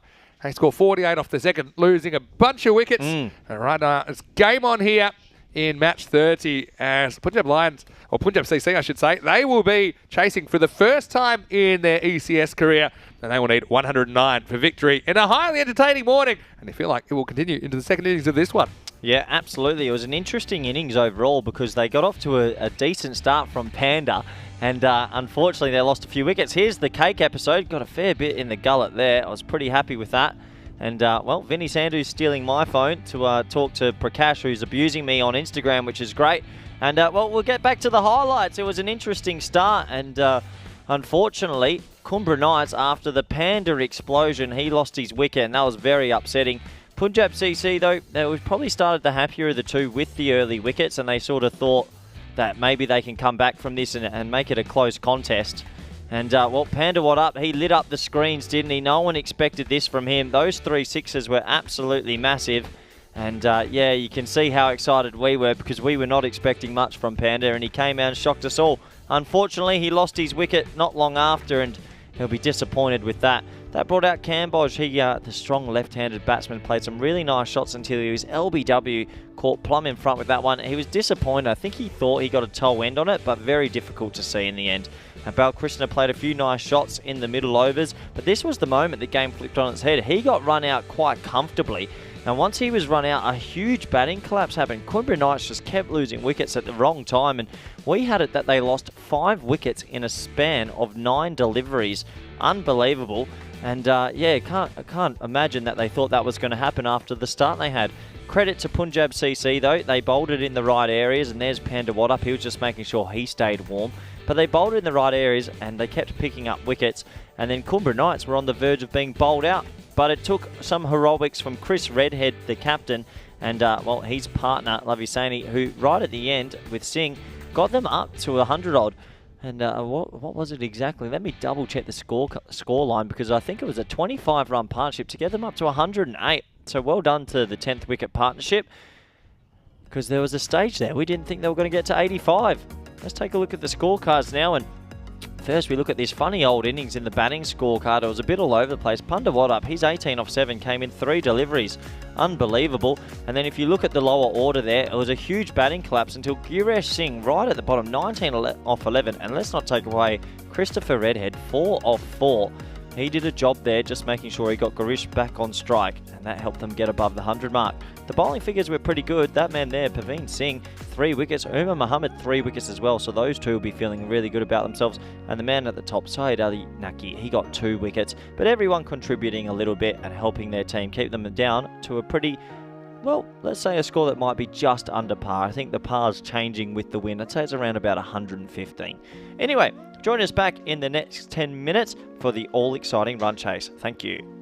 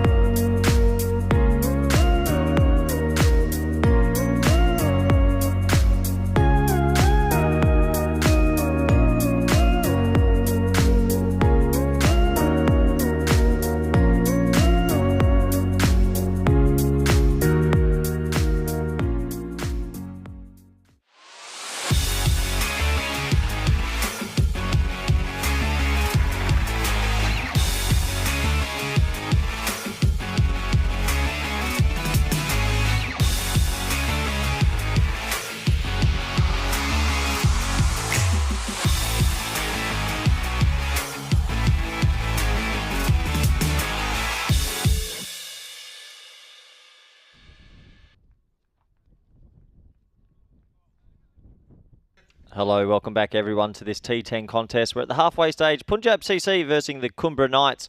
And, well, interesting game on our hand because Punjab Knights are going to require 109 for victory. I want to take a special moment to thank a few supporters out there who have jumped into my Instagram and defended me. And Go Hale, thank you. Sanu, Rapdrapura Wala and Ayush K. You three men from India, I love you all. Thank you. Prakash, we can be friends. Okay, we can try. Let's start again. And let's enjoy the cricket. Here it is. Here we are. If you want to jump in on and ask any questions or message Mr. Maximo personally about how he's doing, please jump into his Instagram and, yeah, please follow us on the European Cricket Network. I hope everyone's doing well out there. And I just want to say, for the record, I love Indian Test cricket. Look, IPL and PSL, that's something else. But Test cricket, I love the Indian team. I just want to say, quick hello to Santosh, who said he heard I was going to follow Prakash. Instead, follow him. I will follow you, Santosh, Capsy. Are we just trying to get viewers on our side? I just think that I will follow him now.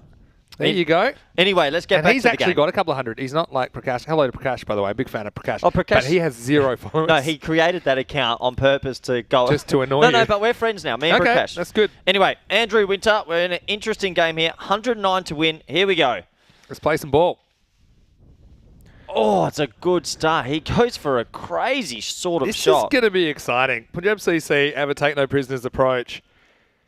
Last call on the Instagram thing is that Corey actually secretly told me in the break that he actually thinks IPL is better than PSL, and he was just doing it to wind all the Indian viewers up. That's a nice ball hit into the leg side. Are you prepared to go on the record and say that you think IPL is better? I'm still torn, but I think Test cricket. I'm a Test cricket fan anyway, to be completely honest with you. I think the Indian Test team's been doing groundbreaking things around the world. They've been winning in Australia. They've been winning everywhere. Come a long way in last generation, let's say. It's because they've got fast bowlers now. As that's hit over mid-on, and that's going to be the first boundary. Nice shot, 4 runs, and a boundary to start this run chase. Yeah, it's a pretty good strike, isn't it? Straight. Again, hitting into that wind, essentially, because it's... Okay, yes, it's to the onside, but to hit straight is not easy. It's easy to hit squarer. So Winter gets whacked. And he's had the innovative hood on, pull hood off just before the bowling action. He tried in the first game. Let's see if he tries it again right now. He's bowling to Ahmad. It's short, wide, and he's actually hoiked that over the leg side. Well, I didn't think he could hit it there. It was so wide, but he gets a shot for 6. And what a start this is. Punjab CC, they don't mess about. T10 batting, Vinny. Yeah, this is the way they're going to approach it.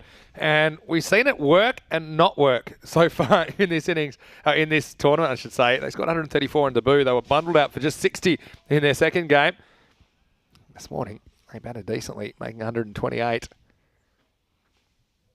High. This will be an opportunity. Who's going to get this, Vinny? It's a tough one. He catches it. He made that look ridiculously easy. That's Balwinder Singh. Big wicket. Yeah, he's a pretty cool dude. Just look at the earring.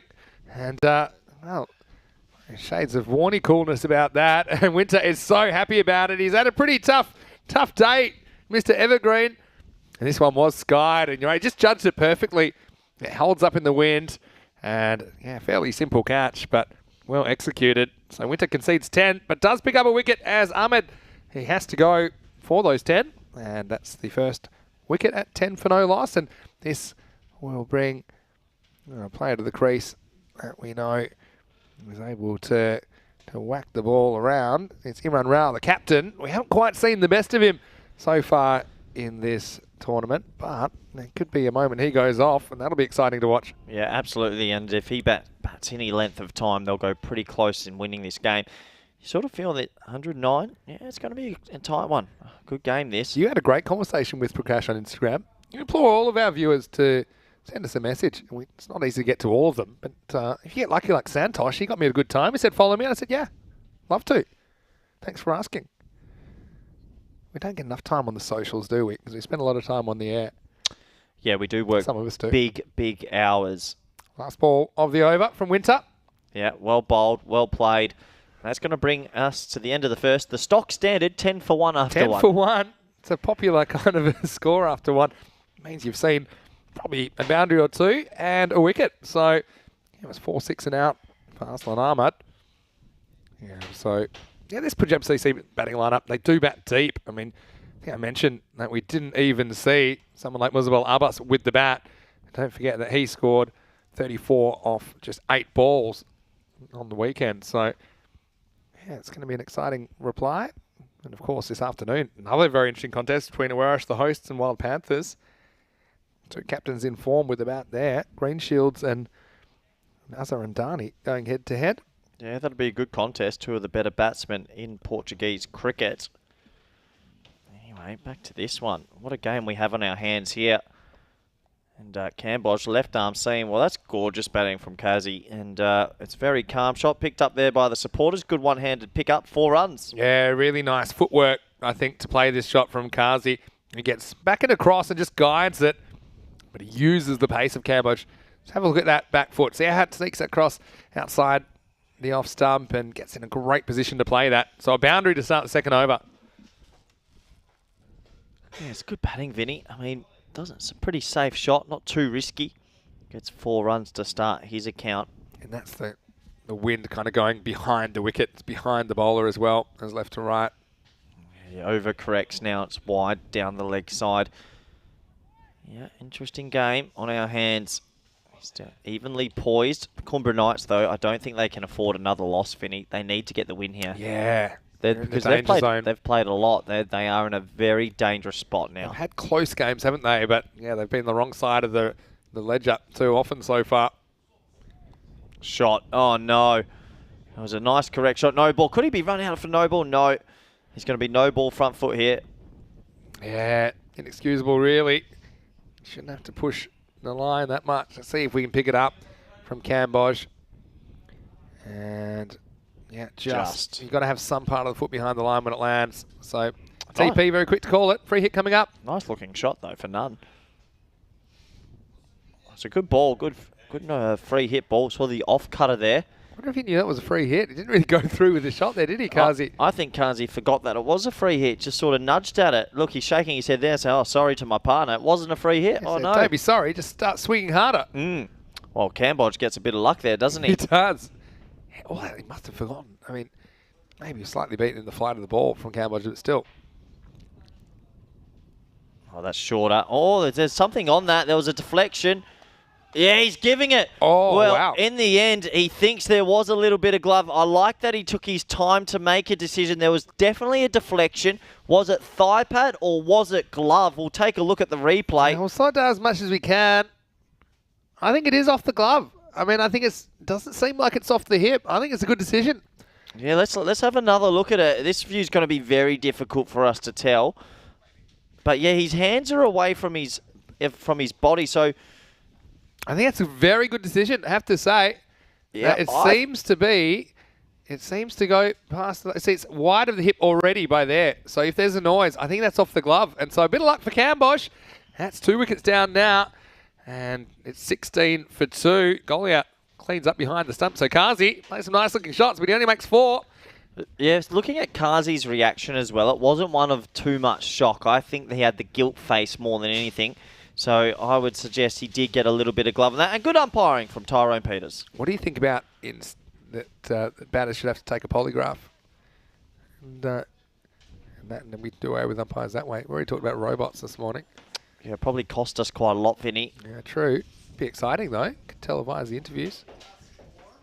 Anyway, here's the next one for Cambosh, who's bowling to Runner Sawa, the new batter. Yeah, good first delivery as he guides that down to third man. And Panda Watt up with the long barrier. Pretty big barrier, that. The Panda. I mean, it seems an age ago that he came out and launched 3 of the biggest sixes you've ever seen.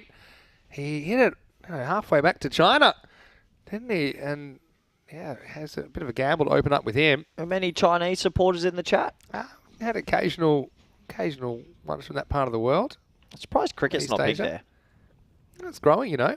No, it's not. That's a nice shot through the offside. And, well, that's gorgeous batting. That's going to go all the way to the boundary. What a shot, Vinny. Yeah, really nice shot from Imran Rao. We have not seen it going just yet. It seemed a bit rusty.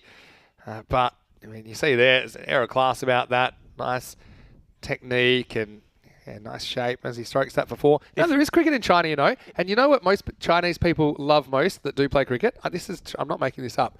They love the hard ball.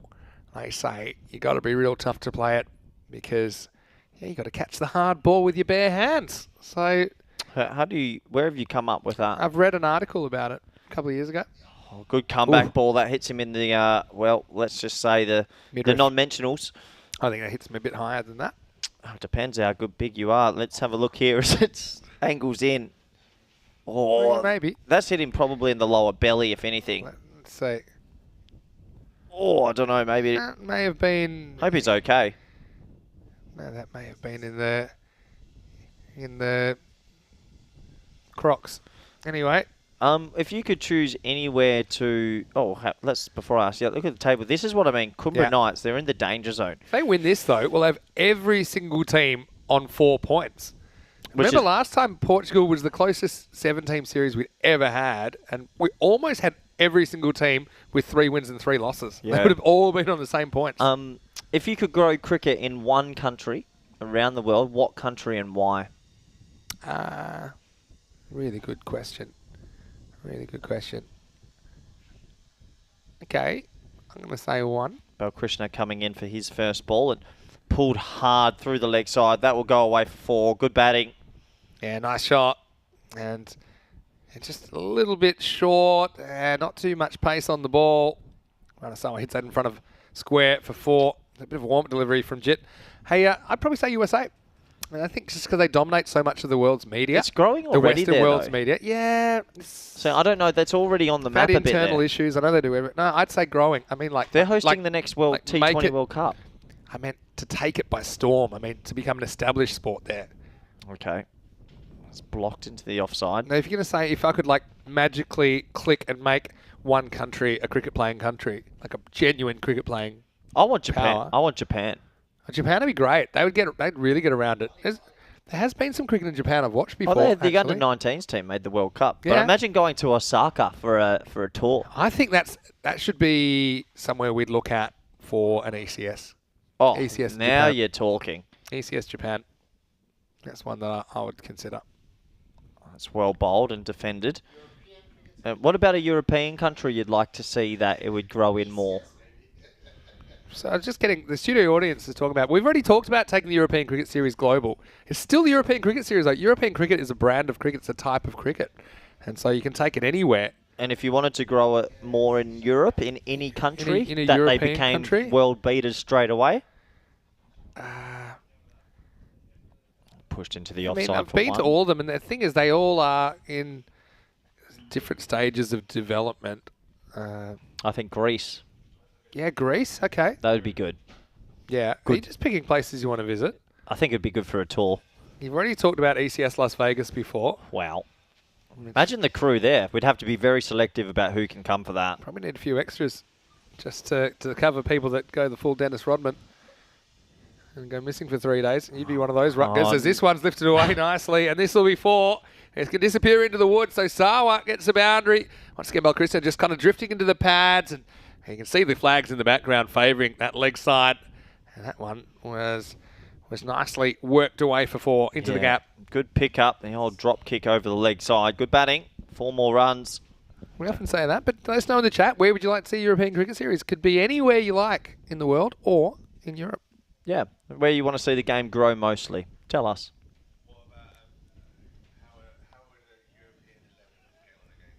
Next one is kicked away by Lovey Saini, but it'll just be a single. Michael Boosley has got a question from the studio audience here. The question coming in from Michael Boosley, who's in the background, is saying how would the European 11, best 11 that we've seen through T10 go up against, say, a UK side and things like that? Well, we saw, I think they'd win. We just saw Pack I Care beat the best English side, so... Yeah, we saw that, and, well, we can't bring that up in an over or so. No, look, we can bring it up now. Come here, Paulo. Come here. I have had an extra one of these shirts, so I had the Mr. Maximo shirt, which is saying thanks to the Portugal crew for being fantastic. Look, you ready for a haircut there, but yeah. Stop the presses. Super thank you. Oh, we got a panda sighting here in over number 4. He's going to come on to bowl his leg spinners. I mean, if he takes a couple here, it could be a real shout for the player of the match, right? Oh, here we go. This is a huge shout to bring Panda on. I think he's bowled 1 over in the tournament, or maybe 2. They both went for 20 plus. Nah, he was decent. Here we go. First up. Anyway, here we go. Oh, it's the moon ball. No. Oh, no. Oh, no. Panda watch. That was the shades of Panda's batting in the start of this innings, as this one doesn't come down from heaven in time, and it concedes 7. Yeah, was it called a no ball, Vinny? Has to be. Has to be a no ball. I don't know if it got called, 100% this is a no ball. I'm not When it's sure. that high. I'm honestly not sure. Oh, maybe. Okay, I see what you're saying. So maybe it wasn't. So just to 6. Jeez, he's lucky to get away with that. Oh, thankfully. Otherwise, this could have been violent for all pandas Maybe out there. technically it wasn't, but just the way it was hit. I mean, it was hit like 6 inches in front of the crease, but maybe it would have come down even more. But The old donkey drop ball. Interesting option. He's just got to get it a little bit flatter. Does Panda what up? super lucky to get away with that. Well, that's good bowling flatter, but geez, it's a tough game sometimes. He's got everyone on the boundary on the leg side. 6-4. I'm sorry, Vinny. It was a huge risk to bowl him now. Yeah. Yeah. Don't jump off the Panda just yet. All right. He's had a couple of looseners. Oh, it's tough, though. It's real tough to be a leg spinner in this format, but they were in control of the game. If this over goes for 20, they're losing complete control. They probably feel like they need to buy a wicket or 2 as well. You think so? They had him 2 for 32 after 3. It's pretty good. Yeah. Well, 6-4 dart. This should just be 1 this time. Get down. Yeah, well fielded out there. That's Balwinder Singh. Cool. Got to say quick hello to Rico Full, who popped in the chat a few minutes ago as well. Said all happens in the night. Bale, bale, bale. Oh, that's better bowling. Well bowled from the Panda. Better length. I don't know if he meant 9th or, a year ago, we were just starting the night series in Portugal. Really? Went round to the corner. So here we are. Still in Portugal. Haven't left. Oh, that's a long hop, that one. Down leg side. Gives himself a bit of a round. Panda's now just an opening batter. Oh, yeah. You Absolutely. think he's done a kind of Steve Smith-like transformation? Doesn't mess around. Oh. No way. Any bat in this? Oh, he's gone. And the Panda's done it. Oh, yeah, well, he's gone the absolute full bunger, and he's picked up a wicket. I can't believe that he's picked up a wicket with that. If there was no bat in this, I think it's a good shout. I just assumed there was a little edge. As you see, the Panda, showing a little bit of the back of the Panda. Yeah. Was it going down leg? Oh, I don't know. No, I mean, we'll see it. This will be the best angle, right? So it comes out of the sky, comes down. It's going down leg, Vinny. I think that you can't really get a good Look look at the stump. angle that he's coming on. And the ball's not spinning. Maybe. Come, let's play it. Let's play it again. Let's have another look. Let's slow this one right down. Don't ruin Panda's moment, though. So you got to look at the trajectory where he's coming from. He's coming from there, angling. Yeah, I mean, that hits him on the full in line with leg stump. So umpire's call. I think he hits him pretty much on the crease, right? So, look, if you miss that, that's your own peril. I think it's umpire's call. And the Panda's done it. So, you jumped off the Panda pretty quick. I always believed Sawa goes for 22 off 9, and it's 45 for 3. Last ball of the over coming up. It's a lucky Panda, Vinny. A very lucky Panda. He's on track for man of the match. All right. I mean, he's have to deal with a left-hander at the crease now. Parveen Singh. That's not... Oh, that's closer! Oh, did it pitch in line? It must have just pitched outside leg, Vinny. That's the only thing that saved him. I think the umpire's motioning height there, but I didn't feel it was that high. Let's have a look at it. Firstly, where does it bounce? Maybe fractionally outside leg stump. I think not high. It's definitely not high. I don't think it's high. Did it pitch in line? Yeah, I mean, I think it probably fractionally outside leg stump for me. I tell you what, that could go your way on your day. Yeah, that's true. It's probably another one of those umpires' calls. It's pandemonium. He's given one. He's taken one. End of the 4th over. It's 45 for 3. Every time the camera comes to us, you are hassling me. Talk to me about every time. Pandemonium. Yeah. Like that? Well, it's actually pandemonium. Yep. The actual word. So it shouldn't be pandemonium. Same thing. Oh, this is typical from Corey, switching the English language. Anyway, great to have your company. And expect the unexpected here on the European Cricket Network. That's what you're going to get every day. We're inside today, if you just joined us, because we had some weather outside, which which was kind of putting our equipment in danger. So we have moved inside. So yeah, Corey, not freezing for once. And you're getting the best out of me. So maybe this is the standard that we need to be for the future. Corey is an indoor pet. All right, we're going to go to indoor pet. Tutu Balkrishna, who's going to bowl over number 5. That's a bit odd, Vinny. He bowled the third. He went for 11. He's coming back immediately. He's bowling to Imran Rao. Yeah, and this is going to be up in the air. It's landing safely, and it'll go for 4. A little bit of hard luck there. Interesting shot, but he gets it away in the end. That's the vortex in this area. The wind is just taking it down there. He pulled out of the shot, and it still went miles, Vinny. Yeah, I mean, it's very hard to protect against that. And don't forget, in that quarter, which is the vortex, you can only have 2 fielders protecting it. So, yeah, it's going to be an issue today. But once again, Balkrishna just gives Rao some length to work with, although it's nowhere near the middle of the bat. Still, it's a boundary to the Punjab CC. Yeah, the boundary just a steadier. This game still very evenly poised. Yeah, Balkrishna. He's got the puffer jacket on underneath as well. It must be freezing out there. It would be so cold. That's going to be wide. Good take by the keeper. Casual, Gulia. Well, it's actually... Have you ever seen... The temperature's shot up out there. I've got it up at 11 now. Have you ever seen someone bowl with a puffer jacket underneath? No, not very often. I mean, only probably cricket on ice when it was -8. I don't think you count that. Still cricket, though. But no, it's been good from inside today. We've got a good angle of the cricket still from the clubhouse. And with the wind chill, it feels like 8 degrees out there. That's the information I've got. I reckon it must feel colder. Credit to all the players and officials standing there. That's full, spliced away. It's going to be a catching chance, and he's put it down. Well, Lovey Saini now. Oh, Lovey Saini! Well, when the world is against you, you drop a sitter. You have one stump to aim at to make amends, and he makes amends. Lovey Saini. He wanted his own fantasy points. Parveen Singh cannot believe that, and he is filthy because they don't run, and then there was no one back at the stump, so he throws it one.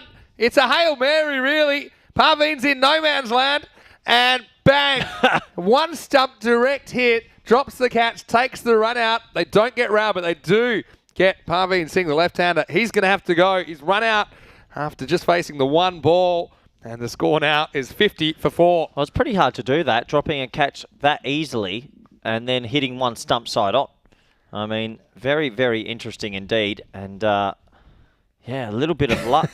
That is a ridiculous piece of cricket. Bit of luck for the Cumbra Knights, and yeah, because I mean, this is just crazy cricket. It is. So he drops the catch, and Parveen's like, "Well, are we running or what?" And so he just panics and he just throws it without even thinking, doesn't he? He doesn't even think about it, and you could see that 100 times, and you would not see that again. And so that's what we've come to expect on the European Cricket Network, and so it's Parveen that pays for Imran Rao's sins. He's sacrificed. Imam Mohammed comes to the crease. He won't be on strike. And Cumbra Knights just keep having a knack of taking wickets and not letting a partnership grow here. Yep, they're not letting that partnership grow, and it's 1 run into the leg side. And well, good aggressive fielding there. Throws it. They're going to think of an overthrow. No, they won't get it. But Krishna takes it on the toe. Hopefully he's okay. Yeah, so Krishna, he won't get the credit for the wicket, but I suppose he created it, if you think about it. This gives Imam Mohammed the chance to have a hit. He's facing up for the first time now. Pushed into the offside now, and he'll get himself off the mark. Another single, and the throws are flying in. I do like that from the Cumbra Knights. They're starting to have a ping, throw it to the keeper. I don't think he really even aims at the stumps there. He just throws in the general direction. Yep. Because he's... Maybe the vortex of wind took the ball towards the stumps. Perhaps. I mean, that's a crazy direct hit. Because he didn't even really set himself. He had heaps of time if he wanted to throw it, but he just kind of threw it to get rid of it. Because he didn't want the ball near him after he dropped a sitter. Round strike now. And that's a nice looking shot. Just flicked away down the leg side. 4 runs and good batting.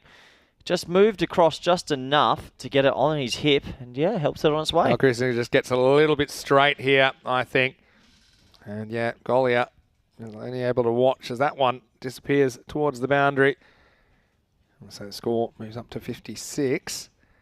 Still hanging on here. I mean, With Imran Rayo there, you're still feeling comfortable. We know how dangerous Umar Muhammad is as well, Vinny. Yeah. And you know who we haven't seen yet all day? Muzammil Abbas, 34 off 8 against the Wild Panthers back on Saturday. Saw plenty of him with the ball. So, last ball of the over coming up. Pushed into the leg side. They might think about 2. No, they'll just settle on the 1, and that will bring us to the end of the 5th. It's 57 for 4.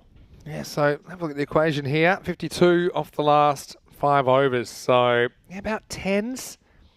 And, yeah, this game really tightening up. We've got a message come through, and it's from Lovey Saini's cousin, Paul, sitting in Essex. Hello, Paul.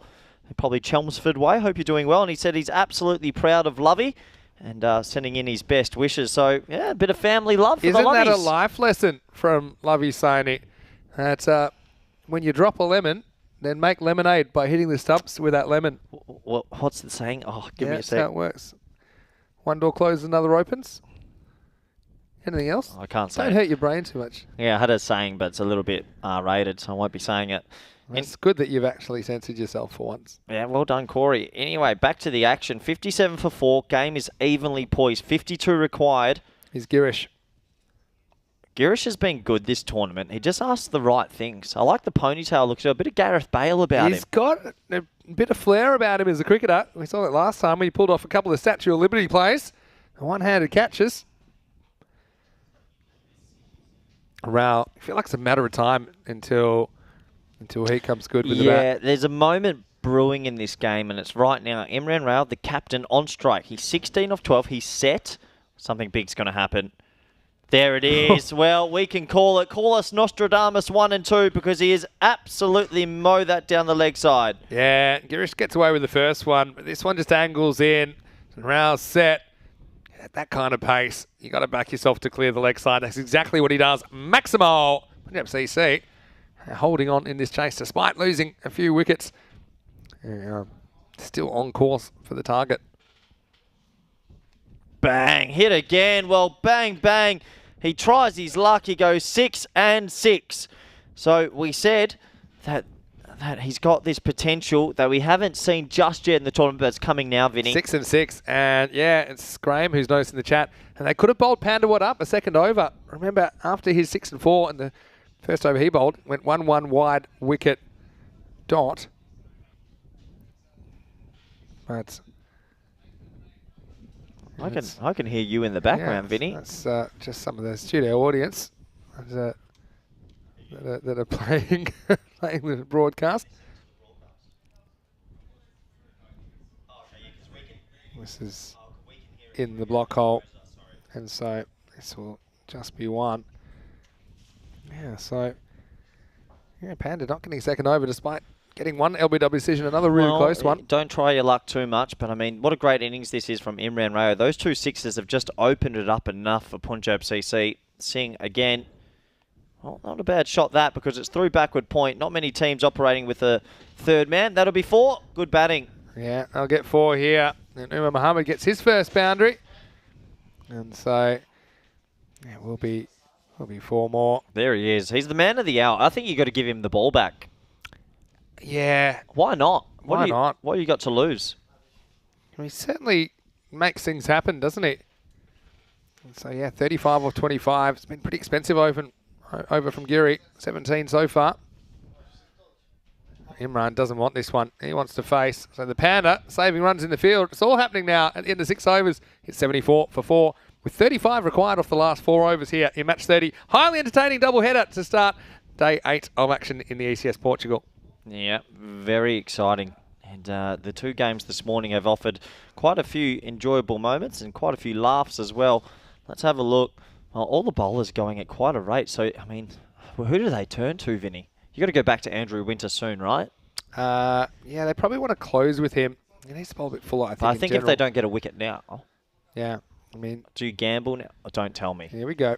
It's Panda time. Well, so set your watches. It's Panda o'clock. This is make or break. This is either 20 off or a wicket. He's bowling to Rao as well, who wanted the strike. He's got it. And this one is flying. Oh, see, do you think he needs to just go at that? I don't know. Maybe. I mean, if you maybe catch could it, have got there with the wind. I think he kind of pulls up the chute pretty quickly, doesn't he, Balkrishna? yeah, it's one of those ones. Tough to judge from our angle. Just see right at the other end. It's a double bouncer. This will be a no ball, and it'll be +1. Oh, no. Well, hold on. Is it a no ball if it bounces twice now? Used to be. I actually don't like the rule change. It used to be allowed to bounce twice, but not 3 times. But now, if it bounces twice for the popping crease, it's a no ball. Really? Free hit. Oh, yeah. I didn't know. That was 2017. Oh, the free hit has been hit hard into the offside. It plugs, though, which is handy. And then he goes the back heel. Lovey Zaney. Well, his brothers or cousins are watching in Essex. That's a great bit of football skill. This has been the greatest get out of jail so far. Because there's only been 4 runs, or maybe 5 if they took 2 there. 5 off the first 2 balls. There's been a double bouncer. there's been everything. Oh, and he's just bowled one off the wicket, and oh boy, it's getting bad. Here's the next ball. Oh no, Panda, turn your head away, viewers. Yeah. Oh no. See, that's only a wide then. No ball. Oh no, he's gone. He's losing it. He's got the yips right now. Falling behind. Yeah, this is the next one. Yeah, next one was off the pitch. So this is a free hit coming up. Oh, this is just chaos. Oh, the end swing up, but it's been hit hard into the leg side. It's stopped. Well stopped. Well done. So still no boundaries in the over. I'm a bit confused. What's happened this over? So this over has gone 1, no ball +1, 1, wide, no ball, and 1. So no boundaries. Is this good over? I have no idea. Is this over even close to being finished? No. I'm a bit lost. How many balls have we bowled this over? Blocked that. I think we've had 3. Now hold on here. No, that's after he lets go of the ball, so I think that's fine. All right, Panda's going to come up with a magical delivery here. Oh, that's short wide. It was a gamble to bring the Panda back. That's a win, though, because that would have been a wide. It would have been 1 extra delivery, because he hits it for 1. Oh, well, hold on. Is that going to be outrun out? The umpires are, we're going to the limited review system. Did he hold the ball too long? Now, this is going to be interesting. This is going to be very interesting. Well, let's have a look what happens here. Here's the overview. So the ball's hit. Watch this. Umar Mohammed, he gets there. Corey's calling the whole studio audience for this. This is chaos. Did he hold the ball too long? Is the ball still alive? Well, let's see what happens, because we're nowhere near the end of the over. Tyrone wasn't looking, so he puts his bat in. And then where's he going? Oh, yeah. Oh. I don't know. Well, why is he walking? Well, he didn't bring the ball back to the stumps fully yet. Well, he's watching him and he's waiting to see if something happens. I mean, hold on. So he picks up the ball. He goes to the... And he's looking at each other and... Marginal. I don't know if you can give that. I think it's out. I'll tell you why I think it's out. Because Goliath doesn't really stop. And, well, wait to get the result. Well, my feeling is he's being given here. I mean, it's poor batting. No, it's not out. So maybe they've withdrawn the appeal. I mean, it's I think it's silly batting, isn't it? I think that there was that much dead space. It's not out because the umpires had turned it away. The batsman had held, and then look. Yeah, the umpires even called 2 left. I think that's a right decision. I think I'm not saying it's the wrong decision. I'm saying it could have gone either way. And if it was given out, you can only blame the batter. Well, what's he doing? Yeah, it's cheeky. It's dumb. But it's not indoor cricket. But it's still silly cricket, right? The guy's had the ball for 1 second. More than 1 second, I think. Vinny. Panda time. Well, Panda, this has been one of the more amazing overs. That's going to be a wide. I've lost completely. My point is, there's no reason. Like, they weren't even having a chat. He just stepped out of his crease. I've lost track completely how many balls have been bowled. This has been an interesting over. That's the 8th ball, and 4 of them have been legal. Amazing cricket. Oh, that's short, and that is absolutely laced. This one will be going the journey. 6 runs, and, well, it really breaks the back and hearts of Kumbra Knights. Panda, it was a risk. We said it hasn't paid off. Yeah, and he doesn't really try and spin this one. That's the quicker one. Well, there's the Panda. You just know, maybe it's part of his plan. Maybe he's got some sort of master plan that we don't know about. No, it's getting away from Kumbra Knights now. They haven't been able to break this partnership, and unfortunately for them, yeah, they're in a lot of trouble. They're in trouble in the competition. You won't find better entertainment in a morning's cricket than you've seen this morning. No, it's been a very interesting it has morning. been pretty incredible. Do we have another twist? That's the question. Can the Panda create something here? It has been a long over. Yeah, very long over indeed. Panda, well, he's a great character, but hasn't worked for him this over. Let's see if he can remove Imam Muhammad. He might as well go for it here. He'll probably pick up a wicket now. Last 10 balls. Plenty of him in there. Oh, he's lucky to get away with that. The underneath edge, and don't tell me that's going to go away. No. Narayan's pretty safe down there. So that's the end of the 7th over. Well, I'm going to send this one to the accountant. It comes back. I think there were 16 off it. It's 90 for 4 after 7. This is what's coming up this afternoon. Warash, they are back in action for the second time, or the second day of their play. And look, Button Horse at the top of the order. That's where he's listed. It's open with Faf Stone and Green Shields at 3. And, they've got a pretty good play. Bunch of players. Diogo Martins, the native Portuguese player, comes in to the lineup. Yeah. And looking forward to seeing him. And he is born and bred Portuguese. And Wild Panthers, Azarindani, we'll have to stop him, find a way to stop him. And also, Dix Patel has been excellent so far with the bat and the ball in this series. And that's all coming up in around about half an hour right here on the European Cricket Network. The afternoon session, matches 31 and 32. We'll see those two teams go head to head. Yeah, it'll be a good game, that. Looking forward to seeing how that pans out. But at the moment, still in this one, Cambodge, he's had a pretty good week overall with bat and ball. He's got a chance to get Kumbra Knights back in the game. They need a wicket. They need 2 wickets, it feels. 2 new batsmen need to get out the crease. If I know anything, there's going to be a twist in this. Every single over, though, in this chase has been 10 or more. So that's not a great sign. Here's Cambodge needing something, and he gets dispatched. It's adios pelota. Boom. Shakalaka. Yeah, well, you said something's going to happen, and it's not positive for the Kumbra Knights. He got every piece of that, Vinny. It's in the slot, but he put it away beautifully, and this game's almost over. Yeah, that's not a great sign. And, the poor Knights, they're staring down the barrel of 1 and 5 here. They're in the drop zone. I think they're going. How do they come out of it? Who do they have to beat? Yeah, well, they got only 2 more matches. You know, in the end, it was the very start of this group. But those tight losses to Friendship have actually hurt them massively. And I think the Kumbra Knights are more dangerous than Friendship CC. So it's a funny how it's going to pan out. But they'll have to get some good results against Warash because it's their last 2 games. I can't imagine that happening. 13 off 16 though. Dot ball. And your way into this is a bunch of dot balls, and probably need to take a wicket or 2 because these 2 don't look like they're gonna have too many dot balls. No, you got to get both of these guys out pretty quickly and hope for a lot of luck and some good fielding. But yeah, it's tough to see them winning from here. Oh, it's good bowling though, good keeping. Cambo's probably a good bowler to have on. Try and create a couple of dots. I know the first one was in the slot and disappeared, but he's a good player. They've still got Winter to come back. Who else could they bowl? How's the pickup? Yeah, it's good keep up, Golia. And good hands, good technique. Oh no. Oh no.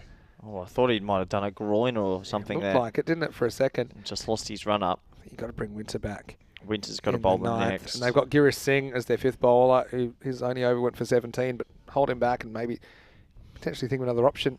Oh, it's a no ball. It would have been a wide anyway, but this one's a no ball for the front foot. It's even worse. They've got Chris Redhead maybe to bowl an over. I think maybe he'll bowl the 10th if it gets that far. Just didn't have anything behind the line when it landed. So Tyrone Peters calls a no ball for a hit coming up. Yep, tough, but fair. He just points to where he's going to hit this. It's the old Babe Ruth. Oh, and he tries his hardest, but loses his positioning and bat swing. So dot ball. It's actually, besides the 6, it's actually been a pretty decent over. Yeah, exactly. We've only had the no ball. That was the other run in the over. Apart from that, we've had 4 dot balls. So last ball, if you can avoid any run here, you can bring Winter on, you hope he can take a wicket and you can get stuck into a new batter. That's your only way out of it. Is there a twist in this? Spliced away. Just the single in the end. So pretty good over overall, though, from Cambodge. I mean, they're still in this game. It's 98 for 4 after 8. The thing is, Muhammad, who's kind of gone off the boil, apart from that 6, he will be on strike again. So, he didn't look particularly convincing after he smoked a Maximo off the first ball of the 8th. So 11 off 12. I think you probably go for Winter here. No, I actually think I'd be bowling Chris Redhead last over. I think Girish Singh didn't really work. Still got the same batters out there. That's if we get to a last, of course, because they just need 11 off 12 balls. Maiden Waters loving left arm seamers. They have been pretty effective, haven't they? I think they're super effective in this format. I really do. Anyway, it is Andrew Winter. He's got some big responsibility on those shoulders.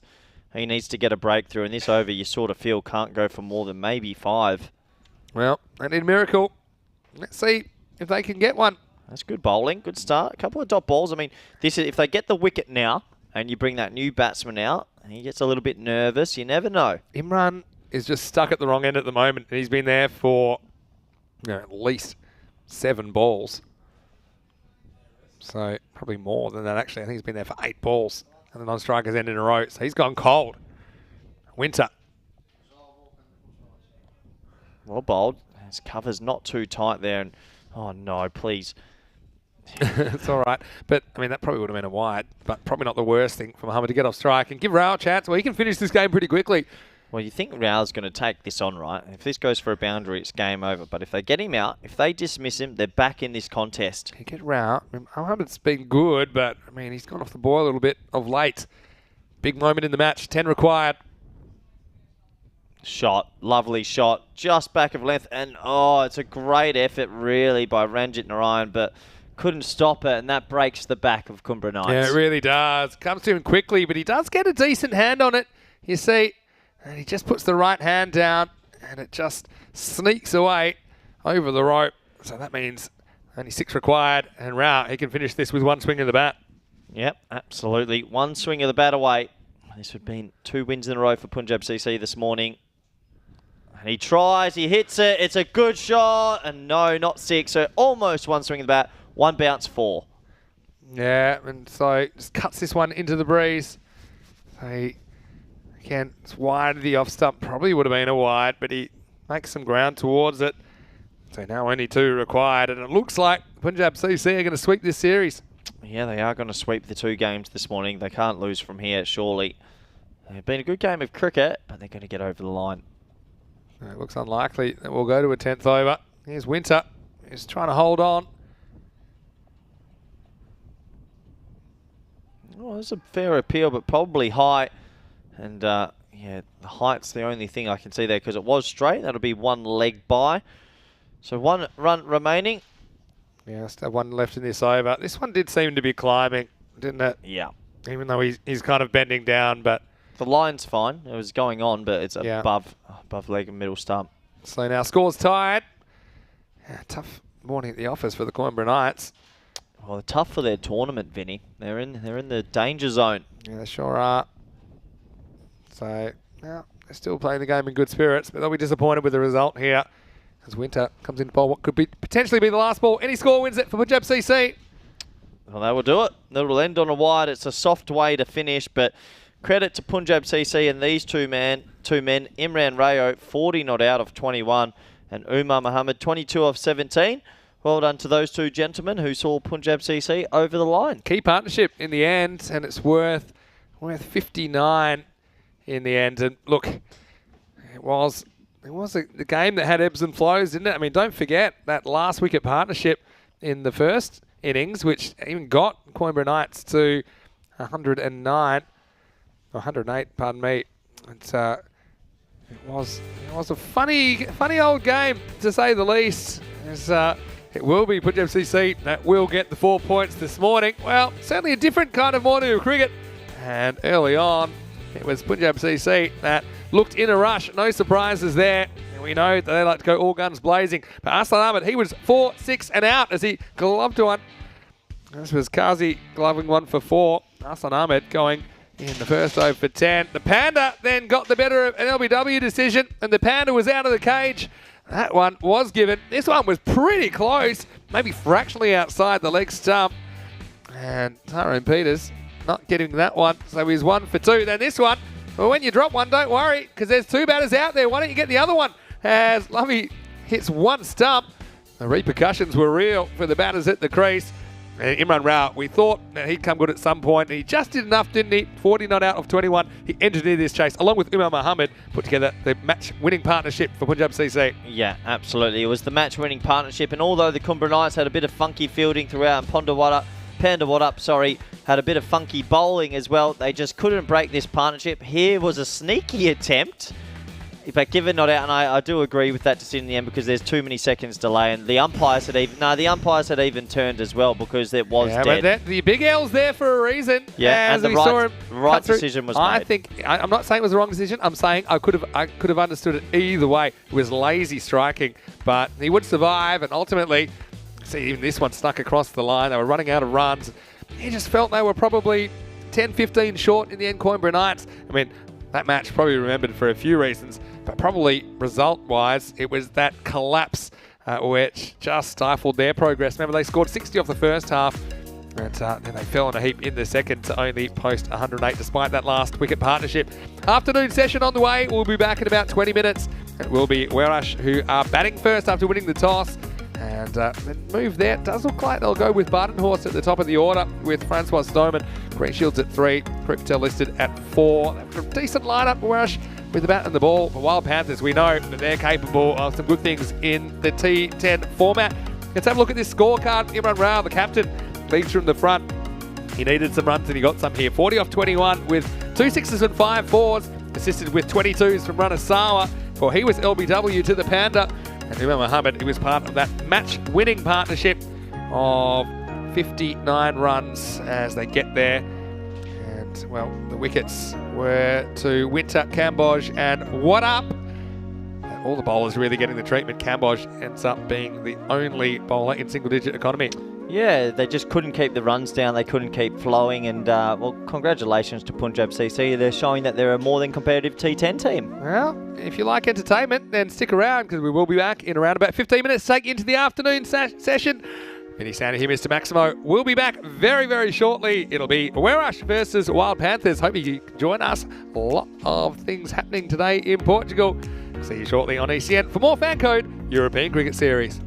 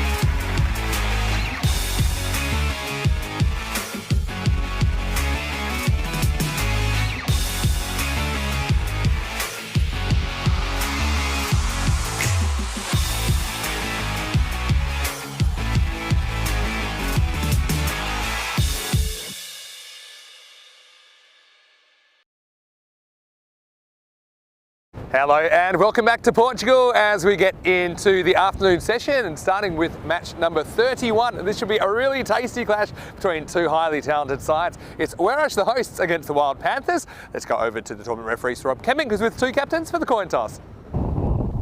Heads, tails. Heads. So it's Werash, their captain Conrad Greenshields has won the toss, and after some deliberation he's decided that he wants to bat first. Don't mind that at all. They will put the score on the board, and the captain himself, he looked really good with 90 not out in his first hit out yesterday. He scored 100 runs on the first morning as Werash skipper, so he certainly is in form and someone that they want to get rid of pretty quickly. But Wild Panthers, their captain himself, he was outstanding yesterday, sparkling in his century, and that was after a rough start on Saturday where he went very first ball. So Andani versus Greenshields, they're going to be a really exciting game, and we know that both these teams, they'll be pushing for the top two positioning as we head ready into the third game of the day. Match 31 is on the way. It's Werash winning the toss and batting first. Let's get over to Corey as we get ready for the first ball. Thank you very much, Vinny Sandu, and welcome back everyone around the world to Cartacho, Portugal. Excited for this one, T10 action, Wild Panthers versus Oasis Swans. This should be a close match and tough to call, and I want to welcome back all our viewers around the world.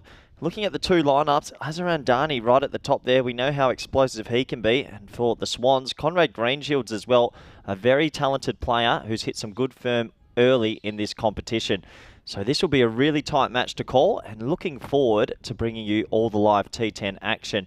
And good opportunity to welcome back special member, Sadia Salahuddin. She's joined the T10 network. Hope you're enjoying all the live coverage, Sadia, and I'm sure I'll be seeing you very shortly indeed. She's a Bangladeshi American that loves the T10 cricket now, and I'm sure she's enjoying her day off, and happy birthday for yesterday. So enjoy the cricket, and I hope you are all ready for this one. Here we go. Rahul Bhardwaj, he's at the top of his mark. Here's my co-commentator, Vinny Sandu, gets back to his place as well. Yeah, it should be a good game. And we're almost set. The umpire's got his arm up. Here we go. First ball in match 3 of Group B. Here we are. That's a nice delivery, but edged away. That might go for 4. It will go for 4. So the first boundary to start this game. And yeah, it's fresh conditions. You see Azharan Dani with the beanie there. He gets a little feather edge on the ball. It goes for 4. And what a great start that is for the Swans. He'll be happy with that. It doesn't matter how you make them. You just got to make them. 4 runs. So a little bit of a change to the batting lineup today. Badenhorst, he didn't bat at the top yesterday. He's up there with Stoneman. We expect to see Greenshields come out at number 3. Yeah, great to have everyone around the world with us, especially those on the YouTube chat. If you want to get your questions and thoughts in, please feel free. Full, straight, mistimed. They scamper through for a single. It's a good bit of fielding that. Good backing up as well. Probably no disrespect to the teams earlier today, but I think the standard will be a little bit higher in this one. Two competitive lineups, and both fighting for that top spot on the table. Swans yet to lose a game.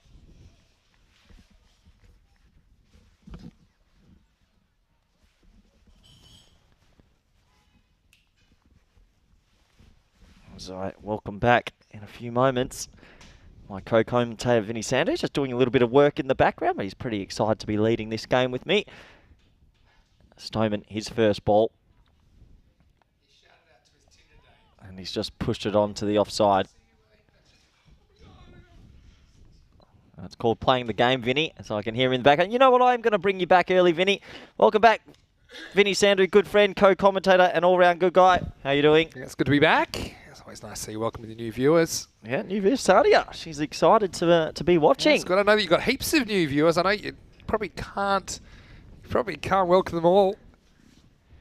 But, yeah, nice shot. Lucky that you picked one for a shout-out. As this next one is driven away, and it'll just be 1 run. Not like you to not interfere, Vinny. No, not at all. But yeah, Werash, they certainly had a good start. And this is the change they've made. They've put Brendan Badenhorst, former South African, up to the top of the order.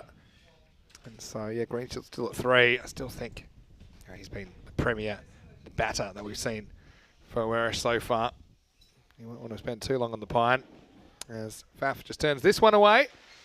Bit of a chase on. They'll probably We get 2 here.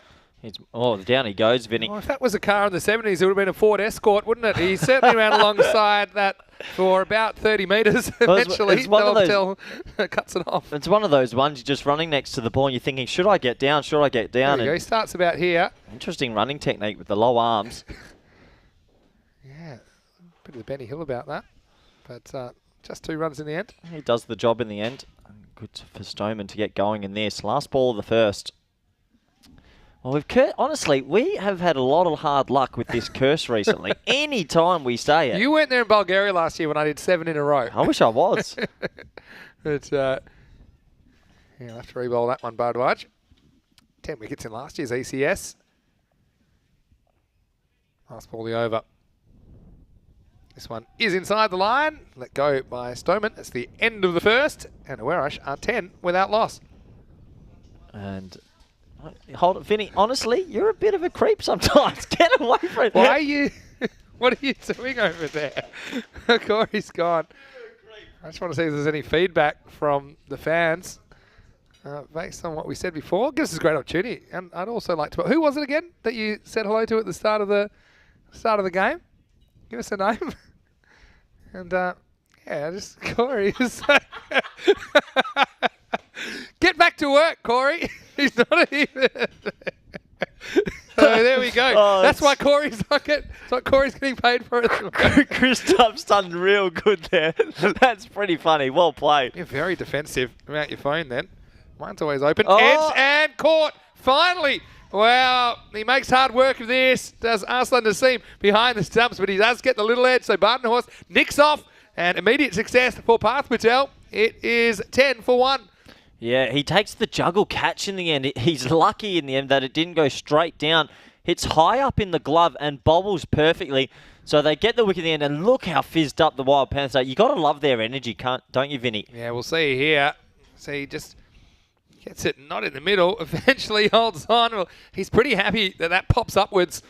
And so Parth Patel does get the first wicket of this match.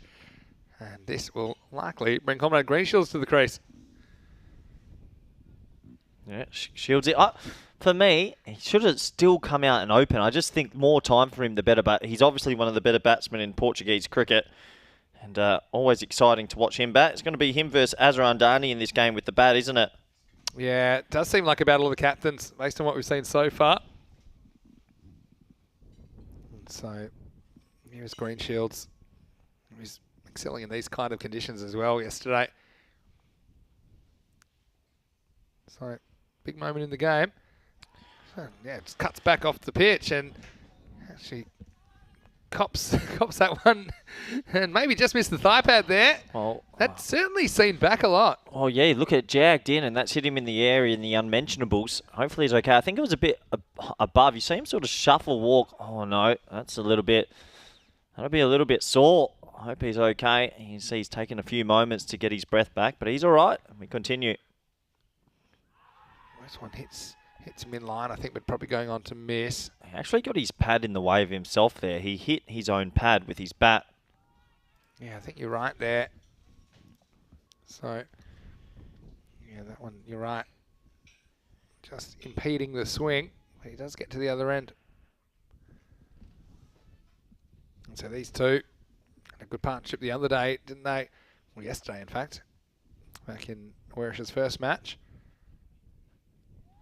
Stoneman again, lets this one go. So that's a couple of times he's done that. See Barry Eaton's out there, square leg, keeping warm. Yeah, you put him under a bit of pressure before, saying he hasn't made any wrong decisions ever, and he's a bit nervous about it, isn't he? Matter of time. Then you really burn your umpiring stripes when you make a shocker on global television. Oh, no, it's a no ball, and it's going to be possibly, it will be 4. So a poor delivery, and... the no ball as well. Insult to injury, Vinny. Check out the front foot here. Yep. Yeah, it's a no ball. How's his ankle? It's just flexible shoes. But Stoneman plays a really nice shot. That made me feel pretty uncomfortable. It's the shoes. It's not his whole ankle that's doing that. Yeah, I know, but I hope they should be nice and secure. Don't want to see any injuries. There'll be free hit coming up. Yeah, it's been a really good over up to then as well. Parth Patel, got wicket. dot, leg bite, dot, but then no ball, +4. And he's just trying to sort out his run up here. I think maybe the wind's coming to it as well, because the wind's so strong behind him and also left to right. Maybe that's what makes his steps bigger and pushes him over the front line. Yeah. Stoneman's got a free hit here. Good chance for him to free his arms. Yeah, he's got a big opportunity here, young Stoneman. Good player. He goes to that favoured.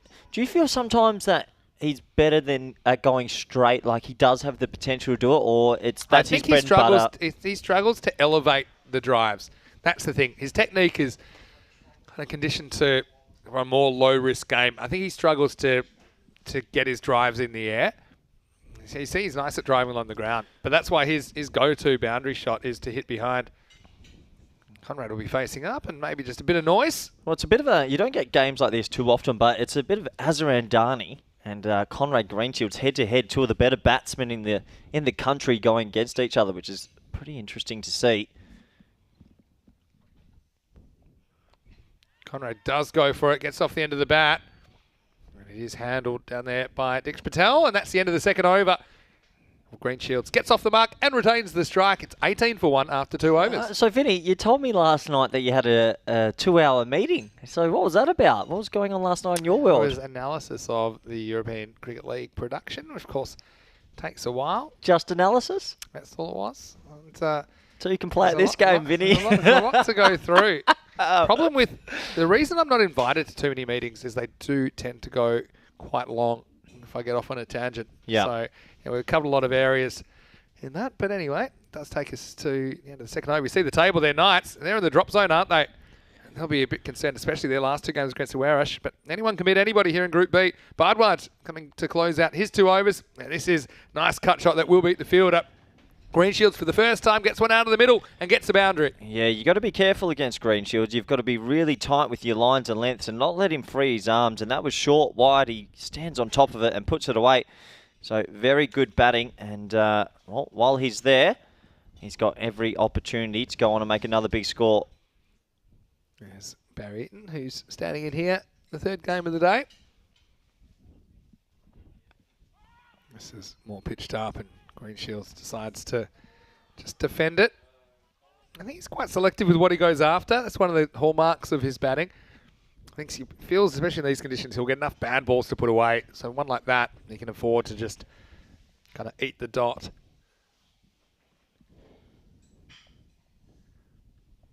Oh, nice shot that time. Another short, wide delivery. And, well, he's not going to miss out on that. 2 forwards in this over for him. Yeah, and it's good shot selection, isn't it? He doesn't try and pull across this.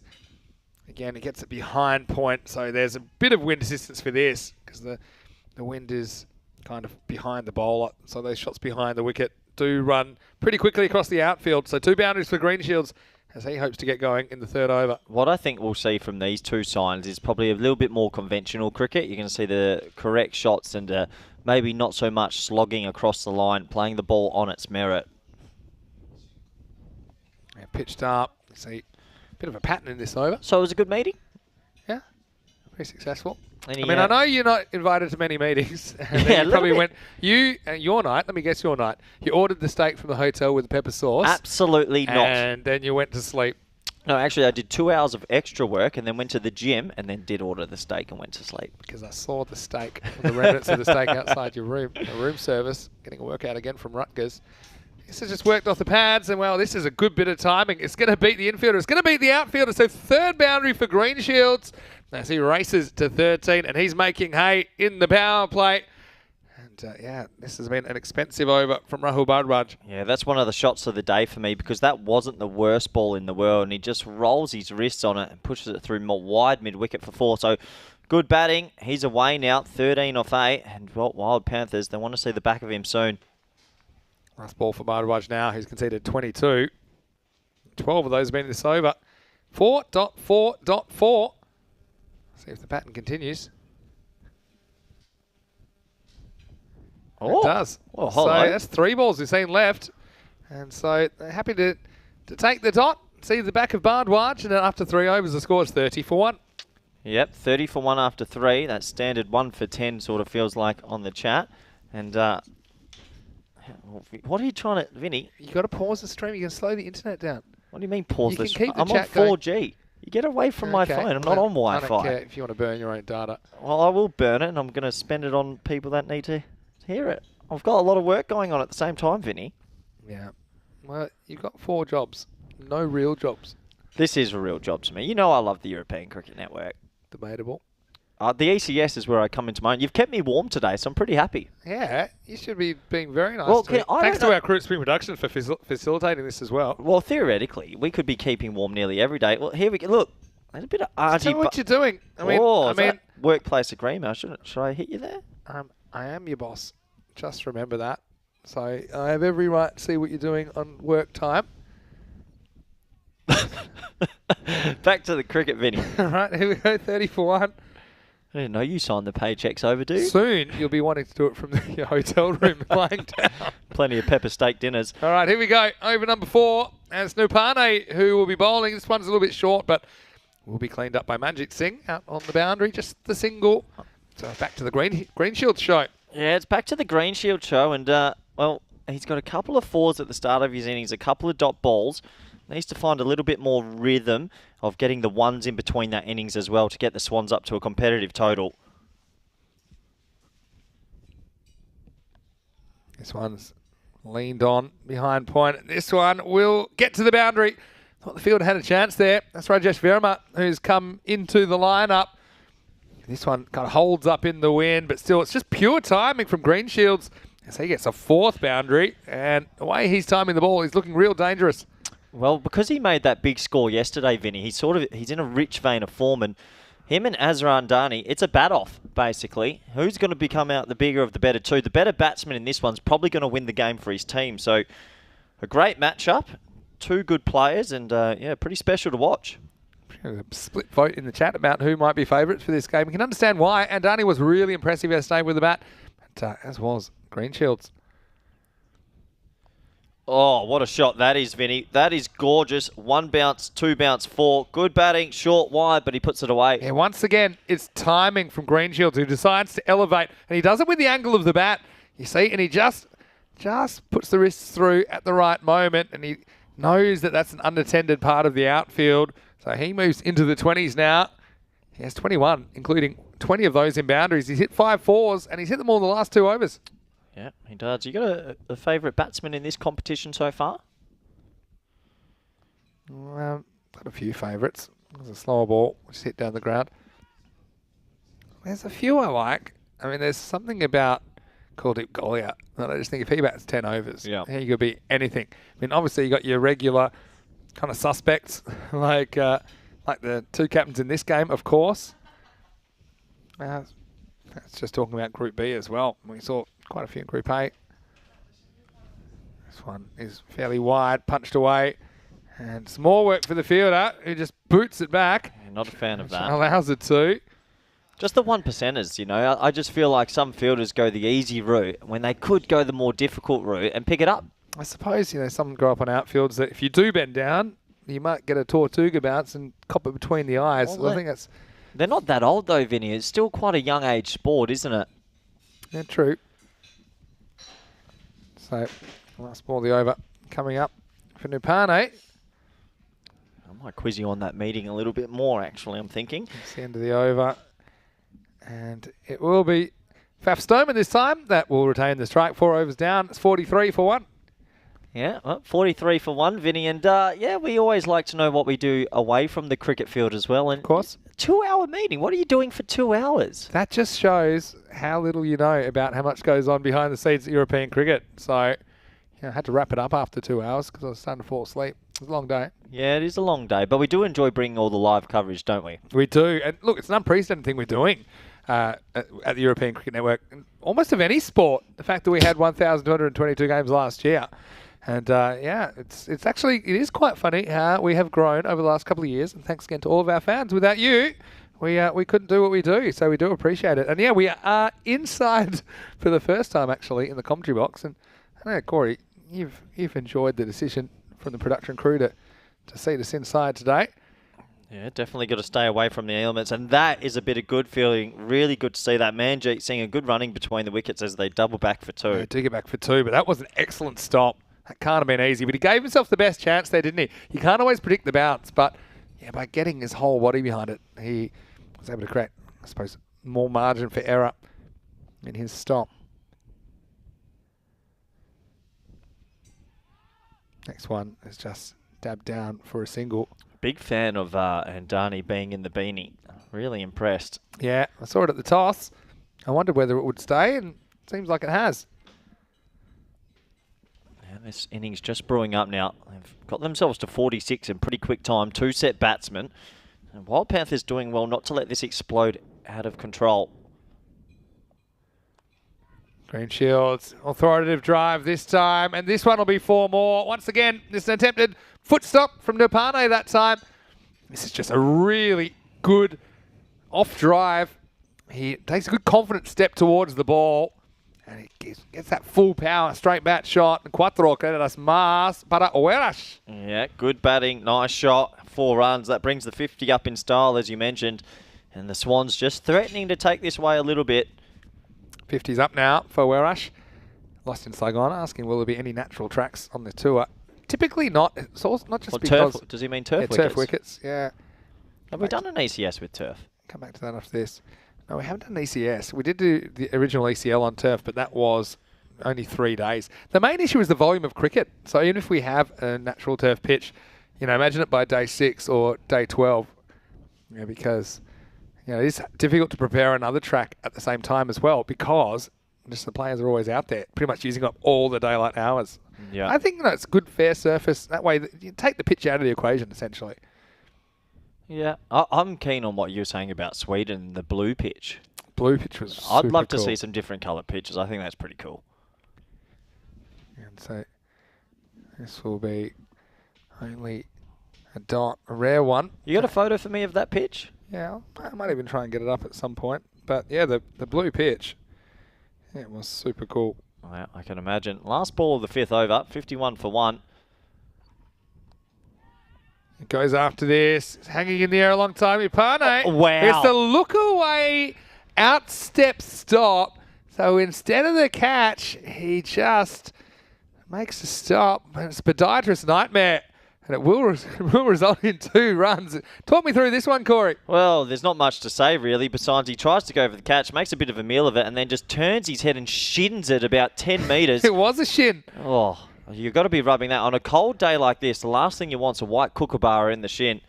And that's definitely going to hurt. And so take a look, and, well, there's a nice photo of the blue pitch. Pretty impressive. So it's the end of the over. It's 53 for 1 at the end of the over. So 106 pace, you feel like that could go up a bit if particularly Green Shields gets going. They've got some good hitters to come as well. I think Judgett, he's a 6-inning machine. Well, that's a big wide, Vinny Sandu. Look, we've had a bit of time to look at all 10 teams in this competition. Have you picked your favourite kit yet? Favourite colours? Good. It's got to be... Mine are on the screen right now. It's got to be Wild Panthers. You can't choose mine. You get your own. Well, it's my favourite as well. Say geniuses choose purple. As this one is hit away, and it's going to be another boundary. Green Shields, you know, they've tried to bowl away from him, I think, outside the off stump to take away the leg side, but he's got the offside shots going well as well. And this one cuts into the breeze and away from the field of 4 more runs. Yeah, it's all good and going offside, but you've got to hit the length right, and they've bowled way too short outside off stump, and he's just feasting on these wide cut shots. So another 4. There's Barry Eaton in the background. Looks like he's enjoying the warm weather. And yeah, it is a chilly day, that is for sure. Mitchell. This is a slightly slower ball. Adios, pelota. Boom. Shaka. Finally got one straight, and that one's disappearing into the farmland over yonder. 6, the first Maximo to Conrad Greenshields. Well, it's one of those slow balls that's actually too slow, so he can adjust easily. He puts it up in the breeze, and it goes miles into the little paddock over there. 6 runs, and yeah, it's just a bit too easy for Mr. Greenshields at the moment. He's averaging 137 in the series now, Conrad Greenshields. He just tries to get a bit too funky with this and whacks his pad in frustration. He's an angry man, isn't he? He's a bit of white line fever. He just sets himself higher standards. He knows that this is a nothing shot. All he's doing is nicking that. Well, it's not very nice to the pads. Well, they're built for impact. Well, God, do you remember Devin Conway in the semi-final punched his cricket bat and then missed the final because he broke his thumb or something?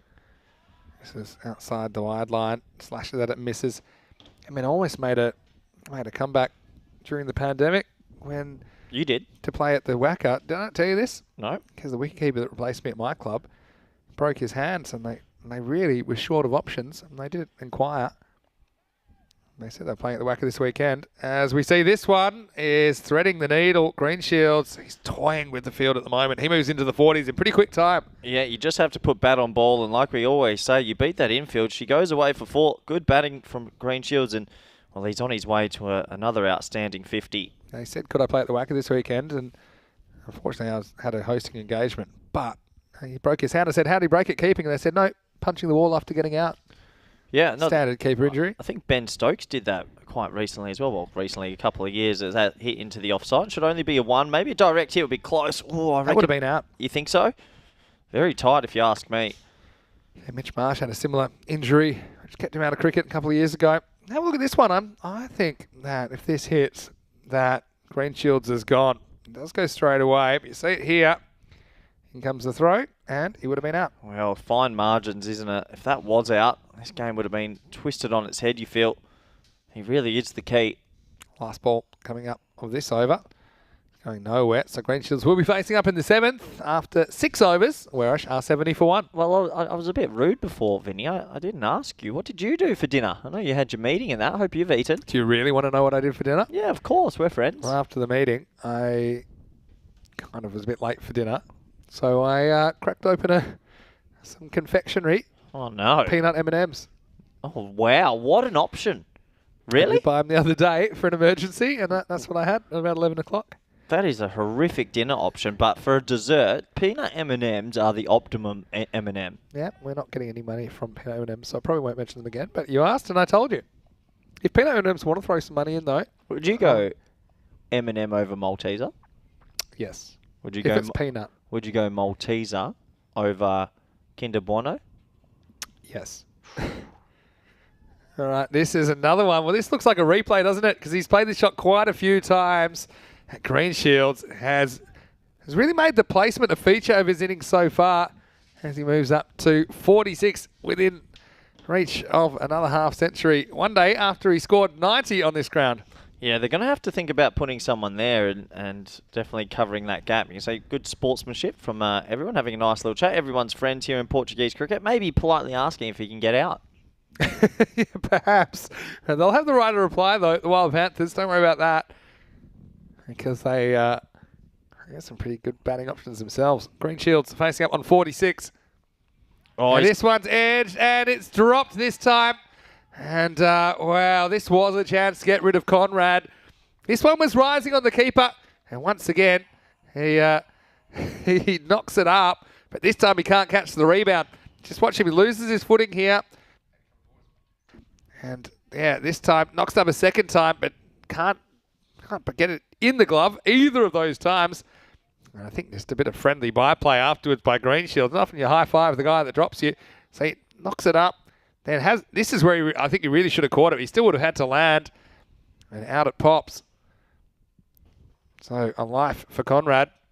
And now it goes leg side, drags it, but this will bring up his half century with another boundary. He's been scoring a lot along the carpet this time. His 10th 4 brings up his 50 off just 22 balls. Has hit one Maximo as well. But once again, the Warish captain looks like he means business here in match 31. Yeah, it's just easy pickings. He gets 2 straight that time, and they just moved third man back and brought that man into the ring. So 4 through square leg, and just has to be careful here, the Panthers. They just got to keep it on a better length, maybe 4th, 5th stump, and have the fielders in the right positions. Now it goes up and over, and I know this one's gone, and it's gone a long way. Maximo! 6 more to Green Shields. Well, Mita's after it. Well, she might be the one that'll win the race, but it'll be a long race because that's a big hit from the skipper. Reminds me of when like a under-18s kid would go play under-12s just to help out and just bully everyone. It's Man versus boys about it. Yeah, it is. I mean, the way he bats in this league just feels a bit unfair, Here's if the anything. thing, a lot of people talking about Stoneman being slowly, but this is a case of batting in partnerships, maybe? Stoneman, that's probably his rate that he can do. That might be another boundary, and it is another boundary. Well, Greenshields, he's on track here for 100, Vinny. He didn't get there yesterday. He's going to get close today. Yeah, hopefully they haven't put the kibosh on him for his sake. But we did see a century yesterday from Andani, the opposition skipper in this one. And I think a few people in the chat saying good sportsmanship by the keeper, who, obviously doesn't claim the catch. It might have been unclear to some people on the field, but I think it was reasonably clear to most. They didn't hold on. But yeah, very good sportsmanship to not claim it, obviously. And this is hit hard as well. Another boundary. Well, they just cannot plug the gaps at the moment. Conrad's been playing shots all round the ground. He moves to 64. That was an expensive over in the end, wasn't it? In the end, it will go for 22. It goes magical, the first magical of the innings. It's 92 for 1 after 7. Let's have a look ahead to September. Ooh. And we're going to have the European Cricket Championship. Once again, the second time we've held this. England, they are the defending champions. They will automatically qualify for Championship Week. We'll have 4 group winners joining them. I'm going to take you to Group B. Netherlands, your home country, along with Denmark and Sweden. So a bit of a northern influence. Hungary, we know that they like T10 cricket. And Finland. So, yeah, 3 kind of real northern European cricket nations. Hungary is a bit of a wild card in the Netherlands. How do you think that group's going to go? Yeah, that's an interesting group. Hungary, I think, might be the surprise packet. We know how dangerous they can be. The Dutch 11, obviously, they'll try to find out that T10 groove again. It's going to be a pretty open group, that one. Yeah, I think so. Corey Ruckers, Spanish national team coach. We'll see Spain in Group A. We'll also see Portugal in Group A. See Stoneman, I know. Is there still room for batting in partnerships? I mean, Stoneman's just getting the one and handing it over to Greenshields. Surely that's his role at the moment. I think this is his optimum as well. We saw yesterday he doesn't really strike more than 150. 120 is probably on par for him with his strike rate, so I don't think you're going to see too much more. He might get the odd boundary away, but it's a team game, right? They're going at 13 and over. He's not a big hitter. He's just not a big hitter. It's not his style. Conrad's got the stability of getting the strike back. Here's Dicksh Patel. This one would have been a wide. Instead, checks his shot and actually doesn't take a run. Probably not a bad option at this stage. He's seeing him too well. I mean, this one's pretty wide of the mark, but he still gets off them fairly close to the middle of the bat. But he checks his shot and so no run. See, this is where the Wild Panthers got to keep their head up and not let it blow out of control. They don't want to be chasing something like 140, 150. This time another slower ball. It's guided away. So that's all about length. That length is good. That's not too full. That's not too short. That's just a good length. And I'm going to throw this out there. Talk to me. Strategic retirement. Stoneman's done his job. He's batted through 3/4 of the innings. Do you throw like a Path Janjat in there or something now for extra firepower, or are you just happy for him to try and accelerate? So he wants this one, and he gets it, but he does find the fielder, so just a single. That's the thing. There's a fielder there for that. He's got to be learning in his game. How can he go over cover, over mid-off, straight? I think he wants to go more backwards there. I think he ends up finding the fielder. Yeah, I know, he got in a bit of a tangle. He's got to have other release shots. This is dragged away off the inside half of the bat. Question from Sam Nick for the ECC. Do the players need to be eligible to represent the country or simply play for a club in the country? No, I think typically it is the kind of ICC. It's an ICC sanctioned tournament, right? So you have to be fully qualified. Can't be just playing club cricket in the country. You've got to be fully qualified and eligible for the nation via the ICC. Let's follow the over. It's good bowling. He goes and gets this one from about 3 pitches over, and he's going to get dropped. It's another juggling job, and down it goes as Path Patel makes a meal of it. Well, what sort of cricket is this?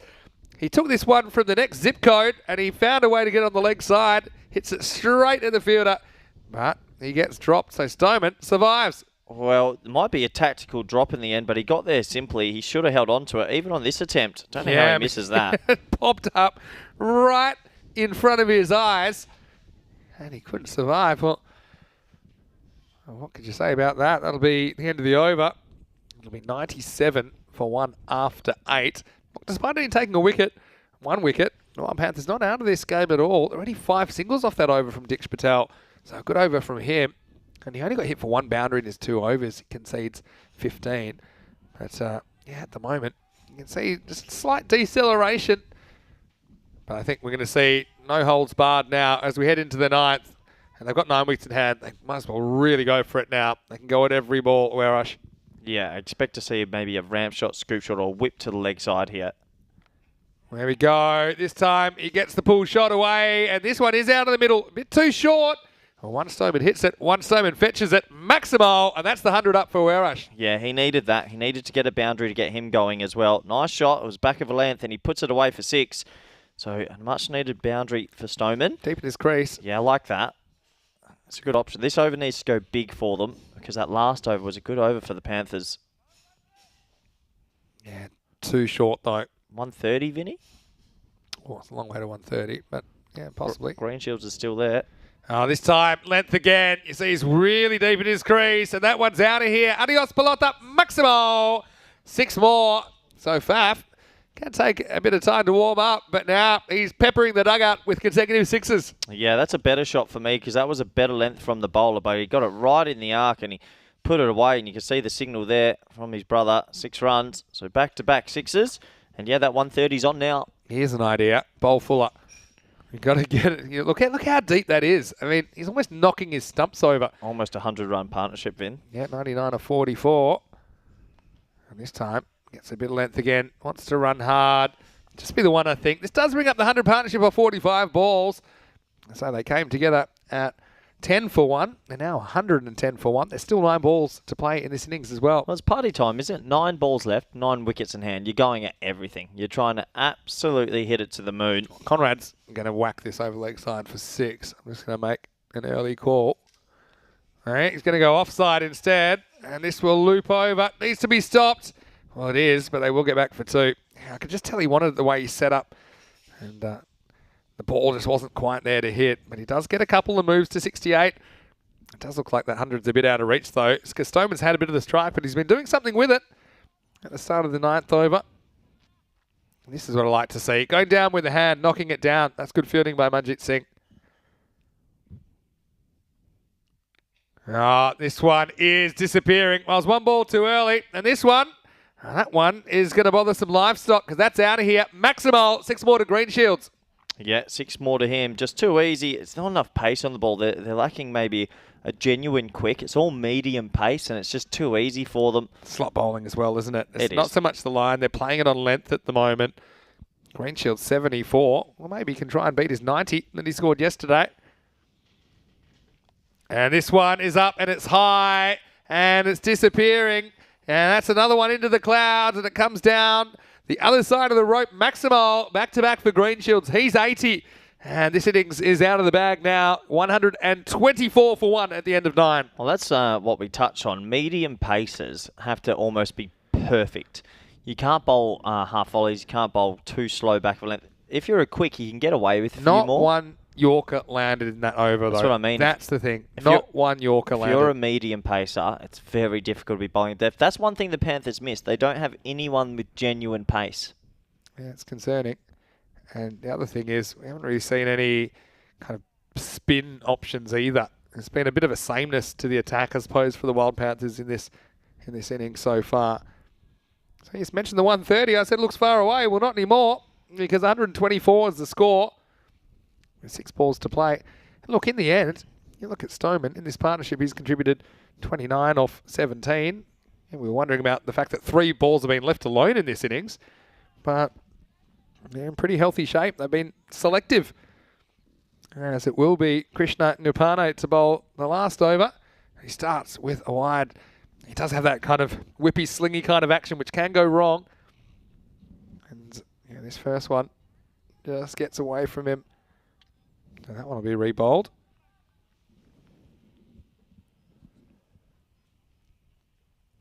Nupane. See, he's trying to keep it outside off. I can understand that. 140, Vinny? Could be. Now this one is up and it's straight and it's out of here. Well, that one is into our old office as it's going to go down the ground. Maximal. What's the better shot from Stoneman?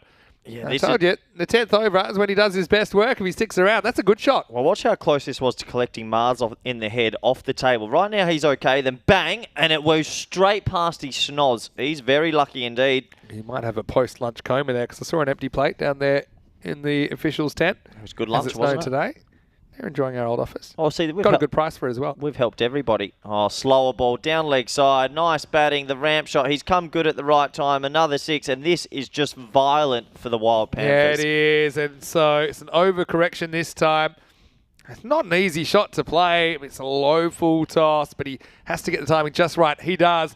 And look, for everyone that was getting into Stoneman, I mean, now he's going at a really good rate. You wanted to retire him. No, I was never said it. serious about it. It was You just a question. said it. 44 of 22. I mean, he's going at 2 a ball pace for his whole innings. So You said it. just saying, it's worth thinking about. I'm glad that it didn't happen. 1 hit away from 50. Yeah, that might do it as well. In fact, this will be a half century for Faf Stoneman. It's caught nicely in the batting gloves. It won't be out. That's Lucas Mount over there as he takes the catch. But it's a first half century here for Francois Stoneman in the series. He brings up off 23 balls. 5 sixes and a 4. So he's accelerated. And this score is now out of control. Yeah, absolutely. Whoa, new graph. But anyway, Well, that's like a bit of a nod to the departed. Run Horst, who was out for 6. is 6 sixes on here? Vinny, it could be on. Well, as soon as you mention it, it won't be. Well, it started with a wide, so at the moment there's 19 off 3 balls. Never say never. You'll be wanting it. Oh, Well, he's going to be out here, or is he? I thought maybe he got a little touch on this. Just perceived a bit of a deflection here. Maybe I'm crazy. Or maybe it was just as the glove went past the ball on our view. But, well, that's one way to put away the 6 sixes. It was a pretty ugly shot, but now's probably the time to try it. 2 to come. Well, this has gone high again, and this one is also out of here. Well, don't bat left-handed when you can play that well right-handed. Maximal Stoneman. It's a breakout innings for him as he hits his 4th Maximal of the 10th. This one's gone magical. The score, 149. So we know it'll be a 150-plus chase, and there's still 1 ball to go here in the first half of match 31. yeah, they're about to cross the 150 mark. He didn't have to play that reverse sweep when he's playing it so well out the middle of the bat with conventional shots. There he goes one more time, and well, Conrad appreciates it. And he is thrilled for his opener as he's going to finish with 5 sixes in the over. It goes supersonic. 31 runs come off the last. It's a Depane nightmare, and Conrad says, that's how you do it, boy. And they're going to finish with a big score, 155 for 1 off the 10 overs. And well done to Faf Stoneman. I think it was a really coming of age innings for him at this level. He's going to finish on 62 off 26. Now, having said that, we know Wild Panthers, some of the batters they've got, they're the kind of team that could pull off this chase, but it's going to be a big one. The target will be 156 in the second half. Yeah, they're going to need a miracle to chase this down. We don't see many chases over 150, but well done to those 2 men on your screen, young Stoneman and Greenshields. They get the round of applause and hugs from their teammates because they've put on a monster partnership and they've taken their Aureus Swans to a monster score.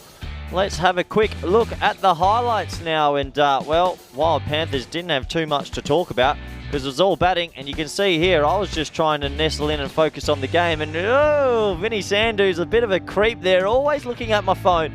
But back to the action. And, well, Stoneman got off the mark with a cute little flick down the leg side. The fielder just couldn't keep up with it until the very end. Little bit of a tumble there. And there was only 1 wicket in the whole innings. So Brendan Badenhorst, he might feel himself pretty upset. Wild Panthers were fizzed up at that stage, but I don't think they realised what was about to happen to them because Greenshields and young Francois Stoneman put on a brilliant partnership. And it seems like that Barry Eaton, when he's out there umpiring, there's just runs galore. This was a nice shot through Greenshields through the offside, and that's how he started his innings, on the offside mostly. He got some balls out there that he played really nicely into the gap and did that well to get him going. And Stoneman was a little bit slower at the start. He had a little bit of luck here and there, but he got himself in, and that's the important thing. And Conrad Greenshields, well, we know he's an aggressive man, taking it out on his pads there. He played some really nice shots at the start. This was a half chance. If that had hit the stumps, then this partnership wouldn't have happened either. You got to take the 1%ers, otherwise they'll come back to hurt you, and that's exactly what happened. Because in the last 5 overs, these 2 batsmen were in. This was another chance gone down. So a couple of opportunities to dismiss this partnership, and if you don't do it, they will hurt you in the long run. And this was the other chance for Stoneman. So probably 3 genuine chances went down, but as the batting unit, they capitalised on it, and Stoneman really did. He took 5 sixes in 1 over. He could have had 6 sixes in an over, an opportunity. Unfortunately, he couldn't pull it off. Greenshields was still going about his business also, hitting runs at will. And Mars out there almost copped one in the head, but luckily it missed him. And this was the over. Francois Stoneman, beautiful power hitting to the leg side. He can keep himself very happy about that because it was a special little innings and a special little partnership. Both batsmen making more than 50 runs. Not too often you see that in a T10 innings, and you can see how energetic both batsmen were right at the end. So sensational viewing if you enjoy watching batting groups go large. And in the end, we were saying maybe 130, maybe 120. They passed 150. Not too sure many people saw that coming. Let's have a quick look at the batting scorecard here. And well, where there was a two-man show and some excellent strike rates for both batsmen, that is for sure. And Conrad Greenshields, I don't think... Yeah, he's only been dismissed once in the tournament with a 90 not out, but he ended up with 80 not out off 30. While Francois Stoneman, who started pretty slow behind him, was catching up at a rate of knots, 62 off 26. And in the end, 155 for 1. So a massive total, a lot to ask, you would think, for Wild Panthers. And Mr. Patel, pretty happy with his figures. None for 15, 7.5 economy. And, well, everybody else, the economies were pretty large. I mean, Rahul Bhardwaj, he bowled 2 in the power play and only went an 11 and over. That's not bad to bowl 2 in the power play like that. But everyone else, it wasn't their day with the ball. And I'm sure they'll try and respond better later today in match 4 when they get another go. So join us at the halfway stage. It's the Wild Panthers requiring 156 to win. We'll be back in 10 minutes for the all-exciting run chase. Thank you.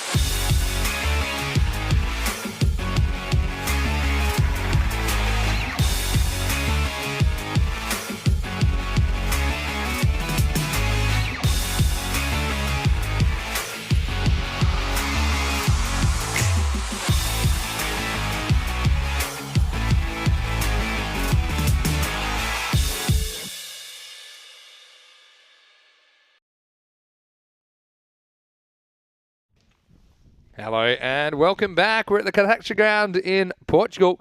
Have a look in the background. You can see the house of the ground's founder, Paulo Butchamatza, who is a part of the Warish Club. He's 12th man actually for this game, Paulo.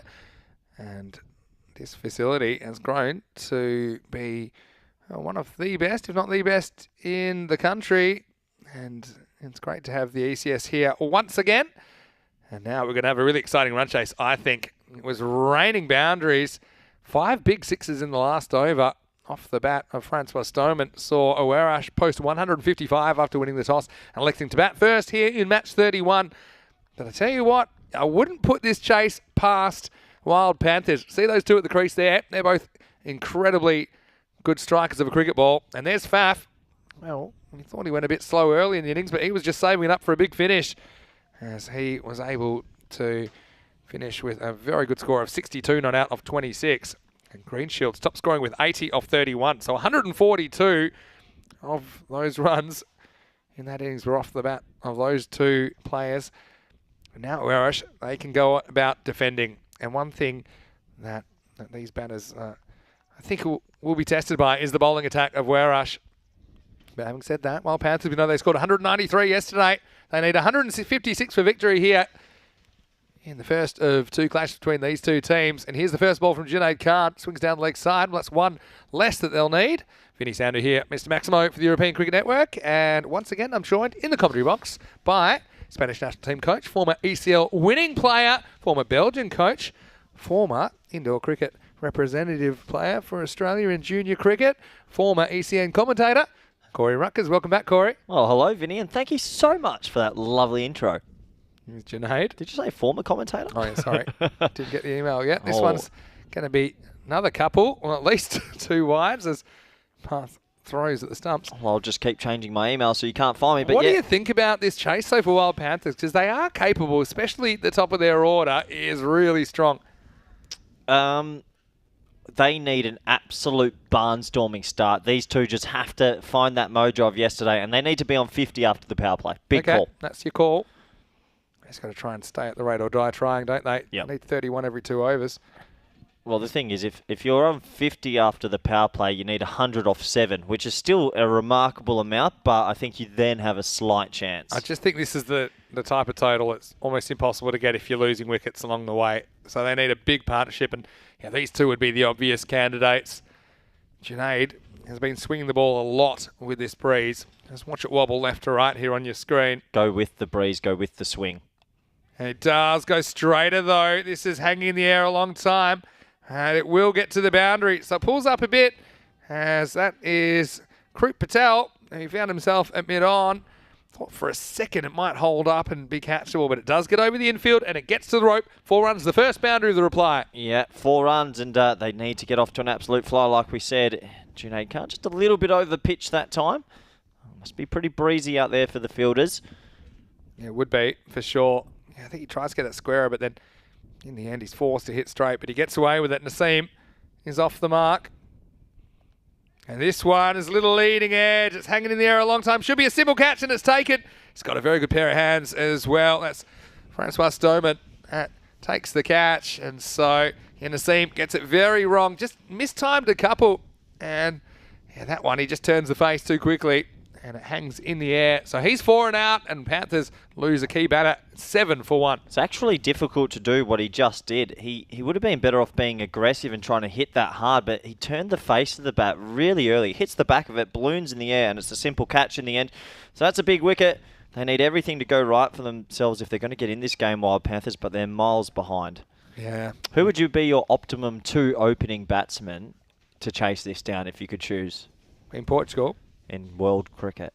I don't know, there's lots. Afridi and Gilchrist might have a chance of chasing it down because 150, a plus 150 is near on impossible, isn't it? Doesn't happen often. But, I mean, the highest score we've seen chased down, the highest target we've seen chased down successfully, 159. We saw it last year by Cluj. And that was the game that had, well, what was the highest power play. 77 by ACCB, who scored 158 and then lost. Wow. To Cluj, who we know from the ECL pretty well. Junaid's given a few freebies out here. It's Diksha Patel, who's out at number 3. Yeah, he just seems like he's struggling with that breeze. I can understand. It's not easy. But he's getting on with it. Tell you what, Junaid Khan's hair's looking pretty good in the breeze, isn't it? You see the flags.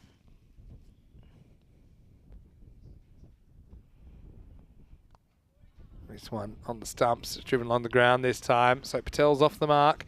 And Darnie hasn't even faced a ball yet. And now he'll get to face up for the first time. Yeah, hasn't faced a ball just yet, but we know how important he is. He hit a remarkable 118 not out yesterday. Very talented batsman. Be good if he gets in. So if he gets in, it makes a bit of a game of it. He'll have to deal with the swing of Junaid Khan first up. That's a nice looking shot, but he picks out the man at cover, and that's Conrad Greenshields, his counterpart. Good fielding there. Only 9 so far. Got to try and find a boundary off this last ball. I mean, it's so difficult. You've got to be going at the rate the whole time. I mean, they're not, because of the freebies and the one boundary, not too far off it. Maximo makes a difference here. And Junaid Khan will come in for the last ball, the first over. He gets something he can turn on this time, and it will be another boundary. So Andani is away. He gets 4. It's the end of the first over. 13 for 1. Yeah, nice batting. Gets the short ball. Swivel pull goes with it, and a much-needed boundary. You're right. If they can get 2 boundaries and over consistently, they'll keep themselves in this chase, Vinny. Lily Panda in the chat saying, hello, any panda sightings? Well, Lily, oh my I know word. you might have just joined us. I know you're watching from New Zealand. Go back and watch, well, the end of the first game and certainly the start of the second. Just go watch the start of the second. But the story started. Remember the 5 and all that? The end of the first game and the start of the second. And then, well, maybe if just avert your eyes for the second half of the second. But it was a very panda-heavy morning of cricket, wasn't it? I lost it on the commentary again, didn't I? Yeah, the start of the second game. Yeah. Corey, he was restrained, actually. We had him in the Hannibal Lecter style I've got a lot face mask. I've got a bit of energy. I can get carried away sometimes. I'm happy to admit. Here's Greenshields over number 2. He can swing it around as well. And this one is skewed up in the air. And it doesn't quite carry to Miguel Stoneman. Doesn't really see it. Well, it's right in front of you now. I can give you the tip. This one I thought with the breeze it might carry to him, but in the end it falls just short. And Diksha Patel gets away with just a single. Yeah, the specialist third man wasn't too special there. Didn't read it too well and sort of cops it in the right leg in the end. I don't know what he's looking at. But yeah, half a chance at best. Here's the contest. Here's a good contest. Azran Dani facing Conrad Greenshields. Good friends on and off the field. And so this time will just be a single. Anticlimactic. The 2 captains going at each other. They had an interesting bit of eye play at the toss. Nice to see some friendly trash talk from them. Oh, did they? Just in a friendly way. I mean, I think it's a community in Portuguese cricket, so I know they know each other very well. Yeah, plenty of good things to come out of Portugal. Nando's is one. Lily's going backwards in the stream. Makes sense, Lily. Go have a look. Enjoy yourself, And when Lily. you come back from your time machine, let us know what you think. This one is another edge in that general direction. This one won't be stopped in the end. Stoneman just a step behind where he needed to be. So Diksha Patel gets lucky. He gets 4. As the Panthers trying to put something together here in the power play. What I do like is that he's going as hard as he can. He shouldn't giggle, but did you see Conrad Greenshield's little boogie dance there? He's almost rolled his ankle in the last moment. Hope he's okay. Well, we know that Conrad, in the one-on-one contest last week, he almost injured his knuckle punching the pitch, celebrating. Really? Do you not know that? No. Anyway, seems to be back to full fitness. Gets this one outside the off stump again. More work for Miguel Stoneman. He's going to have leather poisoning down there. This will just be one, though. Yeah. So remember the pace I said, 31 per 2 overs. That's pretty much what they need here. So It's just, it's so many runs on the board. It's a cracking pace, isn't it? Oh, you have to have so much luck, and 2 people need to click. It couldn't be 1. You need 2 people to have blinders. Not easy to do. And Darnie's turn. Gets a slower ball from Greenshields. So just kind of not backing himself. That's the kind of ball that if you like, you can try and swing that away to the leg side with the pace it was. But Darnie just happy to take 1. Well, Andani knows what he's doing, though, so while he's there, you feel comfortable. I like what Mr. Patel's doing here. He's going at everything and just hoping, so I don't mind that. Just backing himself. Last ball, the second. Now, this one's hooked away. It's too short, and it almost gets caught. Wow. That's our Portuguese man, Vinny. It's the local talent. Yeah, well, who'll be disappointed here? That's Diogo Martins down there. Well, he's born and bred Portuguese. And this one fell straight into his lap and it almost stuck. Well, he lurches forward. He can't hold on, but he does make the stop at least. And so, unfortunate for Green Shields, but he only concedes 9 and it's 22 for 1 after 2. Well, I'll tell you what, all of Portugal might have stopped and held their breath for a second if the local man had taken a catch. It would have been a hanger. We look at the table, and this is why it's a big game, because if the Swans win this, they're 3-3 and they're away. Yeah, they'll be up to the top of the table as well, with a game to boot today. Wild Panthers, though, they're also on 4 points, so whoever wins this contest will be ahead of the other on points. Here's Junaid Khan, and they're going back to him in the third, and this one is a bit of a top edge. Got to make the stop here, and he does well. He throws himself at that, and so that will just be 1 run. Not a bad result. And Darnie just not quite getting the timing on this. As you have a look, some good team fielding here, isn't it? And that's Lucas Mount, who just taps it back to Faf Snowman. It was Mr. Patel, Vinny. And Darnie doesn't play shots like that. Mr. Patel, he's swinging at everything. It was only 1 off the last ball, the last over, Vinny. Oh, nice shot. And again, 4. Well, he's just standing in the same spot, swinging to the leg side, and either they're going to come out the middle or get a little bit of luck. 4 runs, and while he's there, you never know. Yeah, that's true. And so you are right. So going 2 and 4 this over. So only the 1 boundary last over. That's why they kind of fall a little bit behind. Have you consumed anything in the last 10 minutes that might put you off your game? No, I'm right on my game, as usual. You look a bit bleary-eyed, Vinny. Well, it's just going to deal with you all day. Not easy.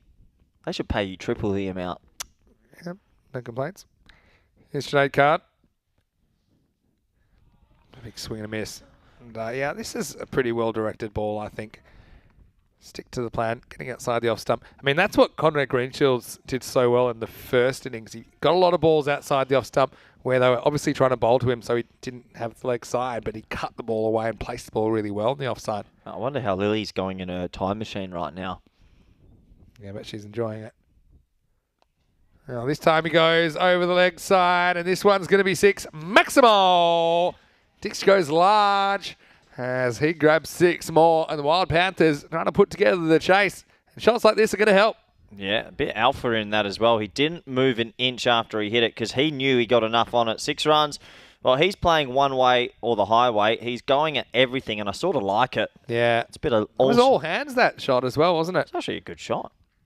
Yeah, and you just know this ball, he's thinking, I'm going to try and hit this over the leg side as hard as I can. We should have warned Lily to take some earplugs when she goes back into the past if she's going to watch those 3 6s.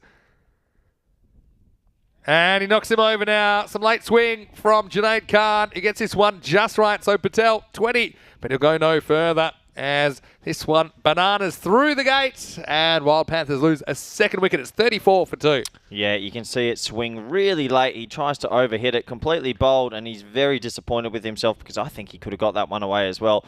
But credit to Junaid. He picks up his second wicket, and the Panthers, well, they're falling behind here. Yeah, it was pretty much a full toss when it passed him, but it's that movement. And he has been getting the ball to swing consistently and considerably.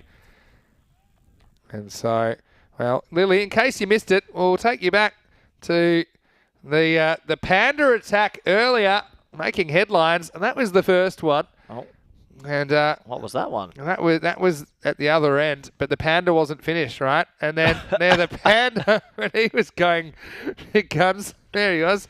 And then this is just a random assortment of Panda highlights from the morning. Was he eating grass there? Do pandas eat grass? What do pandas eat? Bamboo shoots. Oh, sushi, of course. No, I don't think that's right. Oh. I think you're thinking of some of the fast food chains. I wonder what a bamboo shoot's like. Do not know. I used to have I saw a bamboo cricket bat once. Oh, and he does 2 in a row. And take that, Manjeet Singh gets another bender. And this one goes through the gate. And so 2 and 2. He's swinging it around corners at the moment, Junaid Khan. And he won't get a chance for a hat-trick because he's out of deliveries. But still, he made the most of the last 2 at the end of 3 overs now. It is 34 for 3. Yeah, well, when you get the ball to swing, you ask questions of batsmen's techniques, and you can see there his technique was all at sea. He's missed that by a long way. He looks stunned. He didn't know what happened, did he? That's a bit of the Mike Gadding expression after he got bowled, except that time he should have known from the noise behind. The death rattle was there. And so, well, that's Junaid Khan, who's going to finish with 3 for 25. So, yeah, a bit expensive, but he does pick up 3 top order wickets, and we know how important they would be, especially when you're trying to put a 150-plus chase together. Wow, this game is moving along quickly. This day's moving along. Vinny, it's already 1:38. Today's flown by. Yeah. Look what happens when we're inside in the nest. Yeah, 1:38 Western European time, which is where we are. I'm feeling as refreshed as I was this morning. This is a phenomenal feeling. And, well, 34 for 3. Yeah, it's up to one man. Mr. Andani has to play another remarkably. Surely I just can't see him being able to do it. He's now facing his national compatriot, Nepo. Yeah. He's been a bystander so far. He's only faced 4 balls in the power play. And he's got 6, including 1 boundary. But, yeah, not the power play they wanted. You said they needed 50 in the power play. They ended up with 34, and they have lost 3 wickets. Yep. Keanu's jumped in with a question, and I'll roll this one out to you in a moment. It's a good question, actually. Anyway, Andani on strike. Nippo. This one just worked away. That'll be 1.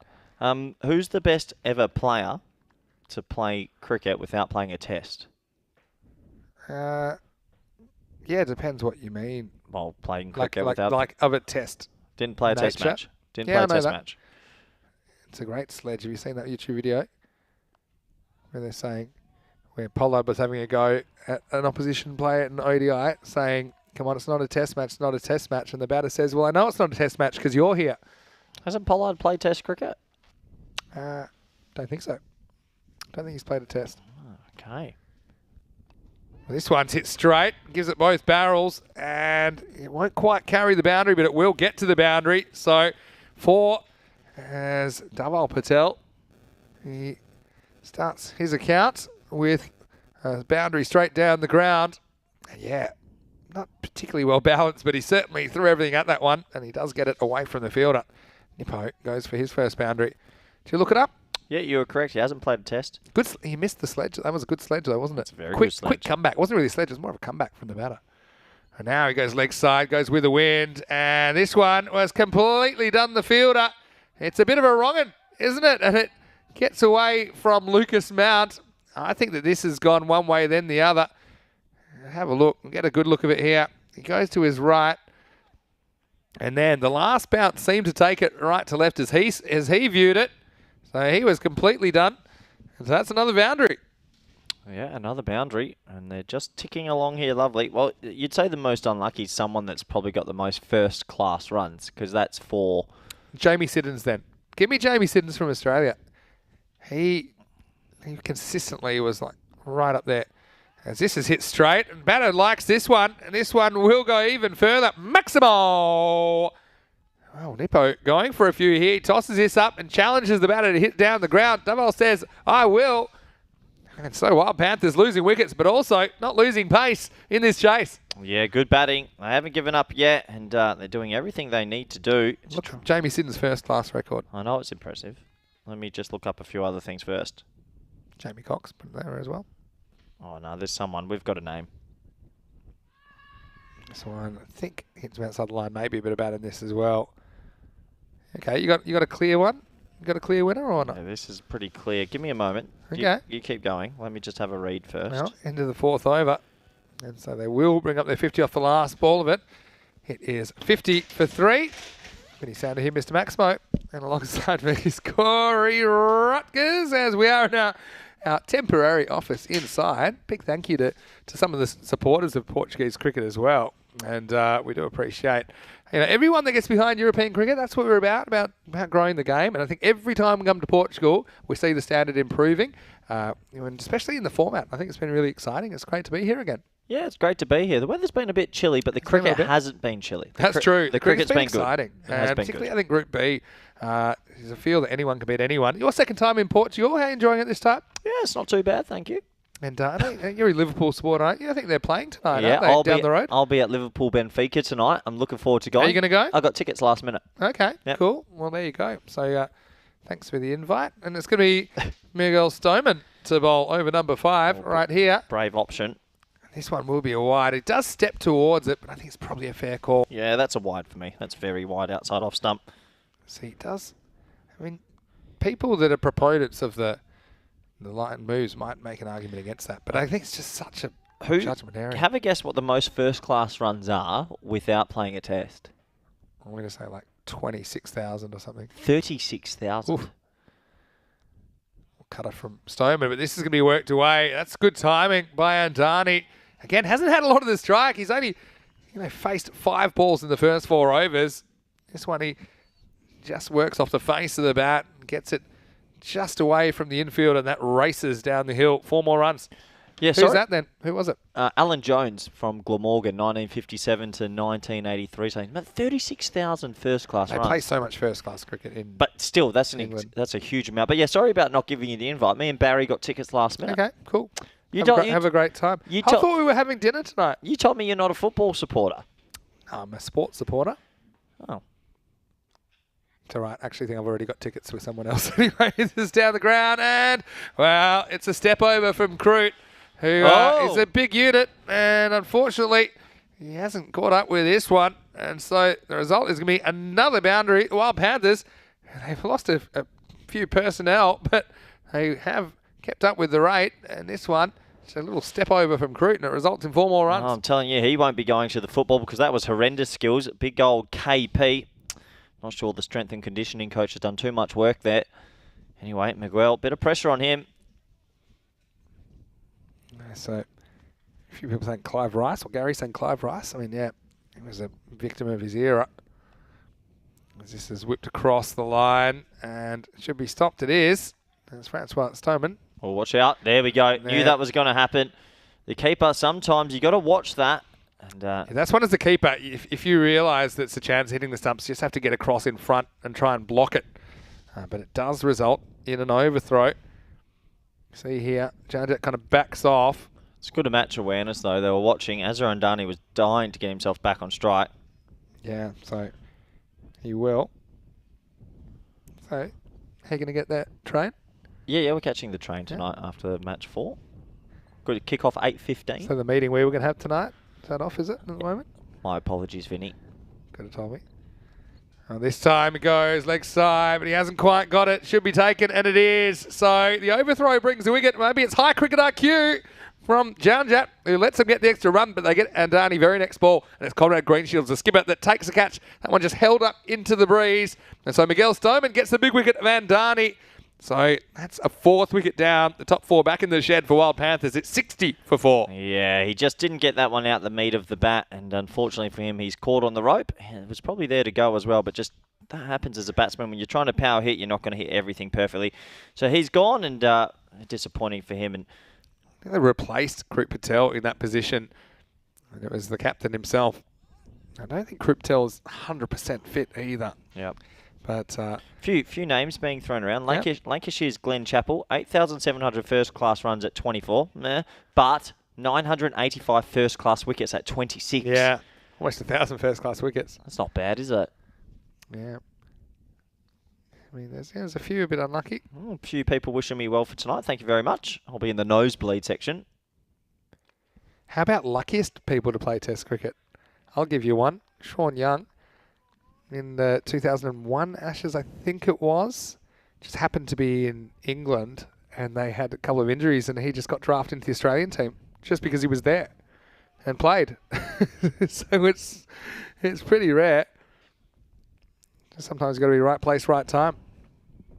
Yeah, fair call. That is true. This is Verma. That's into the side today for the Panthers. So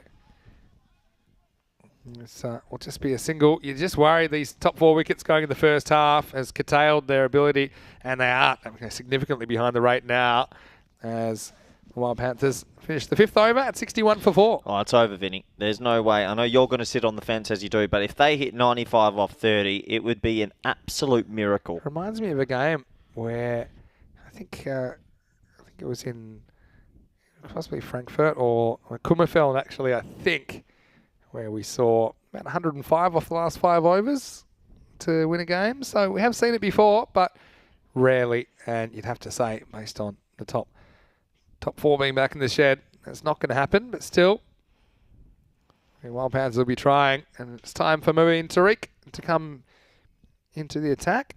Former Knight. It's hit pretty hard. Almost takes out his partner. Green Shields will clean up down there. Just a single. Yeah, just a single. And what are you going to be doing for your evening? You're going to be watching the football? I probably will, mate. I was actually thinking about coming in. Did have an offer to come watch the game as well. Who was the offer from? From one of the players from the Spanish tournament who's travelling for it. This is going to be dragged to the leg side and good stop. Faf is pretty handy in the field. Doesn't miss too much. Well, he's had a good game, hasn't he? He batted really well and probably feeling pretty confident out there. Are you calling it again that this game later with these two teams that Wild Panthers will come back? Tell you what I think about that in a second. As this is skied and it's a long way in the air and won't even get to Green Shields in the end. Doesn't go more than probably 25 yards from the bat. What was the question again? Do you think the Panthers will respond in the next game? The fact is they're having to chase again. They don't get to set the pace. And this one knocks him over. So Tariq gets it just right. And Dhaval Patel, well, he tried hard while he was there. Did hit 2 4s and a 6, but he's going to have to go for 15. And Panthers falling behind. And isn't it nice to see some actual side spin? A bit of a radical idea to actually spin the ball.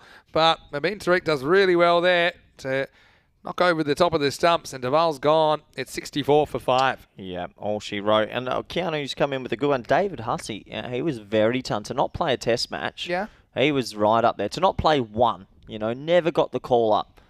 There's a few unlucky Australians in that era. Yeah, but he was at the end of that sort of era. He could have slipstreamed himself in.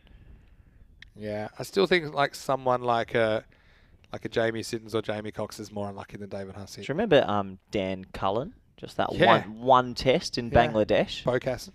Yeah. One test. The other thing is that someone like Jamie Siddons didn't even ever play for Australia in any format, not just tests. Right? At least David Hussey had a bit of an ODI.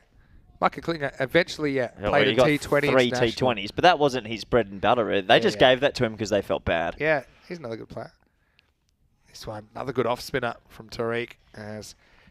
This looks like Parth Patel that's gone out there. Number 7. Well, good luck. I've got a lively question for you. Might spice up the chat a little bit. Does it need to be spiced or? Sugar, spice and everything nice. Last ball of this over. It's been a good one from Tariq. Yes, drilled to long on. And Green Shields once again safely deals with it. End of 6 overs at 65 for 5. Okay, hit me with something spicy. Let's go. If Bangladesh played England right now in a 3-test series, who wins? It's a really good question. Can I divert from the outset straight away to say that Lily Panda has come back in her time machine? Said, that was that's some of the best, greatest ECS that she's ever seen. Sorry, she missed it live. Well done in the comms. Well, you were just yelling. I don't know. Anyway, Panda Power. She must have seen the 3 6s. People like the energy, Vin. You look at the scorecard here, the bowling scorecard. Mubin Tariq chips in, Junaid Khan 3, and the Swans, they're on their track for a victory. Go on. I think you take being 2 runs at a ball. Stop, get off the fence. Wait. One at a time, because I'm looking at this right now. Junaid Khan, 3 wickets, but you can be expensive if you take important wickets when you're defending this many. Shot. Still, Miguel Stoneman comes back, and first one just be single. If Bangladesh play England in a 3-test series, well, where is it? I'm going to neutral venue, and I'm going to say Australia. Okay, that's throwing me in the middle. Or New Zealand. I was Zealand. going to say in the subcontinent, I probably would pick Bangladesh. In England, I'd pick England. Oh. And you picked kind of somewhere right in the middle. Well, speaking of the middle, that's where it's hit on the bat because this one has been smoked over the leg side. Maximo Verma gets 6. Well, Panthers, if they're going down swing. That's a nice shot. Yeah, nice shot. Good batting. Gets it in the slot, puts it away. If it's in Australia, I favour England. Really? Slightly. What about New Zealand? Their paced attack. Bangladesh just beat New Zealand in a test in New Zealand. Oh, it's gone walkabout. But not by much. But, yeah, I mean, Yeah, I mean, it just shows. Oh, there's another direct hit, but this one won't get away for an overthrow. Yeah. Oh, you don't want to upset those Bangladeshi viewers, Vinny. I know you sit on the fence most of your life. Love my Bangladeshi viewers. They know that I love them, so I'm not like you that I'm not going to get a bunch of hate mail from the Bangladesh viewers. Sam Williams has just come in the chat. He's stoking some fire, Sam. Watch what you say. That's cheeky. They lost all 10 wickets to spin the other day. Yeah. Well, hello to you, Sam. Good to see that it's how you're spending your time. I'll send him some photos from there. He'll be gutted that he's not coming to Liverpool Benfica tonight. He's a big Liverpool fan. Yeah. Those tickets would have... Let us know how much the tickets were. Go on. 120. 120 each? Yeah. Bargain. It's not too... It's right at the back. I'm not in the most amazing spot, but... Yeah, still. Train will probably cost you more. This one just... bit hard on the train services in Portugal. What are you trying to say against the train lines here, Vinny? No, it's good. It's funny, they said, do you want the fast train or the slow train the other day to get into town on Sunday? And then... when the fast train came, I said, well, what does the slow train look like? Soman, I see him getting a ball. Who do you support in the English football or football around the world? So, this is something people might not know about me, actually. Let's get to the last ball of the over. Stoneman gets it through for a dot. So the wheels falling off this chase. It's the end of 7 overs, and it's 73 for 5. Just a quick look ahead to the last game of the day. And Werash versus Wild Panthers, and this is what we were talking about a second ago. Wild Panthers, they will have to chase again because Conrad's been very lucky with the tosses. He's won it again. He'll bat first again, and why not when they just put on 150 plus. This will be match 32. And Carlo Butchamatsa comes into the side. Wow. For Werash. Nice to see him out there. And Hadik Parek comes into the side for Wild Panthers. So match 32. Last match of the day in Portugal. Not Corey's last match because he'll have a football match to go to tonight, but that is starting in just over half an hour's time. All right, so this is good footwork from Verma, who goes bang, and this one gets over everybody, crashes into the tent. Maximo, 6 runs. That's a really nice bit of footwork, hitting with the spin, hitting with the wind, playing the percentages. Verma impressing me with his batting here. Yeah, he might get himself up the order for the game this afternoon, the last match. And 16 of 7 with some nice shots included. Hawkmoon saying England is still ranked 4th, Bangladesh 9th. I think I'd still rather be Bangladesh because England have only won 1 from 17. I think the rankings are all over the shop. He spooked the bowler there by backing away. Oh, here we go. He's gone the other way. He doesn't know where he's going. And in the end, he misses. And so my grandfather actually used to work at Manchester United. He worked in the property department there. Okay. So that's kind of where my loyalties lie. How and he are also they? worked at Rangers back in the day. Wow. In Scotland. 2 teams I do not like. He is Scottish. And this one is knocked down. So, I mean, now I've got a bit of a family connection. So when the Manchester United players in their off-season, because my grandfather moved to Australia in the 60s, so he's getting on now, still living a very, very full life at 88, or 89 actually. Good spin by Tariq here. So they would come and visit him. So Matt Busby, for example, the famous manager of Manchester United, would go visit him, and Bobby Charlton, some of these types of people. So that's where my loyalties lie. But I do appreciate, good sport. Yeah, maybe we go through each sport and tell the viewers who we support. We'll go. So for the football, you're United. I'm Liverpool. Yeah, and probably Rangers over. I mean, different competitions, but I'm Aberdeen. Okay, fair enough. Yeah, I love this football up in Scotland as well. Baseball. Yeah, I'll tell you in a minute. This is a dot. Yeah, this was Richard Bazaglo. He actually would know this from the Gibraltar series at the start of the year. It's meant to be a quick one, Vinny. Toronto Blue Jays. Yeah, Tampa Bay Rays for me. Same division. Good game. Last ball of the over. It's a quick one from Tariq. He's bowled really well here. He's going to finish with just the 1 wicket, but only concedes 12, and he's really shut the gate on this chase. 8 overs down. It's 81 for 5. NFL? NFL. Yeah, so Awoken Nightmare is actually saying, do we watch any US sports? Yeah, big Green Bay Packers fan. I think a few people know that already. So I'm a Toronto Blue Jays fan. I'm a Green Bay Packers fan. Yeah, Tampa Bay in the base for me, and the Buccaneers. Yeah, I mean, you're a bandwagon Buccaneers support. support. Oh, 100%. Okay. Well, you got Brady back, so well done. Thank you. Yeah. Basketball? Toronto Raptors, same kind of reason. I've got a sister-in-law from Toronto, so. I'm Utah Jazz. Okay. Yeah. Cool name. Yeah. I remember playing all the games as a kid. Karl Malone. Oh, what a man he was. Stole it from Jordan, but still. Yeah. No, just There's a lot of good documentaries. American about, sports are good. Yeah, I like. They're always over the top. The showboating in American sports How is. about ice hockey? You got a NHL team? Colorado Avalanche. Absolutely love the. I'm still the Toronto team, Toronto Maple Leafs. Did you watch the documentary on that? The reason I was going to say, and I don't think I've seen that one. You know I'm a Toronto Maple Leafs fan because one of the jumpers that I've brought today, let's just say, if it got really cold today, I did actually bring my, so you know I'm not joking. Here's my Toronto Maple Leafs. I got that Stanley Cup playoffs actually. That's impressive, Vinny. Back to the action, Here's Verma. Green Shields. Yeah, so. Any other sports around the world? Oh, well, pick a sport. I mean, tell us in the IPL? the chat. Rajasthan Royals. Oh, my heart's always with the Deccan Chargers, but probably in the PSL? they're probably the Qalandars. Yep. Lahore. Islamabad, obviously, for myself. Big Bash? So you know what? I guess I'm a Perth Scorchers fan, but I just support the guys who I know and who I've played with. So I kind of, a lot of the cricket competitions, I tend to support individuals over teams. So, for example, obviously, you know, Josh Philippi used to be the backup to me in my team. So I do support the Sixers. I hope that he makes runs. I'm always happy to see Josh make runs. Oh, it's a slower ball from Conrad. It's hit into the leg side and should just be the one. What other sports are out there that we need to be touching Let us know on? in the chat. Come on. How about NBL in Australia? You'd be a Perth Wildcats fan from way back. I never watched Australian basketball, ever. It's disgusting. If you watch the A... You are too young. No, you missed the golden era. If you watch the NBL or the A-League, you're honestly brain dead as a sports fan. They are horrific standards. You have missed the golden era of... Oh, that's probably a wide. That's really taken off. NBL went through a bit of a dip probably when you were at your botching years, but Perth Wildcats late 80s, early 90s, it was as big as AFL. No chance. AFL team. There you go, AFL team. Australian football. Essendon Bombers. Is that right? I was born in Essendon. Yeah, my mother went to school in Essendon, so that's my favourite Melbourne team. But I'm a West Coast Eagles supporter coming from the West Coast. Green Shields with 2 to come. He's another man, Green Shields, that spent a fair bit of time in Perth. He's got relatives there and has played for Melville in the WACA Premier League competition. Any other sports? Tell us who you... How many other sports are there? There's Rugby? More. I mean, who's your favourite cornhole team? The Cornhole Dogs. Rugby League, I was a Typically just St. pairs George of the Illawarra.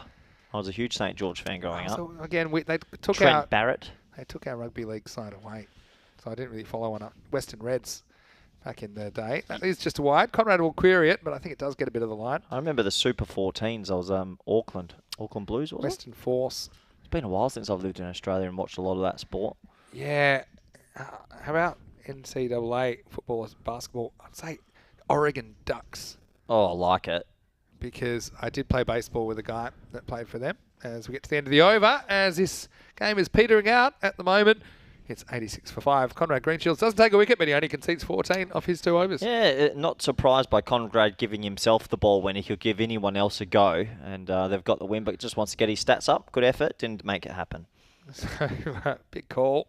Oh, you and Conrad. You and Conrad feud. Well, give someone else a go, Conrad. You've won the game by 70-odd runs. Wouldn't you like to see Diogo Martins having a ball here? 150% yes. I'm not quite sure how that would go. But they are up by 70 runs. So let's see. But we might have our first 70 run over to win the game. But let's have a look. Come on, any other sports? Throw them at us. What about the Dhaka Super League football in Bangladesh that you support there? Yeah, probably, Dhaka. Probably the I like Chittagong. Yeah. All right, so here we go. Oh, it is? It is. Diogo is going to get a ball. Oh, I'm a huge fan. This is what we want to see. The native Portuguese player. He's born and raised in Portugal. He's had no association outside of Portugal as far as cricket comes. They look like football boots on as well. And he finds his way into the team. He has been playing mostly in the social league, but he's in the 11 today for Werash. Isn't this a great story? Whenever we see a native European player that's taken it up, as an older person, not as a child. Older man. Yeah, as a full-grown adult. I hope he gets a wicket. So Diogo is going to get a go. Going to get a go here. Go, Diogo, go. 10th over. Oh, his left arm. It's not so bad. A little bit short, though. It's in the air. Is this coming down? Could be a wicket. It's dropped. Oh, no. Faf Stoneman has dropped the catch. And Diogo, he gives it the thumbs up. But can you believe it? One of the safest pair of hands, probably the safest pair of hands in the team. He's put this down, and Diogo's moment has been stolen forever. I can't believe he's dropped that. That was the moment for the natural-born Portuguese. Oh, dear me. Martins. Pretty well bowled. This one's in the air as well. Catch but how it. far is this one travelling? Conrad's not dropping it. And 2 balls, 2 chances. And Diogo gets the wicket. What a great moment in the ECS Portugal. And that's a great moment between two people that are very good friends. And Diogo gets his first wicket in the European Cricket Series. The first one was dropped. And I think Faf's pretty relieved as well that the next ball was tossed up. Hey, well pitched as well. He gets in a good zone. And Conrad Greenshields was never going to let that one go. So a wicket for Martins and a great moment in the FanCode European Cricket Series. Wild Panthers now 87 for 6. Yeah, this is why we grow the game, and this is what we want. We want natural-born ethnicities in Europe, bowling and batting in cricket. And Diego Martins, well done to him. He gets his first wicket. And look at him. He's pumped up. He's applauding himself, Vinny. He's applauding just everyone. But, you know, we want to be inclusive. I think we value all European cricketers, whether they're native-born or whether they've come from outside Europe. But I think it's always extra special when someone that really has no real background in cricket look at that. to He's get involved. out of his crease. Stumping's on here. That's pretty well bowled again. That's 3 that are decent. Oh, it's not bad. There's a lot to like. Yeah, so I mean, imagine if I had the first 2 taken. That would have been huge. Yeah, so nice moment. And let us know how you enjoyed that in the live chat. That's why there's no point turning off early even when the game's beyond doubt. Because there's always a bit of action around the corner. There's a lot to like about his action.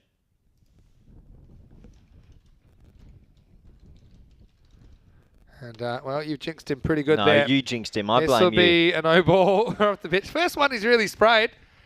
Just needs to be confident. And so I blame you on that one. That was the proper commentator's curse. I didn't say anything. So here's Martins.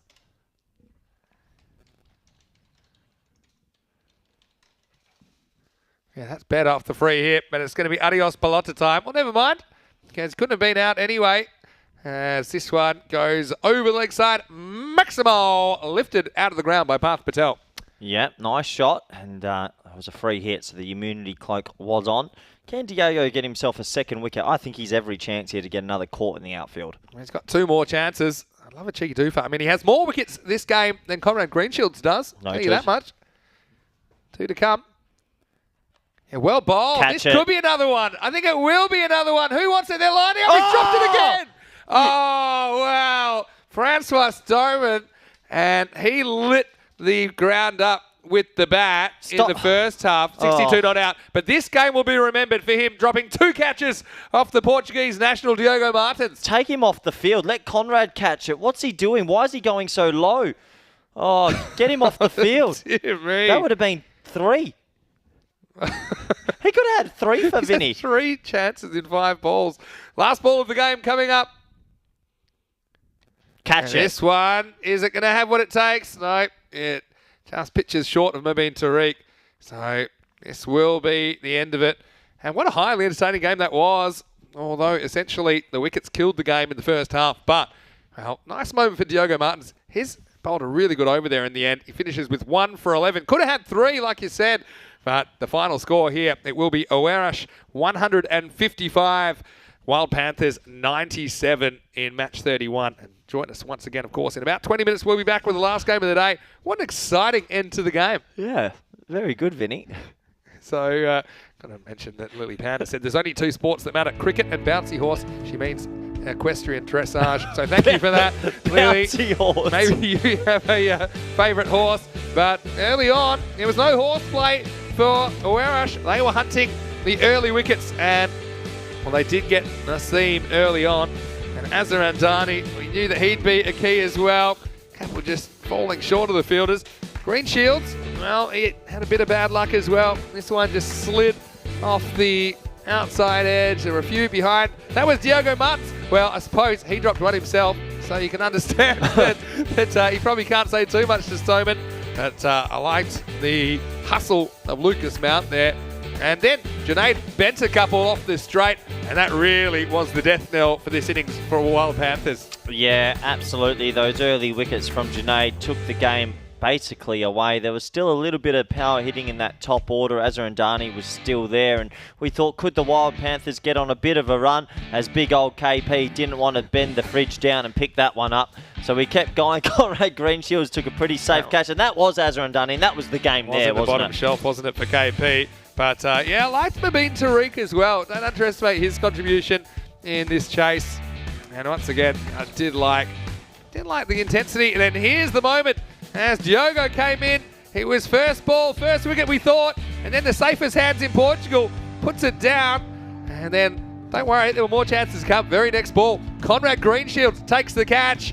So that was a nice moment. Lucky Conrad was there because Faf wasn't catching too many, because there'd be a third opportunity for Diogo Martins to take a catch. And, well, you don't rarely see him drop one. He drops two. Not this one. This was over his head. But, yeah, Diogo Martins, he was the superstar. Put him down for player of the match, maybe. And then Faf, well, that wasn't a replay. He wasn't able to hold on to that one. He looks like a ghost, and he can't believe what's happened. But don't forget, he had a pretty good 10th over in the first innings, and he whacked 5 sixes off. Still, Martins, nice moment for him in the FanCode European Cricket Series. But in the end, it's a comfortable win for Werrush.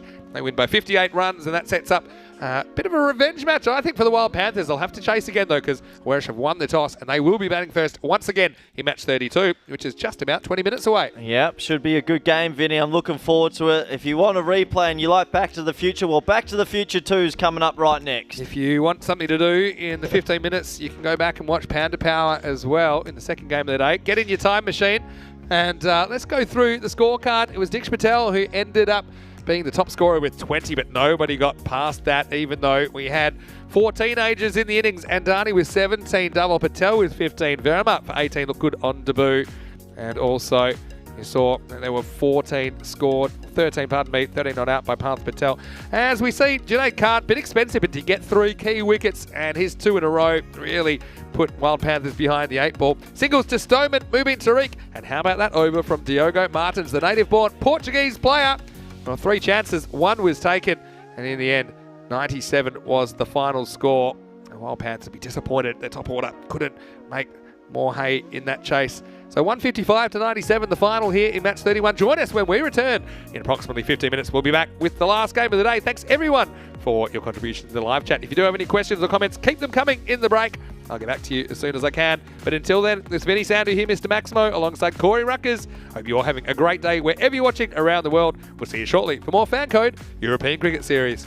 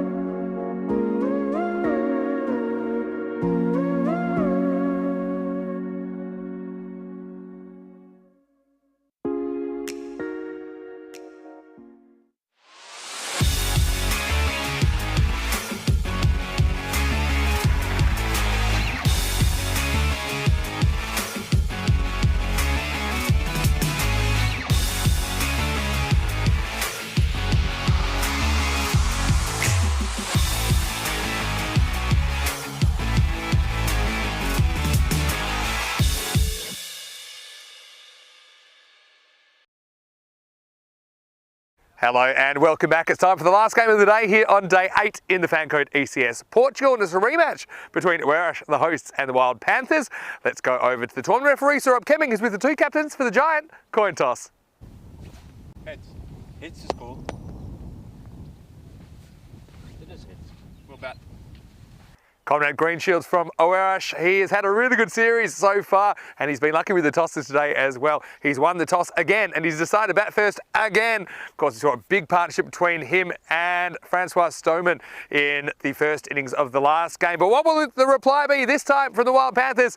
Well, we're about to find out, because match 32 is on the way as we go over to Corey Rutgers. The news from the toss here in the last game of the day is that Oeiras won the toss, and they're going to have a bat once again.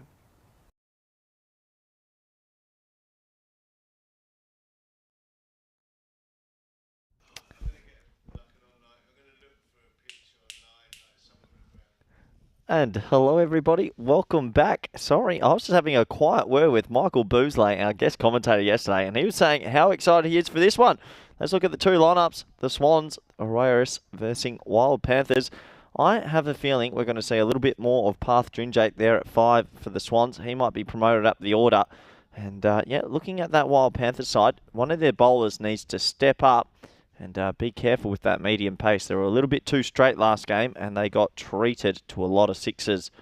So looking forward to this. And well, they just played each other. The Swans walked away strong victors. And can the Wild Panthers come back in this one? It's a carbon copy, as the Swans will be batting first again. So big opportunity for them to put more runs on the board. Welcome back everyone around the world, especially those in India via FanCode, and everyone on YouTube and via the YouTube chat. That's Azhar Andani on your screen wearing the beanie, the sporting beanie. It's very cold here today. And he's a very good captain, and I'm sure he'll want his troops to respond. So one last game today. Plenty of T10 action for all of you. This is Group B. We're in the middle of Group B. We're going to lose a team in a couple of days. It's going to be tight. Might be Friendship CC or the Kumbra Knights, I feel. We'll see how the rest of the week pans out. Bardwaj, he's got the ball in hand. Badenhorst, he's been given the option to open again. He'll be looking to get a few more runs than he did in the previous game.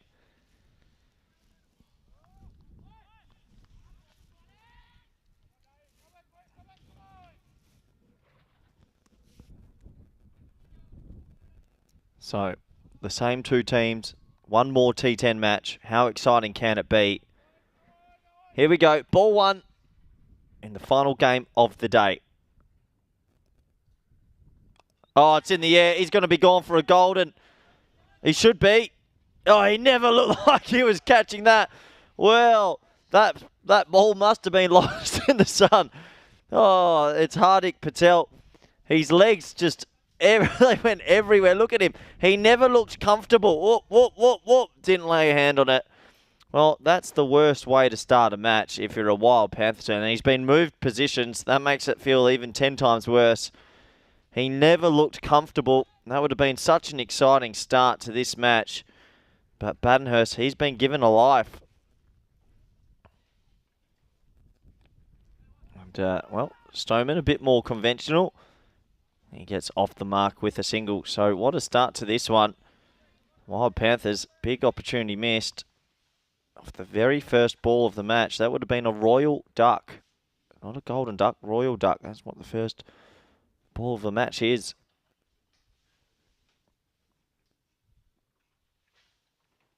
Oh, that's well bowled and well played as he blocks that one down to the third man region. That's where one of the boundary riders is. So just a single. 3 singles to start this game. I have a feeling the Panthers are going to play a lot better. And we might be on for a bit of a doozy here.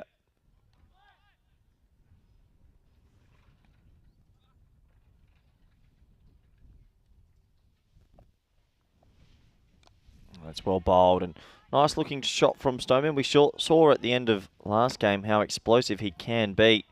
He's not just tiki-taka. He has the ability to clear the rope as well.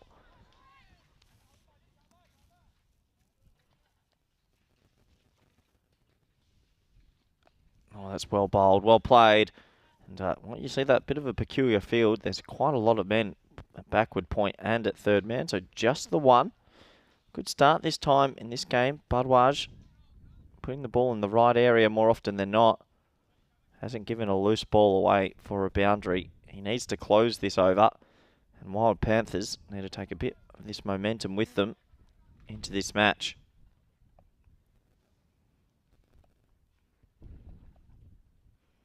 Yeah, really good over. Really impressive bowling. They scamper through for a single. They'll get home comfortably. But he bowled 6 balls in the right area, all on a good length, and the batsman could only hit a couple of singles. That'll take us to the end of the first, and the score now is 5-0. And it'll be interesting to see who they turn to bowl the second. Neville Russ asking, where is Conrad? Well, he bats at number 3 in this team. And he is listed to come out at number 3. Don't think I've seen any changes to the batting lineup just yet. He in the last game, Badenhurst was out early again, so Conrad did come out early. I think he should open, though. I think you're right. He might as well. Anyway, Diku at the crease. That's a catching chance. Oh, no, it's just over him. 4 runs. Badenhurst, who got a life on the first ball of the game, this time gets his first boundary. It was an over-pitch delivery. I didn't think he got enough elevation at first. Have a look here. Oh, it's half a chance at best. Fielder creeping in. Maybe someone a little bit more agile there could have got his hand on it. And Mr. Patel, a little bit disappointed to concede a boundary first ball, but nice shot. And Badenhurst, his first boundary of the day. Using the old traditional MRF. Oh, that's a big noe. And that's gone for 6. Well, oh, and see you later. That's a kookaburra lost in the trees. That one's gone. And, yep, that's a shocker. I don't know how else to describe that. That'll be a warning as well, because that was near the body. Can't bowl another one. Oh, I don't know what rules we're playing today, though. Maybe it wasn't warned. Let's see. That's a big no ball 6. Yeah, and I think that, yeah, there he is. Tyrone's giving him one warning, and that's good umpiring. Because the no ball was straight at the body. Oh, and the free hit now. He's got a lot of elevation, but it hasn't got the distance. The fielder probably thinks it's a catch. Some people not paying attention. Just the 1 run. And the Swans, well, after such a good first over by Budwaj, all that pressure's relieved with a no ball 6. And that's really disappointing from the Wild Panthers.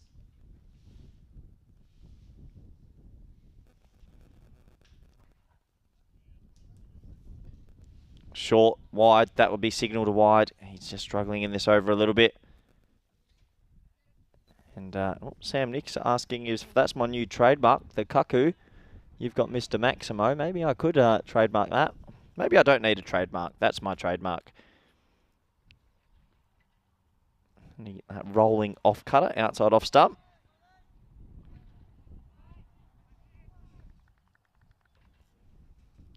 So Mr. Patel trying to get out of this over without any more damage.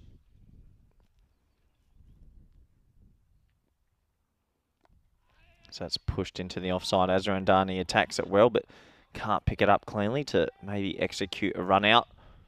Do like the beanie wearing, though. A game in England recently, they just came off for snow. Nearly all the team were fielding in beanies.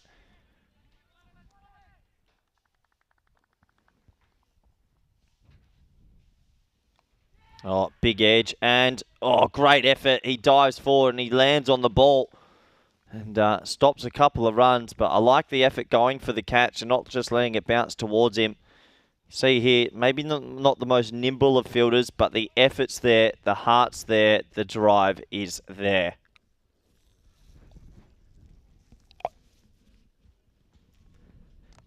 That's a bit of an interesting noise coming from Vinny's mic. That's a nice shot. 6 runs. Loose ball, and in the end, that first over pressure is gone, and it turns into 21 runs off the over. Well, Wild Panthers can't buy a trick against this Swans lineup, and they'll be pretty disappointed with that because they started this match so well, and unfortunately, 6 runs. So, 26 for none after 2, and well, Vinny Sanders taking an extended break. He usually gives me a little bit of stick when I ask for one, so not surprised to see him doing that now. We take a quick look at the table. Coomera Knights, they're in a lot of danger of being knocked out early in this competition. They're rooted at the bottom. Only 2 points. Swans, they're off. 6 points without a loss. And Bardwaj is back. Well bowled into the leg side. He's not happy that that wasn't cut off for a single, but I don't think there's much the fielder could have done about that. That was always going to be one. And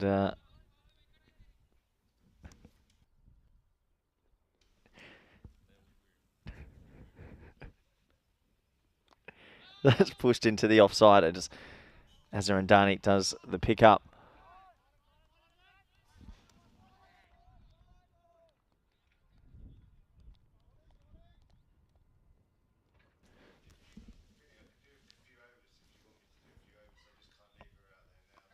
So it's pushed into the leg side, Stoneman. Cute batting. Stoneman's a good player to watch. He's a technical player and then can explode at the right time. Badenhurst, more of a powerful hitter. He'll be feeling a lot better that he's got himself to 16 off 8, striking at 200.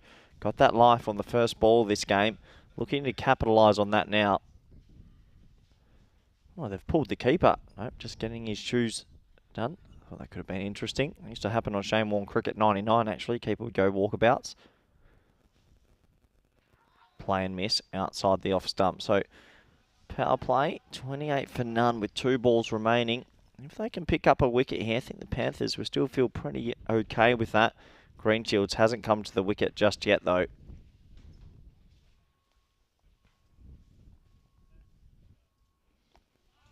That's blocked into the offside, and good fielding by Azarandani. Doesn't pick it up cleanly, but he cuts off the angle really well. So another dot ball. Bardwaj, this has been pretty special from him. He always bowls 2 overs in the power play. Not an easy art to do, especially with only 2 boundarymen. Inside edge this time, and it doesn't favour him. The bowler, poor man, no luck. It's been a terrific spell, and he's so unlucky not to have picked up a wicket in this match. This is just a rank inside edge, and it honestly had to have missed leg stump by an inch. And sometimes the cricketing gods just aren't on your side, and they weren't today. He finishes with the figures of none for 11, good nonetheless, and the score's 32 for none after 3. I'll take a quick look at the Manhattan graph, and one big over, 21 off the second. Really impressive. And, well, the Panthers haven't got the wicket, and the Swans, they've got a good platform, good opportunity to welcome back good friend, co-commentator, boss man, Vinny Sandu. How you doing? Yeah, well, the food chain's been reversed. It's been the Swans hunting the Panthers so far in this afternoon's proceedings, but yeah, they had a chance to remove Badenhorst. He has survived. Yeah. So how did you enjoy the first 3 overs of the game? Pretty exciting, Feeling Vinny. pretty energised going into the last game of the day. How do you feel being indoors all day? Now you're an indoor pet. I'm going to controversial topic. I think I prefer outdoors. Oh, okay. Well, maybe you'll be out there tomorrow and I'll be in here. Anyway, so we're going to head into the middle overs now. Michael Boozley didn't take that too well in the background. Tell you what, these kits are looking sensational, aren't they, for these 2 teams? Is Parth Patel. Yeah, worked into the leg side nicely. Should only be the 1. I don't like that. They should come back for 2 here. Yeah, well done. Good running, because that's just lazy fielding. And they might get 3 now. Well, the wheels are... Oh, it's gone!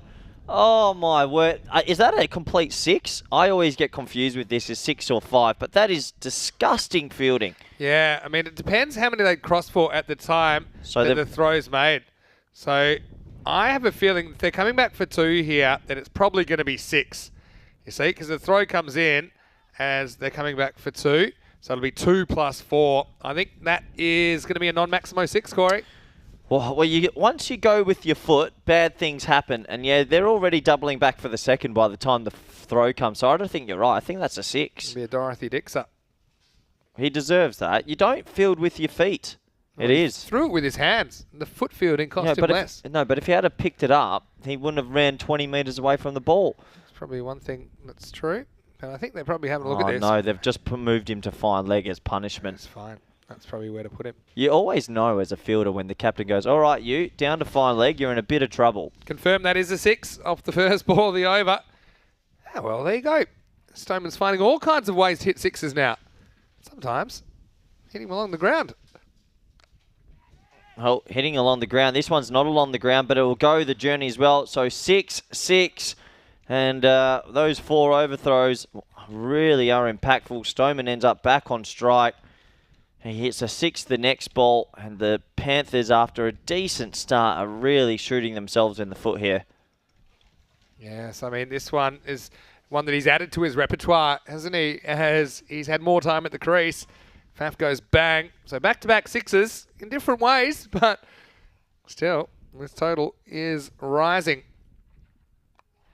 Well bowled, well played into the offside. But yeah, this total's rising, and with Greenshield still to come, we know how destructive he can be. It's dangerous, Vinny.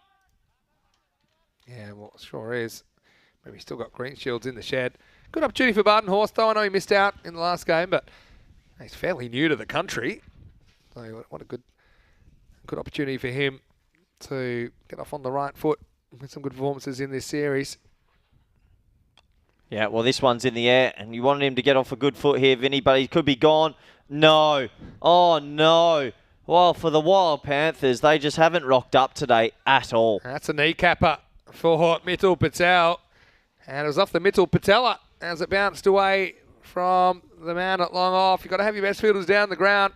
This isn't the best ever. It just hangs in the air. Why? He lets it get too low on him in the end, and that's bang off the Warwick kneecapper. Oh, that's got to hurt, especially in cool conditions. Baden-Horst, another one. He can't be caught today. Oh, my word. I'm done, Vinny. I don't know how to call this anymore. They're just calling 2 now every time it goes up in the air. And so Baden-Horst, well... This might be in 1 over, just 1 over. I've never seen a worse fielding over. You've had the 4 overthrows. We've had back-to-back drop catches. And the foot fielding and the kneecapper. And Baden-Horst has been dropped about 8 times. He's going to make 150. Well, what is going on? Almost at the end of the over. And so here's the last ball. Yeah. Baden-Horst tries on the ground for a change. And this does take us to the end of the 4th over. And the score is now 50 for no loss. Also brings up the 50 partnership. Corey Ruckers here. Next to me, I'm Vinny Sandu, Mr. Maximo for the European Cricket Network. Welcome to our indoor commentary box. And yeah, what would you have to say about the fielding in that game? Former PSL fielding coach, Corey Ruckers. And what do you say? If you've got nothing nice to say about it, say nothing. Yeah, I get told sometimes I can be a bit harsh, but I've got nothing to say about that, Vinny. I mean, they kind of made their own problems there. I think Parth Patel let that one get a little bit low on him. He took it right on the knee. Took it right on the kneecap. He knew all about it. It's a bit like when the doctor tell me if this checks your hurts. reflexes and then you kick. It was like one of those. I think his leg was kicking. But yeah, I mean, that's fielding's so important in this game. We know that. And here's Mitchell Patel with at least one good knee. He's going to come on bowl the next over. You can see there that the captain, Zarandani, he's gone back to the beanie, which I think is probably a smart. Whoa, I think it's still 12 degrees out there, you know. They're better off trying to catch it in the beanie, Vinny. Well, that'd be something. The thing is, Panthers aren't that bad a side. They're one to look out for, but they've got to switch it on. So it feels like 10 degrees out there with a wind chill. Oh, it's hit back, but it's going to hit the stumps at the non-striker's end. Yeah, well, the stumps are actually fielding better than the fielders at the moment.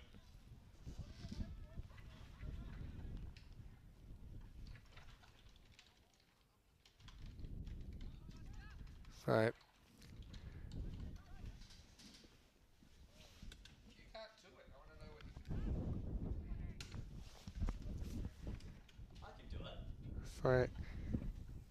Baden-Horst is back on strike. Corey's forgetting he's getting paid by the word, as this one is going to be elevated over cover. So he's had more lives than a black cat, but Baden-Horst is going to keep going, and he gets 4 right here. Yeah, he gets 4. That's a nice shot. Probably his best shot of the innings. He gets a ball wide of off stump, comes down the wicket, and lofts it over the offside. Good batting. Yeah, I mean, going into the wind, and that's a nice looking shot.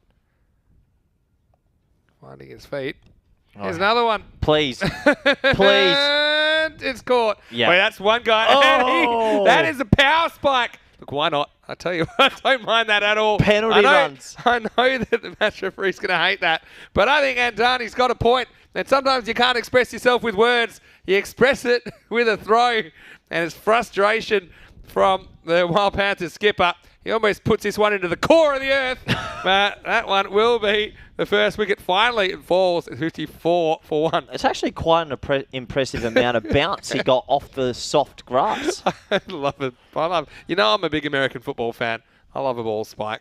I'm sure the tournament referee, Rob Kemming, won't be a huge fan because they talk about changing the condition of the ball. Well, the ball's already taken heaps of punishment, and it probably got more damage off the kneecap of Patel than from that. But anyway, it is the first wicket, 54 for 1. Can you get given penalty runs for that? Here's the thing, you can't deliberately change the condition of the ball like that. But I don't think he's trying to change the condition of the ball. I think he's just annoyed. So I think it's fine. Yeah. That's some epic spike though, wasn't it? I've never seen someone throw it harder into the ground. He channeled all his frustration in to that throw. Here comes Conrad, coming in with 5.3 overs. So you imagine he's going to start going from the start. It's a loose-looking drive for 1. He's off the mark though. These two men couldn't be dismissed last game. Put on a fantastic partnership. Yeah, it was a big partnership, wasn't it? Last time in the third match of the day, they came together at 10 for 1, and they put on 145. So that was a very, very productive partnership. Stoneman, he's found another gear. I like this. I think they persisted with him at the top of the order. He's delivered. He hits this one through cover. And once again, they'll think of a second and they'll go on a slight fumble. That's good running, isn't it? Oh, he's just taking that in the shin as well. His legs have been peppered. Mithil, remember? Oh, yeah, he's holding it this time. He already had his kneecap busted. Where do these guys learn to take the ball in the leg like that? That hurts. Pretty tough units here. They are. Yeah, you shouldn't have to wear pads where they're batting. Full toss wide of off stump. And another one in the leg. Just the one, though. They'll bring us to the end of the 5th. The score is 58 for 1. Yeah, so the halfway point, 116 pace. And Stoneman, he's established, though he didn't have a lot of the strike in the first half. Greenshield just arriving. And it could be carnage if these two stick around. Well, Panthers, they've kind of fell apart chasing last time. But we know they're a very capable batting lineup and a pretty long batting lineup as well. Barton Horse with 29. Top scorer so far, but it looks like Stoneman could overtake him. How about the way Stoneman finished that innings in the first innings of the last game? Took 5 sixes in the last over. Could have hit a 6th, except he tried to go reverse Malachi. It's when you're on a 6-hitting run, it's almost like he got bored and tried something else. But yeah, showing a bit of power down the ground. It's good to see.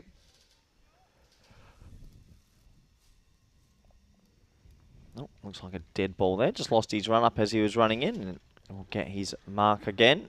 Dead ball signalled there by Tyrone Peters, the standing official. So yeah, Parth Patel. He's on to bowl over number 6. And loses his run up again. Oh, he might have a little bit of a groin crampage here. No, I don't think that's cramp. I reckon that can be cramp, I think. A cramp? Yeah, you can get a cramp where your leg joins your body. I think it could be more sinister than that. The way that he's stretching. I mean, I used to get this from time to time. I mean, not saying it couldn't be something, but you can cramp in that area. So he's back to running fine now. Can be a bit annoying, but that's the way you stretch it. You don't think he's got like a minor niggle, not minor strain? Could happen, but you can cramp in that area, especially bowling, because that's where you kind of stretch in your delivery stride. I used to bowl a lot of overs as a teenager, and that's one of the things that used to happen. Anyway, here he is, Parth Patel. On the Greenshields now. That's a nice looking shot, straight to the field, and they use their hands this time, so dot ball. Conrad probably thinks that he's a bit unlucky to hit one at a fielder and not get a run. But yeah, I mean, Warash. How do you rate them compared to Marlow? There's a question for you, because we saw a lot of Marlow. We know that they're the champion side of Europe at the moment. I would like to see how the Swans go as that's hit through backward point. They should get 2. They might go on the fumble. They don't, just the 1. I'd like to see how they go if Shields gets out early. Yeah, true. That's the only thing. Do they have the batting if Shields gets out early? I don't know yet, but I do think the Swans have probably the better bowling attack overall. They're very good with Nepo, Greenshields, Junaid Khan. Yeah, it's a pretty talented bowling attack. Yeah, it's true. I mean, the depth hasn't really been tested yet, Warash. Well, that's a nice ball. Full straight. Stoneman hits into leg side. Look at him run quickly between the wickets. No fumble this time, just the one. Yeah, so I mean, Wild Panthers, they'll be hoping to get some points out of today as well. They can kind of pull level again with Werash if they can win this game. But at the moment, kind of in the balance, I suppose. On about 108 pace at the moment. Full toss, and that's an easy pickings for Greenshield. 6 runs, more of the same from him. He's going to put anything loose like that away. It was a low full toss on leg stump, and easy shot for 6. Yeah, so it's just a knee-high full toss. Asking for trouble, and he found it. Greenshields gets away with his first Maximo. Yeah, his first big one of this innings. And, yeah, unfortunately, it had been a pretty good over up until that point. Needs to make sure this doesn't go as well.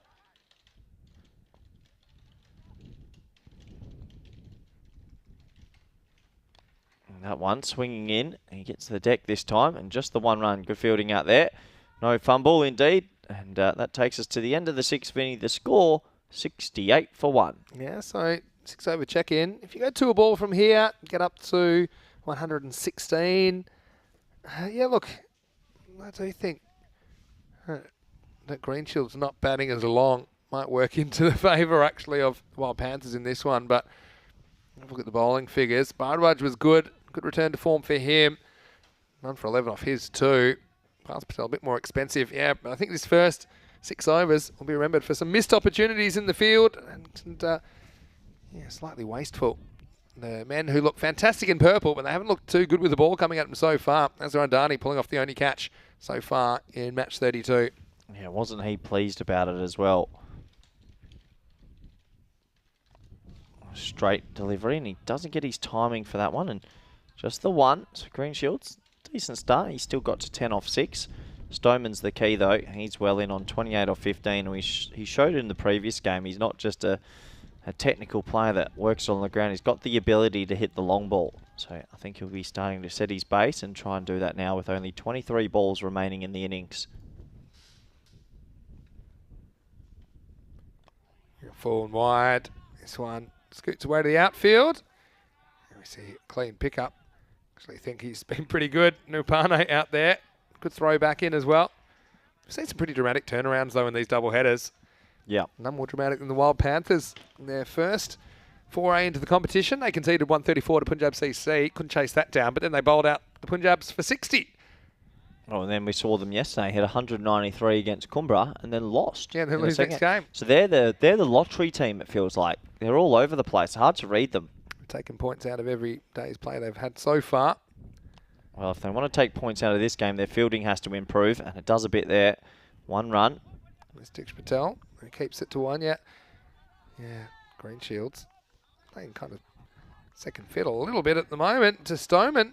So Stoneman has found a gear, and he's been hitting some more straight shots. He's just had the confidence to go for it. I think that's what it is. And he's batting really deep in his crease. Having a long look at it. Oh, that's out. That's plumb. Yeah, good decision from the umpire. He got it straight. Stoneman, I think you were right, should have been looking for that big shot over mid-wicket, which he's been doing, but he tried to play a cute little flick, and it's cost him his wicket. Yeah, I mean, this is the risk, isn't it? Because he is covering his stumps. That hits him in front. It's going on to hit. Hits him really deep in his crease as well. So it's Mithil Patel with the breakthrough, and they can finally dismiss Faf Stoneman for the first time today as the decision is given. So both openers end up falling on 29 off 17 balls. And Werash now are 71 for 2. I think Stoneman will go back and look at that replay and think, why haven't I just tried to hit it over mid-wicket, which I was doing so well in the last game and a half. He's given his wicket away there, and with fine leg back on the ring, that wasn't the percentage shot. Good bowling, though. You got to keep it straight. Give yourself every opportunity. Azarandani comes in for a few words for the new batsman. He wears his heart on his sleeve. There's Azar. Anyway, here we go. Back to the action. New batsman at the crease, Lucas Mount. And, well, the old technical block straight to cover. Yeah, first time we've seen Lucas Mount. Yeah, and I don't believe that he is from England originally. And so he gets his opportunity here at number 4. Off the mark straight away.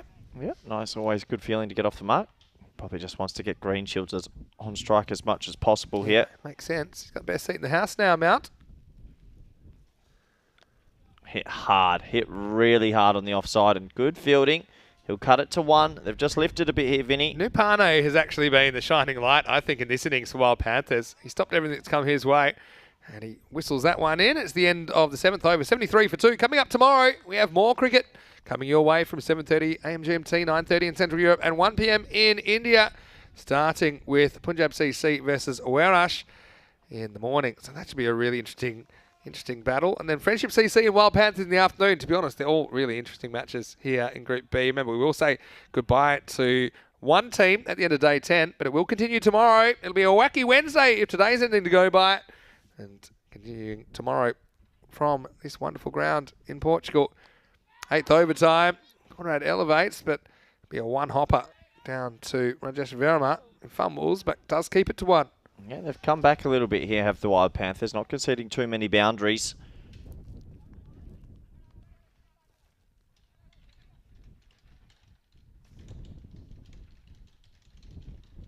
Oh, no.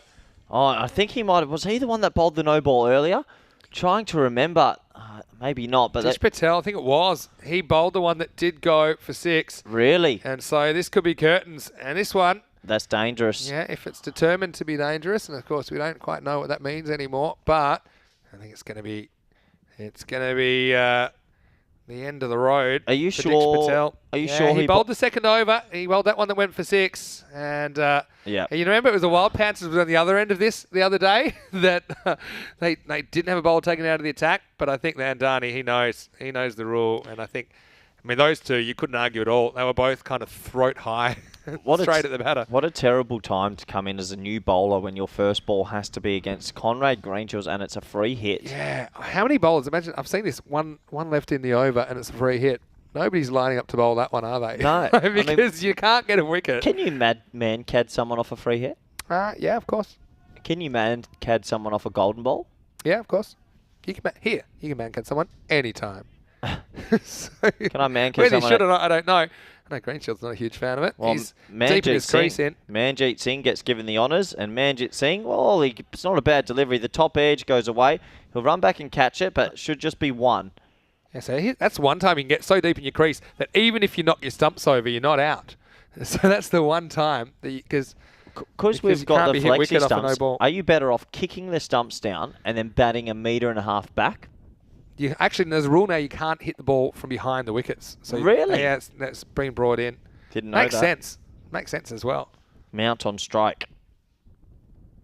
Wide. Yeah, no, they brought in that rule because there was some crazy hijinks. There was no rule that actually said you couldn't hit the ball from behind the stumps, which is a bit crazy, really, when you think about it. But, yeah, I saw Brad Haddon in the early days of the free hit trying something like that, where he just ran behind the stumps to have a better look at it. Well played. The traditional Laker. Oh, and there's a bit of good fielding. It's Hardik Patel. And, well, good fielding from him. He was the first offender, Hardik, so that's redemption from him. And you got to love it. Yeah, nice to see Hardik on the ground. Yeah, well, you got to love Hardik because he's good at diving to his left and he's setting the standard. And that's a lot better from the team. I was sorry to see the end of Dick Shed at the start of the over, but Hardik certainly making an appearance, popping up, and well, he does save 3 there. Saved 3, Vinny. That's what we like to see. Shields' back on strike. Short ball, that's going to go. Is it? Did he get enough? No. He's caught as well. And there's another spike. The double spike, and they get Greenshields in the end. Yeah, they're right in this game. There's the fake apology after the spike. And Greenshields, he knew he didn't get this at all, did he? Even though it had the wind, he never gets too much of it. And it's nicely taken down there. Dhaval Patel is the fielder. And then he decides to try and put the ball through the earth's crust.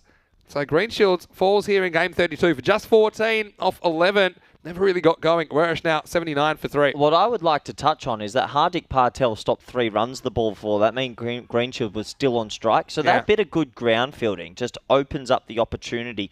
So good comeback here in the last 3 or 4 overs from the Panthers. Out comes Parth Junja. I like that he's got his first and last name on his shirt. He's taken up the option of getting every single letter on there. He's got the space, doesn't he? Yeah, he does. And I'm still surprised how low he's batting because he doesn't mess about. He hits a big ball and, well, he's got the opportunity here to get on with it. And he does exactly that. It's a big, powerful hit. Should be picked up. Has he just spiked that again from the... That looked like it was a double spike. Have a look at this, Vinny. Well, we saw the spike after the celebration. I know he's trying to throw it in. It looked like he was going for another spike. Well, he's got the bounce throw going. This one's a bit more of a regulation bounce throw. Last ball of the over. Swing and a miss. Well, and yeah, what an over. From Mount. Yeah, well, how about that? Manjeet Singh comes in because the other bowler was taken off for too many no balls. Dix Patel. And he comes on and takes 1 for 4 off 0.5.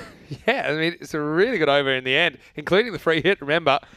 So, yeah, that went 1, and then no ball plus 1, and then they had to change the bowler. Manjeet came on. He went 1 wide, 1 wicket, 1 0. So, yeah, we haven't had a boundary now for 14 deliveries. Wow.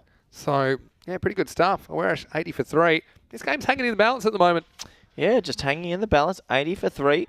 Panthers, we said every single day this tournament, they have had a win and had a loss, and it's been drastic. It's been a really bad loss and then a really good win. So they're doing it. Azhar Andani with the ball. Well, I understand why he doesn't bowl too much. It's a shocker down at the offside. Poor fielding. He goes with his feet, 4 runs. Saw him used the other day as a late option. So, yeah, he's a part-timer. This one, Junjat, nice shot. Good shot selection. I mean, did well to reach it, but he did, and he gets 4. Well, mind the cars in the background. What's it's he a bad time to be driving in that area. How was he trying to stop that ball? You see that? It's like the full ballerina dive with his feet. There's certainly been some unusual fielding attempts in this innings. So what does Azhar bowl? I've never seen him bowl. He bowls medium pace. Bowls with the wrong foot. Oh. This one, fair bit of bat on it. How far will it travel, though? Not too far, Vinny, just the one. Only going to get the one there. Junjat not really capable of coming back for a second. Nice to see Lucas Mount getting a bat, though. Yeah, good luck to the man. 3 off 4. Probably wants to get a boundary away just to cool his nerves a little bit. Haven't seen too much Nippo with the bat as yet. No. We haven't seen any of Miguel Stoneman with the bat. Oh, good bowl. That's an actual rolling leg cutter. Yeah. That's a slower ball. I know he's not quick anyway, but that's really slow. And Darnay's smiling at the moment. We'll see him opening up, I'm sure, for Wild Panthers in the second half of this game. Looks like they won't be chasing quite as many at the moment. 10 balls remaining. Oh, and he does him. It's that slow leg cutter again, and we know he loves the celebration. And Mount goes for 3 off 5, and Darnay, the part-timer, gets the wicket. Yeah, it was the 6th ball that gets him, and he's just way too early on this one. I think Andani, quite clever, the way he drags his fingers across the left-hand side of the ball here. You see that, and so, yeah, does him all ends up. So, Mount is going to have to go, and that's a 4th wicket now. Where Ush? They are 85 for 4. You know what the funny thing is about a bowler being banned, Vinny, is that they might have discovered another bowler. Yeah, no, true. I mean, Manjeet Singh came on, was really good. And now, would you bowl him the last over? Because Yes. there's one to go after this. Yep, I can't see why not. And it's hard to see who else they go to because they've got no one else unless they go for somebody new. Yep. Because they've used up 4 bowlers, including Ditch Patel, who cannot bowl anymore. Manjeet was the 5th bowler. And Azhar Andani is the 6th bowler. And we know he'll only get the 1 over because he's bowling the 9th right here. Can't bowl 2 overs in a row. Yeah, and Darnay, he's come in. I like the way he captains as well. He's pretty aggressive. He sets a high standard. Yeah, He'll be upset exactly. when it's not followed. Here's Nippo getting a bat.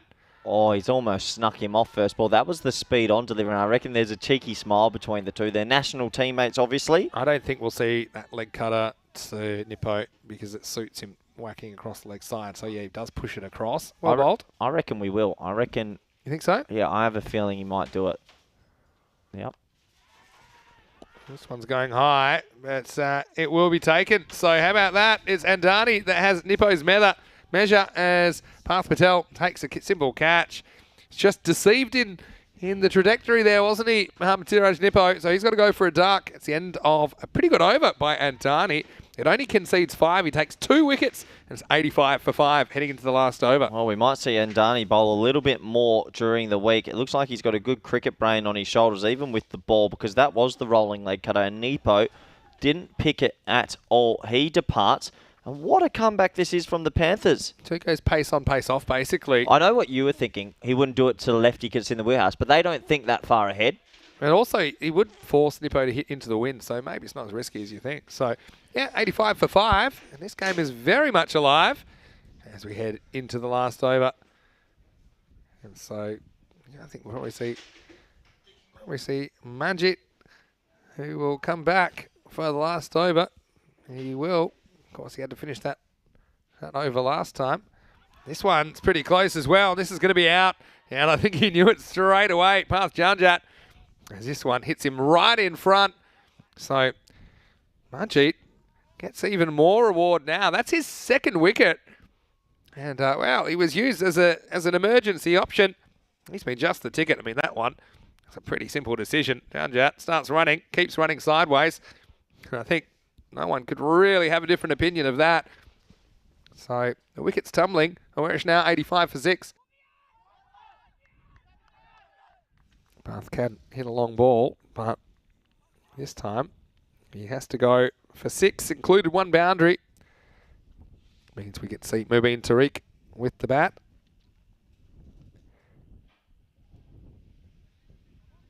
And so this will be the first time I think we've seen Tariq out there. And so, yeah, only 5 to come. So, yeah, that's our man. Again, Manjit's come up with a second wicket. He gets past Janjat plumb LBW. And now, with 5 balls remaining, he'll be bowling to Mubin Tariq. This one, not really timed at all. Well, how's the Panthers story? Hale run out chance here if they're not careful. No, not out. Yeah, they're such a difficult team to read. They are the perfect example of hot and cold. Yeah, well, that's true. They've split both their mini-series so far. I mean, there's a long way to go in this game as well. Yeah, but they didn't just split those games, Vinny. They went from 193 to not making mean to being bowled out for 6 to craziness. Yeah. They've been the real wild cards, the Wild Panthers. Wow. Toad. You can hear that off the bat. Good fielding. What changed completely after the first, say, 4 overs, their fielding standard lifted. And you can just see it with the movements, with the positive energy. First few overs was, the only word I can think of is horrendous, the way they fielded. But they've really turned it around, so credit to them. Oh, there you go. And the man that wasn't even meant to bowl, he came on because Diksha Patel was taken out the attack, has got 3 for Vinny. Yeah, I mean, he's just kept it pretty simple, hasn't he? And what a strange innings this has been. They were so wasteful early on. But, well, I should have to say, they haven't punished them at all. And, yeah, this is going to be a short stay for Tariq. Can't really blame him. He's coming in, he's trying to whack it out of the ground, but he has to go for just the single. So, Manjit with a third. He's got 3 for 6 now. The score's 87 for 7. Would this be the best spell of bowling you've ever seen from someone that's come on as an emergency bowler? I think it's got to be. It'd be up there. Here comes your man, Miguel Stoneman, and a man of a long hairdo. But will it give him the extra power to clear the ropes? He's got a couple of balls here to make an impact on this game. So let's see if Miguel can get a few here. We did see him again last time in September playing for the Coimbra Knights. There's been a few player movements between those two teams. Plenty. Tell you what, his hair's looking magnificent, isn't it? It's great. It's a bit longer, isn't it? Yeah. Got the flowing locks. So here we go. Just 2 to come. Well, he does go for it, Vinny. It's in the air, and oh my word. I mean, that's going to also go for 4. I mean, really, Manjit should have had a 4th here. And, well, Corey is gobsmacked next to me. His jaw's on the floor. How's he And the drop catches just keep coming here in match 32. The Panthers, they couldn't catch a cold in a freezer at the moment. And that one somehow gets through Diku. Jeez, that's hard to swallow that. And 4 as well. I mean, he could have had 4 for 6. Last ball, buckle up. Oh, no. Hit the ground. For 2 here. Yeah, it should be run out. They have to run for 2. Should be easily run out. Good pick up by the keeper. I'll give him credit there, but it is run out of the last ball. So the score will end up on 92 for 8. And even though they dropped about 8 catches, I think the Panthers would be pretty happy with their efforts. Yeah, so 92 will be the final. And yeah, I think they will be. I mean, talk about fielding being important. I mean, imagine what they could have kept them to if they had actually taken some of these chances. They could have got Awarish for a really low score. As it is, I think probably 10 to 15 below par. But still a tricky little chase for the Panthers. Last game of the day, if they're going to take some points away from day 8. Let's have a look at the highlights. That was Buttonhorse. He had more lives than a Black Cat, and it all started here for Hardick as he was chasing that one down. but came a little bit up short there. And then it was the Beamer show starring Dikshit Patel. That was a bit of a mess, wasn't it? As that one was high. That would come back to haunt him later. This was a nice little redemption story as well for Hardik during the innings. But yeah, at the moment, the Panthers, I mean, you think that's bad enough? Well, it gets worse because then he throws it for 4. Well, they were just chasing their tail here. That's as bad as it gets. It was a worst case scenario. It was this one as well, which rearranged the kneecap of Mitchell Patel. And then Bardwan shot this one in consecutive deliveries. This is bad. This one was taken. Then Andani, well, he tries to turn the ball into an oval shape by putting it through the grass. And we're about Panthers' groin. Stoneman ended up, there's a little jinky shot, doesn't come off. He was LBW. And then we saw kind of a phase where they kind of got back on track, even though it wasn't pretty. We saw some catches taken. And Corey, you certainly love this 10 overs. This highlights package is unbelievable. Just that car, I mean, probably almost taking one in the windscreen. That would have just topped it off. But then how about this? Some good last couple of overs. In fact, the last 4 overs end up only going for 24 runs as Andani was directing traffic. And yeah, we saw this one taken as well. So, I mean, that included the Dikshit incident where he was taken off for a second no ball. So, yeah, then Manjit, he was a real surprise package in the end. He takes 3 wickets off almost 2 overs. And he was a real difference maker at the end of this innings. Yeah, he was. And to come in as the emergency bowler because a bowler was taken off because of too many no balls, he did an excellent job. He should have had another wicket here, but that just adds to the poor fielding highlights. Yeah, that was a little kind of throwback, wasn't it, at the end? A little nod to the first half of the innings where they're so wasteful, Wild Panthers. But they kind of get out of jail to an extent. We're actually going to finish 92 for 8 off their 10 overs. As we have a look at the scorecard, pair of 29s at the top of the order. Both the openers identical analyses for them. As Horse got a few chances in his 29, and Stoneman carried on his good form for the last game. Greenshields ended up holding out for 14. Below that, we didn't see a lot of production, and that's one thing that we were wondering, wasn't it? It was about, will we see kind of the batting depth from where else that we've seen from a team like Marlow, for example. Let's have a look at the wickets. And how about Manjit Singh? 3 for 11. Didn't have to bowl the complete 2 overs because he came on to relieve Dikshit Patel. He bowled a second beamer. 2 wickets to Mitchell Patel as well. And 2 for 5 of Andani's only over in the night. So it's all set up for a big finish. Join us when we return in just a few minutes. We will have the final 10 overs of the day. It'll be Wild Panthers hoping to get their only win here on day 8. Vinny Sandu here, Mr. Maximo, alongside Corey Ruckers. Hope you're having a great day. Well, don't you collapse. Make sure you come back and catch us more cricket soon on ECN. You're watching the FanCode European Cricket Series.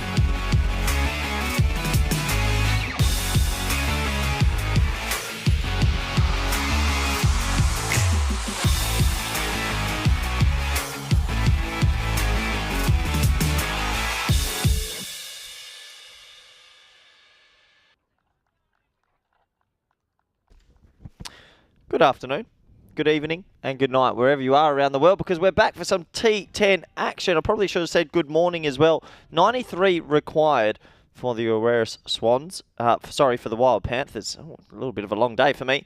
And they did well, the Wild Panthers, with the ball. These teams playing back-to-back matches. And, 93 is probably under par from what we've seen in the last, say, two or 3 days. The scores have started to get up to that 110, 115 mark. And you expect the Panthers to push this all the way, but I do expect the Swans to lift a little and to see how they go in this run chase.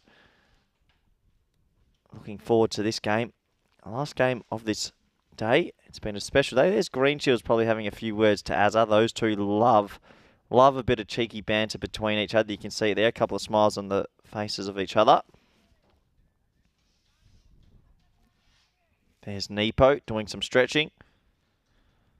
And all the players getting themselves loose. It's been a pretty cold and blustery day here in Portugal. Weather conditions are improving a lot tomorrow. And I hope you'll all join us tomorrow and for all the finals cricket that's coming up. Junaid Khan's got the new ball in his hand. He's been really good with his in-swing bowling at the top.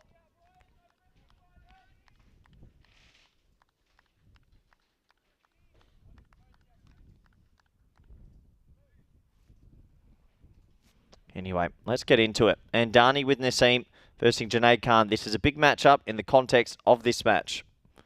There's that big in-swing. Didn't sneak it inside the tram line, so it's going to be called a wide. Junaid looking a little bit disappointed that the call didn't go his way. And great to welcome back everyone in India via FanCode and everyone on YouTube via the YouTube chat. Hope you're all doing really well out there. And it's been a good fun day interacting with you all. So please get your questions in for the last time today if you want to talk all things cricket. Well bowled by Mr. Junaid Khan. Gets it full straight swinging. But Andani's good to counter it. Gets a bit of bat in it. Goes into the leg side and they'll run for a single. So he's off the mark. He's the key, ever present, as we know. He made an excellent 118 not out yesterday. A magnificent ton. I don't see it every day in T10 cricket. Only the second 100 we've had in 2022. Naseem now. He's on strike.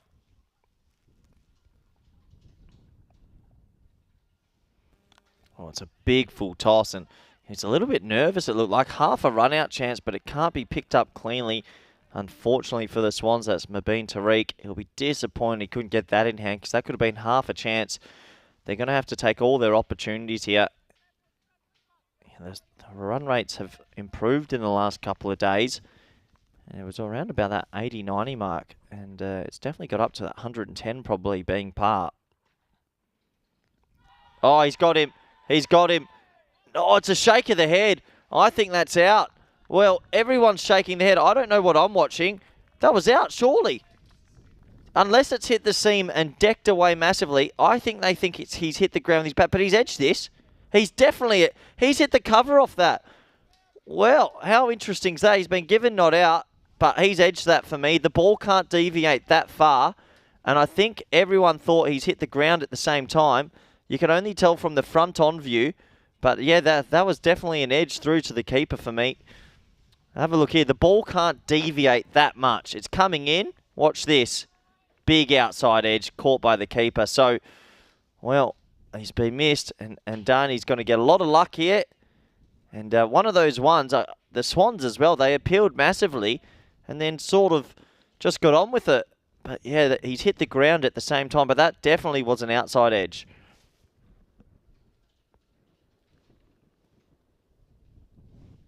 Almost a carbon copy. This time he's right in behind it. But yeah, he might be thanking his lucky stars.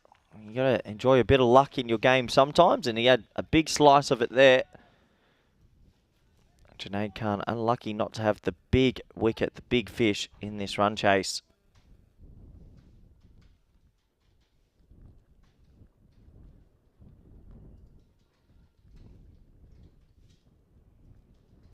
Goes full again, this time down the leg side. That'll be signalled by a wide.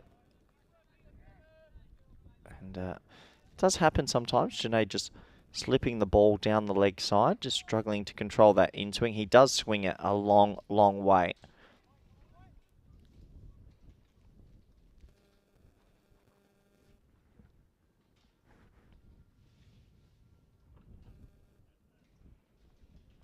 There again, big swing onto leg side. Oh, he's backed up a long way here. Should get back in time. That's fielding by Alex Macy there. He's a live wire in the field. Neville Russ asking for the DRS. And I'm just not too sure they would have used one as well. As soon as the umpire said not out, they were pretty much straight back to their mark. Maybe also thinking he hit the ground, but yeah, the deviation took it away.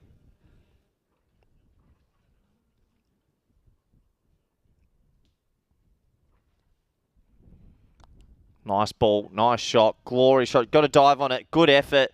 You might as well dive on it because if you turn and run, you're not going to be able to catch up. Azarandani, who gets a big slice of luck, plays a glorious looking cover drive through the gap. And unfortunately for Mabeen Tariq at mid-off, he couldn't rail it in. 4 runs, it's 9 for none after 1. A good opportunity to welcome back co-commentator, good friend, and meeting partner tonight. Vinny Sandhu, how are you? Yeah, I'm good. I think what happened on that one, and this can happen, the batter hits the ground and edges it. Yep. I think that's what happens. And so I think that 100%. everyone is like kind of satisfied, okay, well, he's hit the ground there. And even the batter can't often tell they've nicked that because they feel the bat on the ground and it happens like so quickly. So here's Conrad, who's going to bend one round a corner and he's going to pull an outswinger off. And he's just explaining what's happening to Seam because he has no idea. What a bit of swing bowling that is against the breeze. This one swings into the base of off stump. And that was a real banana ball. It's 9 for 1. Yeah, it's a poor shot option. Watch how square he's trying to hit it. It swung a bit. It swung a bit, but I don't know if he's lost it. It wasn't as exaggerated as he's playing on. He's trying to hit it through backward square. He's still cross-batting a ball on the stumps when it comes down to it. And so the movement absolutely does Naseem.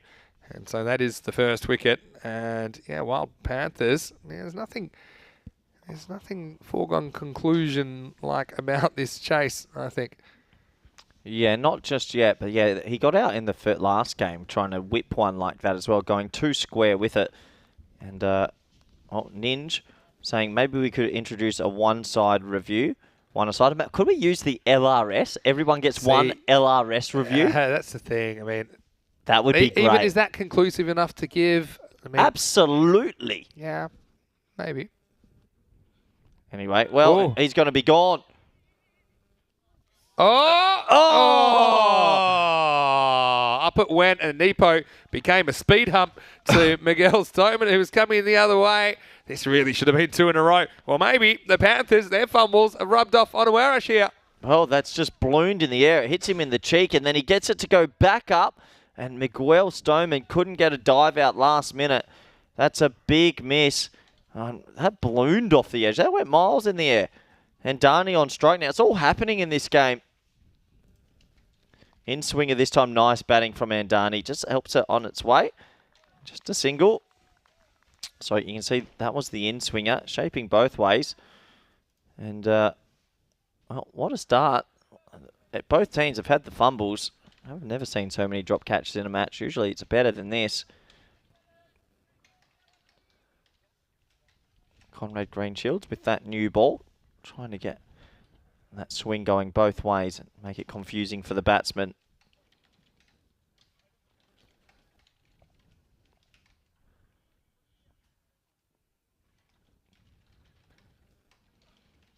Well, it's the outswinger this time and blocked into the offside. They run for a single. It's a bit of a wild throw. Anyone backing up? Yep, that's good backing up. Alex Macy there at mid-on, making sure there's no overthrows. Big 2 balls in the context of this game. You feel like Azarandani probably wants to see Conrad off. Yeah, probably. Especially the swing he's getting there. It looked like he was holding this one cross seam. No, that's not. That's the away swinger. It's remarkable he's getting this outswinger going because this wind is pretty strong left to right. Shows you they must have a good kookaburra out there. A real swinger. Yeah, that's a good ball. It's been a good over. Azarandani, 1 ball left to face. This is the difference, though, between chasing something like 93 and 153, 50, right? You can afford to kind of see off a bowler, not go super aggressive. That's the in swinger. Can't get it right this time, and that'll be a wide +1. That hurts because he doesn't get another go at Andani with this new ball unless he bowls the 4th. So that's actually a big miss from the keeper because Azar, I think, would probably rather be at the non-striker's end here. Yeah, true. You got the golden ball tingle? Is it a bit early to get the tingle? Yeah, it's a bit early to get the tingle. Could be, though. Even numbered game as well. Yep. This one, whistles past the outside edge. End of a pretty good over from Greenshields. Picks up 1 wicket, only concedes 5, and after 2 overs, it's 14 for 1. Yeah, 14 for 1. Sedate start. A couple of missed opportunities, and the Swans, though, they've got the early breakthrough. They should have had 2, the dropped catch and maybe a poor umpiring decision, but it happens. That's cricket. It's a tough one for the umpire as well, because we saw it, in slow motion, saw it a couple of times from a couple of different angles. Have a look at the table, and you can see Wild Panthers, if they can pull this off, they will draw level with the teams on 6 points. Equal top of the table.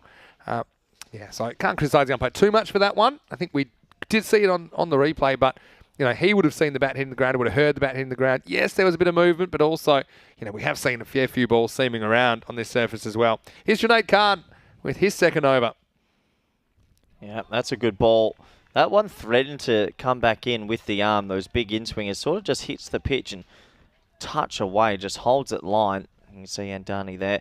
He's facing 2 good opening bowlers, and he just needs to find a way to get through. He's just doing a little bit. They've got a good kookaburra in their hand there.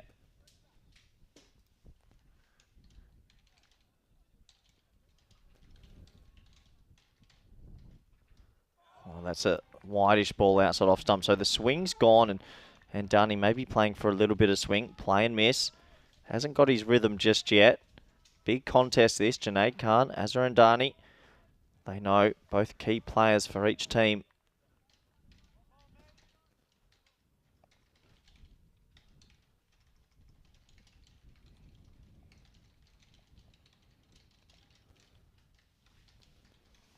Well, there's a bit more swing, and this time blocked into the offside. Junaid's bowled really well in this series. I think he's consistently swung the ball. I mean, he's probably lost the odd one, but yeah, he hasn't bowled too many that have gone straight. And that's got to be a complicating factor. I mean, with someone like Andani, he's having to be pretty careful here. Probably knows he can attack some bowlers in the middle of the innings and maybe down the stretch, but yeah, he's being pretty careful at the moment. He's 6 off 10. No, it's what good bowling does, Vinny. And ask the right question. Oh, he's going to be run out if he picks it up cleanly. Surely it bounces over. And great backing up there by Alex Macy. But that was a definite run-out chance. Well, Macy spends more time on the ground than a cheap rug, doesn't he? He is always getting down there, but I like it. And we saw 4 overthrows in the first innings. You see Dix gets turned around, had to stick it in reverse. He would have been gone by some distance. And you're right, that does bounce over the stumps. Yeah, Nepo missing another opportunity. Had 3 stumps to aim at. He has high levels for himself. Great over this by Junaid Khan. No runs off it just yet. And Dunny, 6 off 11. I think he's feeling a bit of pressure here. It's good bowling. He's only got 2 balls to go from Junaid. It's a bit more of a looser stroke as he drives it hard through extra cover, and it might kick on. Yeah, it does. So he opens the arms this time. He got the width. Nice shot. 4 runs. This outfit is so quick, isn't it? And this is a well-balanced stroke. This one's a little bit shorter. It's more on a length. It's not short, but it's a good shot. It allows him to predict the trajectory a bit better. And it's a really good shot. Just seems to gain pace, doesn't it, on this outfield? So Tariq chases, but to no avail. Has to be one of the quickest ones we've seen around Europe. Yeah, right up there. Make sure you tune in when we're in Bulgaria in a couple of weeks, though. Oh, well, I'm not coming. But you can still tune in, You're allowed to watch like everyone else. I'll be asking you questions, and I expect you to respond in the chat so I know you're watching if you want to get another go. Oh, high in the air. This is the big moment of the game. This has to be caught. He doesn't catch it. The fumbles continue, and it's the big one. Azhar Andani chases after it, but it's already crossed the rope. Yeah, Oh. have a look. This is Alex Macy, former Kiwi. He goes up in the air. Will he be used to these conditions? Off went the hat. And yeah, he decides to back in the reverse running. He doesn't turn and go with the flight, so it was a slightly easier catch, but he's not able to judge it. And what's worse, it does find its way to the boundary. So 3 overs down. Wild Panthers, 22 for 1. And what is it about the drops this game in match 32? They're contagious. But have a look at how many wickets did fall on the back end of the Awarish innings.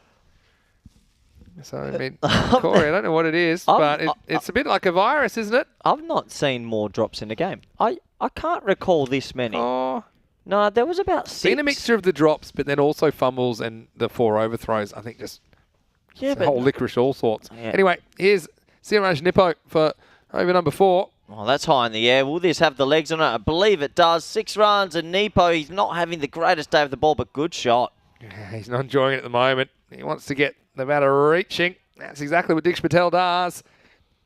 Pretty good shot, though. It's a challenge kind of a length, but he's up to the challenge, and he gets a Maximo. Yeah, he does, and he doesn't die wondering. He swings at everything, and Darnie's probably more the glue roll. 9.5 required.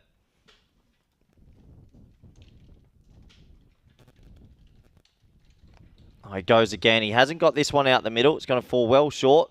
Conrad Greenshield's out there. Just the single. Yeah, Conrad Greenshield. Are you surprised they didn't go back to him for a swing? Super surprised, because I think he was just getting that ball to talk so much, especially when you don't have that many runs to play with. Maybe we'll see him in the 5th. I don't think he's the sort of bowler necessarily you want to use at the end when you can use him up front. Full ball, slow. Pushed Especially it. how much he was swinging that ball. We haven't seen too much swing into the breeze. He was swinging the ball out, which is his kind of more natural delivery, I think. Yeah. Now the ball's going to be a bit banged up by the time he gets it back, even if he does come back for the next over.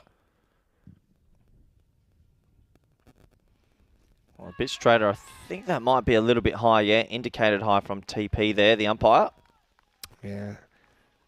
But yeah, very interesting to see who they go to next. I think, well, I probably would have gone with Greenshield's last over, I think, especially with the 6 being struck in that over. Probably go back to him now. It's hit hard, but straight to deep mid-on, single. Have a look at where Nepo releases the ball from, Vinny. If you look how deep behind the box he is, he's done it all over. I don't know if you spot it. Look at that. Yeah, so it's a front foot on the back line. Yeah, so maybe trying to fool the batter. Oh, well, he's done it a couple in a row. Look at this. Not that time. He says using it as another type of variation. And I'm not so sure how effective it is, but we have seen people trying it on occasion. Anyway, that will be the end of the over. And so it is 31 for 1 at the end of the over. Corey Ruckers with a free foot rest here. And you've been caught out, haven't you? It is the last game today. Thanks for your company. It has been a weird day. We've been inside. Whether we stay inside or not, I'm not so sure. But at least we are protected from the elements in here, particularly the electronic equipment. We do get to see out the window, of course, and see the game as well. But yeah, I think you would have got upset if another laptop had blown off the table and broke. It wasn't a great situation. But, you know, right now we've got a game on here, match 32. Wild Panthers, they are the masters of the kind of Jekyll and Hyde performances. Can they pull off this chase? Here's Miguel Stoneman, who's going to bowl the next over. This is hit straight down the ground. It's hanging in the air. That'll be a one-hopper. They've moved Macy around to cover now, but he's not able to get there in time. He's another one with pretty good long locks. Alex Macy, long hair brigade. And look, you see that Miguel Stoneman, he's got plenty to spare now. Yeah, plenty to spare this game. Definitely an interesting phase here because both batsmen are in. We know they can't knock it around forever. I think Hazarandani, he's going to want to try and take this on. Looks like a little bit of fixing of the paddage. Slight delay. So he'll get that right, I'm sure. And so it'll be Handani on strike. He hasn't really broken out yet. In the middle overs. Here's time to get to work. Yeah, it's well played. It's a good Yorker from young Stoneman, slipping it in. Just the one. Yeah, it's pretty good bowling from Stoneman. Gets this just right. Diksha Patel's finally going to try and get the straps right. Did you have a particular pad that you put on first when you played, or left? You were left? Left. Yeah, see, I was a right pad on first. I decided pretty early when I was pretty young and stuck with it. I used to, you know how old I am? My first pair of pads were buckle pads. Yeah, you're old. That's before Velcro. Oh, it's a no ball, Vinny. It looks like the arm's gone out, and he's picked it up for 6, so that's going to be a 7. Oh, that hurts the Swans big time. That really hurts. And the call came immediately. Have a look at the front. Well, it can't be for front foot. It had to be for something else. Well, hold on. Let me just look at the fielders around the ring quickly, Vinny. Oh, yeah. Can't have been for the foot. Yeah, of course it's not for the foot, Vinny. Yeah. You don't that was it. Well, because it was called immediately, so you thought that might have been what it is. No, obviously not. It's the field. You can tell because his foot's a metre behind the line. But that's obviously the instinct when the standing umpire calls it. But it must have been for a fielding indiscretion. So, yeah, the umpires have spotted that. Even worse, it's gone for 6. That means the free hit's coming up. Yeah, that's a big moment in the game, Vinny. And you can see them looking around. And yeah, it was the error. 3 men in the ring. It looks like mid-off was back on the ring, and it was mid-off that had to be inside. Question in the chat from Neil. Come back to that in a second. Here's a free hit. Oh, might run 2 here. It's so high. No. Shouldn't risk it. He thinks he's got himself a wicket. Good catching practice, just the single. He says, Vinny, would you support a rule change so you could bowl 2 overs in a row? Short answer is no.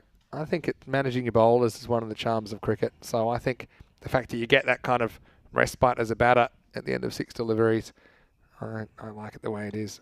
Well, that's a catching chance potentially. Does he have enough on it? He just has enough on it. 6 runs. Huge moment in the game as Andani, he's still alive and moves to 22. And he gets a bit of length to work with. Saw Stoneman execute the Yorker well before. I don't think the no ball was his fault necessarily. But he escaped the free hit. Doesn't escape Andani, who gets 6 more. Yeah. Yeah, so I mean, and that's what over is all about. You have to change over. You have to change the bowler over. 2 to come here. Yeah, it's well played. He loves that shot.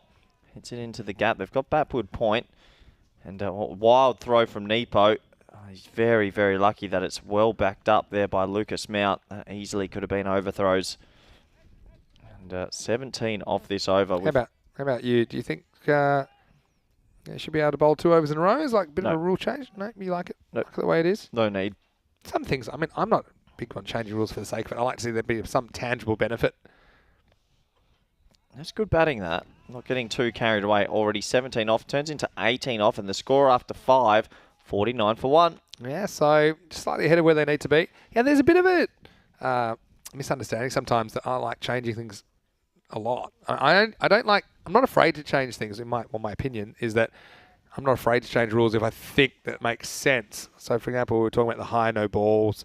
I think that it benefits the batters and the bowlers and the umpires if we were to make that change, which hopefully we can bring in. But I'm not a believer in just changing things for the sake of it. I think there's got to be a real tangible benefit and it has to make sense. Because not all rules make sense in cricket. If there's a better way to do it, then I'm all for it. Anyway, here's Nippo coming back for his second over. Oh, it's hit very hard down the ground. And, he doesn't overrun it. It's good fielding. Just the one. At the moment, the Wild Panthers are on track. That brings up the 50 as well.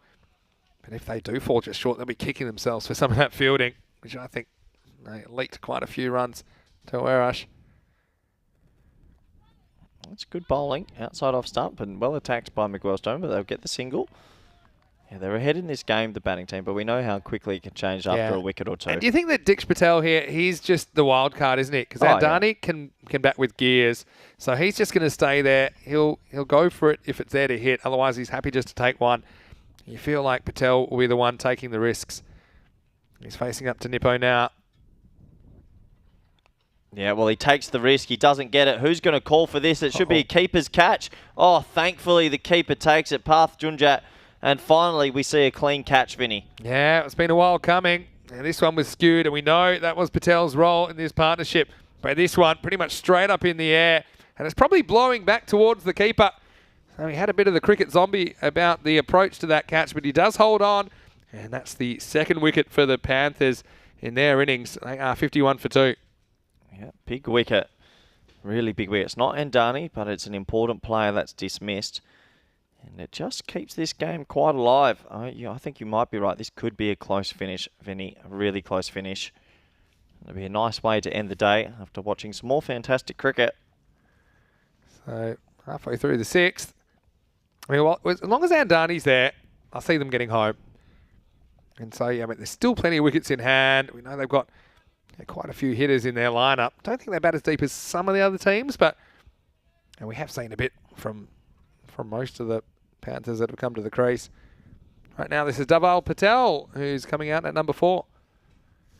Yeah, he's got a bit of a job to do here still. He's either got to get Andani on strike or make sure he doesn't use too many deliveries up. Well, he's not going to waste deliveries because he's going to go from the first ball. That's what intent can do. He gets the edge, 4 runs, and it seems like his role is to get on with it from the start. Yeah, Nippo, he just cannot take a trick at the moment. Does get the wicket, and he is so frustrated. You want to see See what he thinks about the situation. He's not too happy as this one gets away from the keeper. Nippo. Well, looks like he's had a whole lemon squirted in his eye after that. That will cost him 4.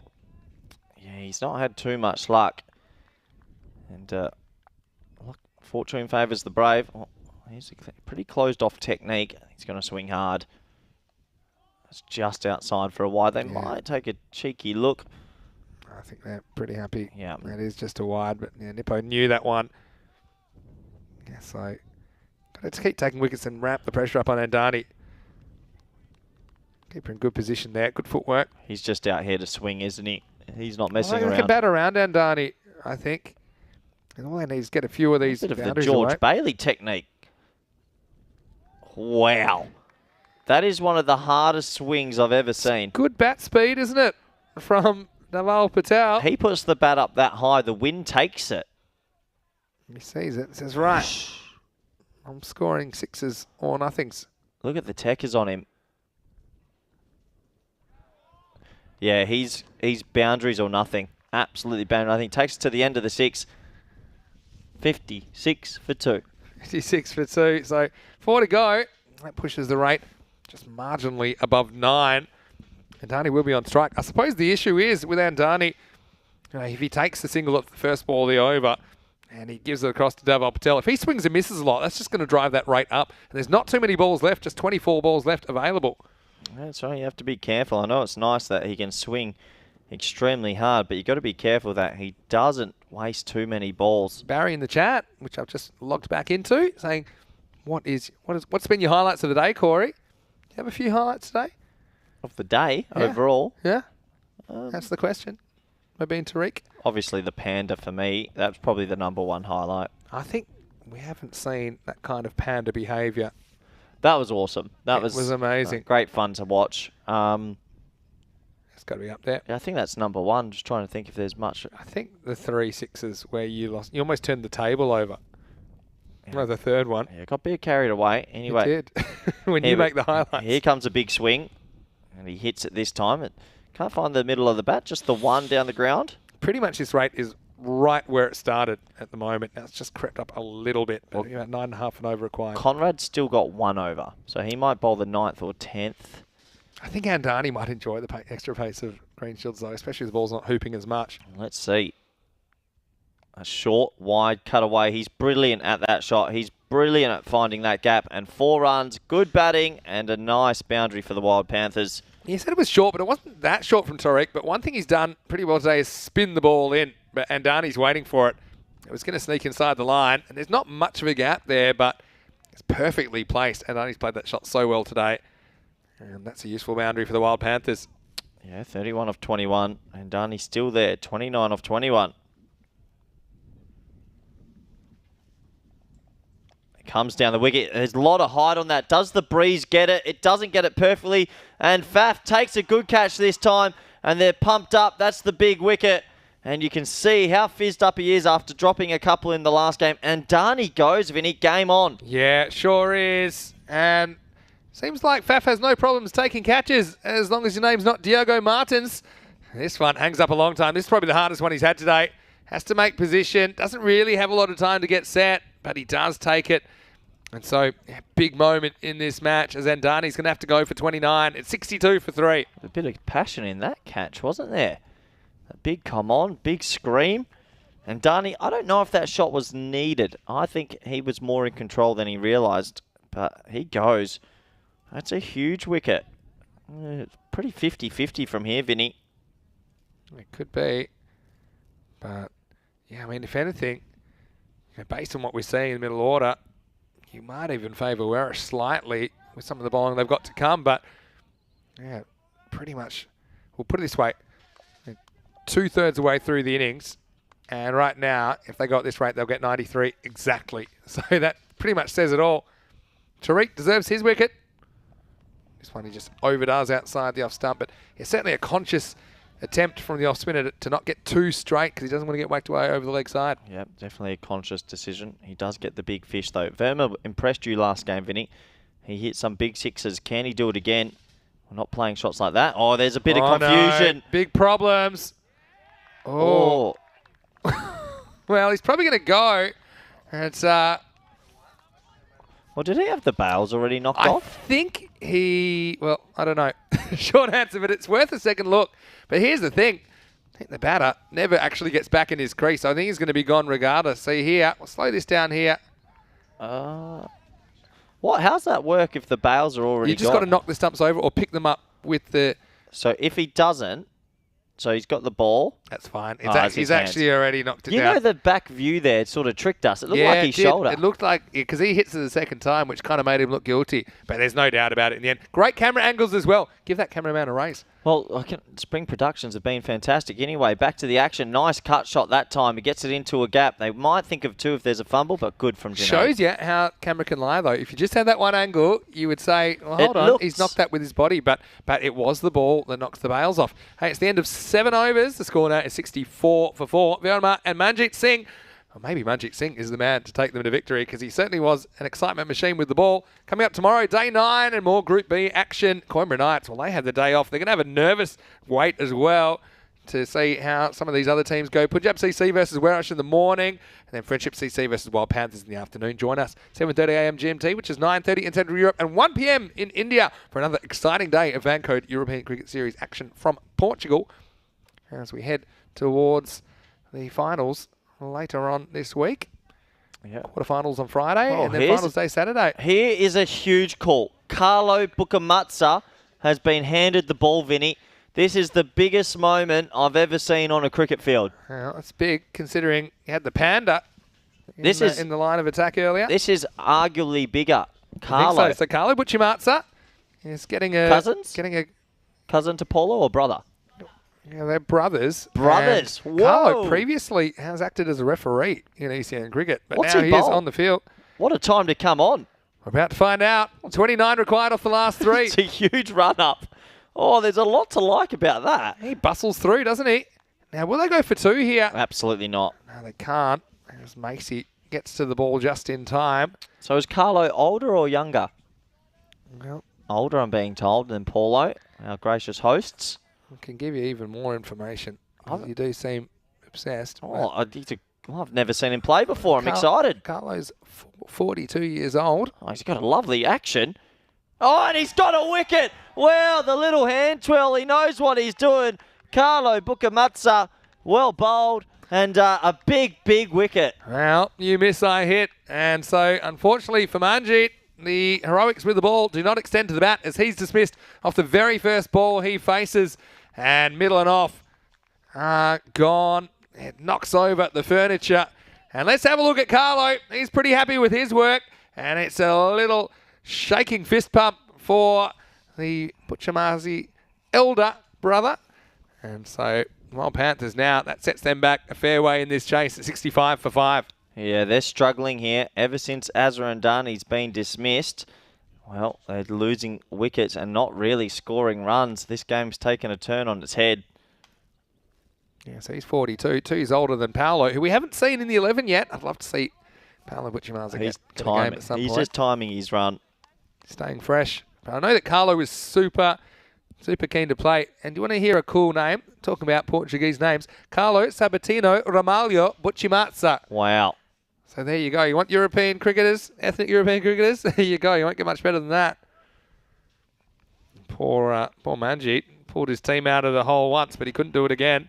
And this is Rahul Bharadwaj, who comes to the crease now at number 7. They need 28 off the last 16 balls of this one. Well, you imagine Carlo will bowl 2 at the end here and Conrad will bowl 1. So Swans have probably just got their noses ahead. Oh, that's a catching chance. Surely he's going to be on a hat-trick. Nipo! Oh, Nipo! Twice he's dropped it. What is going on with the fielding? There's something going on. Well, we know it's not easy conditions with the wind. Nipo, it's a wry smile, but I think that Carlo Butchimatsa is smiling on the other side of his face at the moment because that one should have been taken. It's unbelievable. They've all had the soapy hands. Just another missed opportunity. He should have been on a hat-trick, Vinny. Oh, that's high in the air, high and handsome. 6 runs, and what a shot from Verma. They get back in front in this game. Oh, you say in front. That probably puts it back to line ball. They need 1.5 a ball at the moment after that shot. But that's a big Maximo down the ground. So that's one that is hit in the middle of the bat. And Verma, he has impressed me at times with the bat, like you said earlier. Well, if that previous ball was caught, he wouldn't have been on strike. It's a huge swing. Would have been a new batter on strike and it would have been on a hat trick. I like this. Junja up at the stumps. I don't mind that. Good keeping. Ooh, let's this one go. I think this gets a bit of the line. Just naked eyeing it. I think that's a wide. It's been missed. Bit of luck. Yeah, so Carlo, I know he used to be involved with the officials. Maybe a few mind games there, subconsciously. Colluding. Shortish ball pulled away. They might think about 2. I don't think it's on though. They'll just settle for the 1. So, good over. 9 off it. 73 for 5 after 8, Vinny. And the tingle is right on. 6 just keeps them right in the game though, doesn't it? But they're going to need that boundary and over, I think, to stay in touch. And there's only 2 overs to go in the game now. 73 for 5. What's going on here, Vinny? I think big announcement in the chat. We've just had a donation, I think. Eric Mugisha in the chat has donated £5. Oh, that'll almost cover your train fare into Lisbon tonight to watch Liverpool. Well, thank you very much. And thank you, Eric. That's very, very kind of you. I'm surprised some of our more loyal fans haven't given us a... Hey, easy. You've been warned. Oh, this is going to be sneaking through off a little inside edge. It has been missed by Macy. And, well, let's just say the misfields are contagious in match 32. Well, Macy, I mentioned he spends more time on the ground than a cheap rug. This one slips under the rug. 4 runs. How's he missed this? Oh, no. He hits the ground in frustration. Wow, this is makes it 16 off 11. Well, this is tight now. Verma's the key. He jumps on the spot. Never seen that before. Top ball. What I've really liked about Tariq is that he has actually spun the ball sideways. Let's have a look at the golden ball. If we do get there, it'll be golden ball number 30. That's if the scores are tied at the end of regulation. We've already had 5 of them this year. 4 won by the bowlers. Oh, that's an arm ball. Oh, there's never a 1 there. Smart not to throw there at the bowler's end because it wouldn't have saved a run. And I don't know if they would have taken one though because Verma is hitting well. You would think he's the one they want on strike. 16 off 10. High in the air, catching chance. Please, someone take the clean catch. He does. You don't drop him off your own bowling, and Tariq gets another wicket. Yeah, if you want a job done properly, do it yourself, and that's exactly what Mubin Tariq does here. This one is skewed straight up in the air. Verma, he got them close up. He didn't get them all the way. He will fall with still 16 required, while Panthers lose a 6th wicket. It's 77 for 6. Yep, they lose another wicket, and this game, tough to call. Got to remember, Conrad Greenshields has the last over. So, with the lower order, I think they're going to struggle to get him away. It was a bit of a gamble bowling Tariq this over, because with the wind, if he doesn't get it right, it could go for big runs, but he has gotten it right. And so now they are in a good position. And Conrad's decision to bowl himself last, well, maybe that's a gamble that's paying off as well. But still, plenty of cricket left. 8 balls left. 16 runs required. I think that the Swans are going to crawl over the line here, unless there's a boundary in the next 2 balls. Only because I think Conrad's not going to go for more than 10. I just think it's hard for a lower order batsman to hit that. Here we come.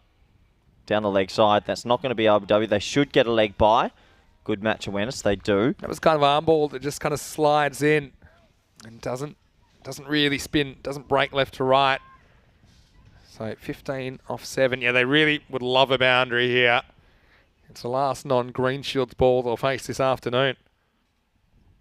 Oh, that's going to be a wide. Oh, it's going to be stumped as well. So it's stumped off a wide. He gets a wicket, but we're going to have a dismissal as well as we go to the limited review system. It's probably not a terrible result. I mean, obviously, Bardawaj doesn't want to be out, but I think this is going to be stumped. Just going off the reaction of Janjat. Yeah, he's going to be gone here. 2 feet out the crease. In fact, he starts trotting off straight away. That's never a good sign. Just check the gloves here, though. Yeah, no problem there. Out before the bat hits the ground. So I think Tyrone, he might have given it on the field, and he does. So stumped and a wicket. So stumped off a wide. They do get the run. They do get the ball again. So if you're going to lose the wicket, that's the way to do it. In the end, it will be another wicket that goes down. And now it's 79 for 7. And the new batter at the crease. Here's a guy that's come into the side, Hardik Patel. He might as well. Do you think he just has a go at this one? Absolutely. They need a boundary. Conrad's not going to concede 14. Surely not. He goes. That could be very close. Slight appeal. Oh, and he's gone. Whoa! He's given it out. And, well. I think the issue is there was no appeal. So the umpire was getting in position. I thought it was a pretty good shout first up. I mean, the issue is he is turning the ball a lot. We'll have a look at it on the replay. Yeah, that's out. I think that's out. But look, there's no appeal. Look, nobody appeals. So the umpire goes to get in position. It says, well, if you're asking, here's my opinion. And that's what he was saying. He's saying there was no appeal. So, yeah, well, an interesting moment as Werris almost forget to ask questions. And that will be another wicket. So 2 wickets off the last ball of the ninth. It all happens in the ninth, and now it's 79 for 8. Yeah, they're done, Vinny. They need a miracle now because they've left it too late. 14 required. I mean, they'd take a golden ball from here. Oh, yeah. Conrad Greenshields isn't going to bowl too loosely. They need a bit of a miracle. They need some edges for 4 or something. What a big moment it is in the game. So we got 2 wickets off 1 ball at the end of that over. Pretty much. Good option. And so, yeah, I mean, interesting one. The umpire did the right thing. The umpire didn't have a question to answer, so he started getting in position. So that wasn't one of those ones where the umpire is like goes walkabout and then thinks about it. He had made up his mind, but they hadn't appealed until that moment. Here's Greenshields, and there's 14 required off the last. That's a dot ball. Big appeal, but it's hit his back leg. So that's what I mean. 14 off 5 now. They've left the run too late, and you'd think the Swans should win from here. You can understand as a fielding side, you're not immediately thinking to appeal in that situation because you're thinking more about saving runs. Yeah, Greenshields, I think we have to see maybe a couple of little edges going to the boundary or something like that if they're going to get close. They need 2, maybe 3 boundaries from here. Bowled, gone, and you can see how pumped up he is. He never looked like hitting it. It's not really up to the lower order to make the runs, is it, Vinny? Yeah, it's a slow ball. This one bounces off his pads like a human backboard. Have a look at this. And, yeah, that's going to be the end of Path. He's going to have to find the path off the field. So Greenshields, that is the off-cutter, slower ball. And he's happy with himself. And it looks like Werris are going to remain unbeaten here after a couple of days of play. And with that, they're actually down to their last batter. It'll be Nupane that comes to the crease at 79 for 9. Yep, 79 for 9. And, well, you can't really blame the lower order. It shouldn't be up to them to get the runs. And they've just left it a little bit too late. Looks like he's bringing out a pretty big bat there. And, well, if it's a big bat, he needs to hit some big sixes. They've got a 1% shot, if you ask me. That's generous. I mean, 14 off 4. But having said that, yeah, I mean, they're 3 big blows away from ending this game as well. So here we go, Nupane. Chance to be a hero. No, he's very late on that. That's way too quick. For that bat looks huge, Vinny. Is it me or... That looks absolutely massive. Maybe just Nupane isn't that huge. What are the edges on that? Yeah, we'll get one through the bat meter, No, maybe. we'll get the back gauge out, I reckon. That looks big. If it fails, you'll probably buy it half price. 3 to come. This is going nowhere. Well, credit to Werris. They didn't make as many runs, but they've defended well. They took the wickets when they needed to. I think both teams have left a lot to be desired in the fielding department, but ultimately, looks like Werris are going to take both wins this afternoon on day 8. Tariq's bowling 4 wickets. The off spinner, very impressive. Yeah, he was brilliant. I said that bat looked a bit heavy for him. Who's Conrad clapping to? He's just saying, "Well done, guys. We got the win in the bag. So let's enjoy this." And where's the team that Conrad himself was wondering if they'd gel? They hadn't played too much together as a unit, but they've done everything after them so far. Here's the last ball of the day. Slower ball, and we'll go through for a bye if they want it. They can. Well, they might get a run out. And, well, it's carnage all the way to the last ball. It'll be a bye to finish, but it will be the end of a highly entertaining day's play. Wild Panthers, they're going to finish with 80 runs. The final score in match 32, it's Werris 92, Wild Panthers 80. 12 runs to the margin, and Werris, with that, they will go and establish themselves as the front runners here in Group B. And Greenshields, well, we saw him do it in the first game with the bat along with Stoneman, and he missed out here, but pretty good defence from the hosts as they get over the line by 12 runs.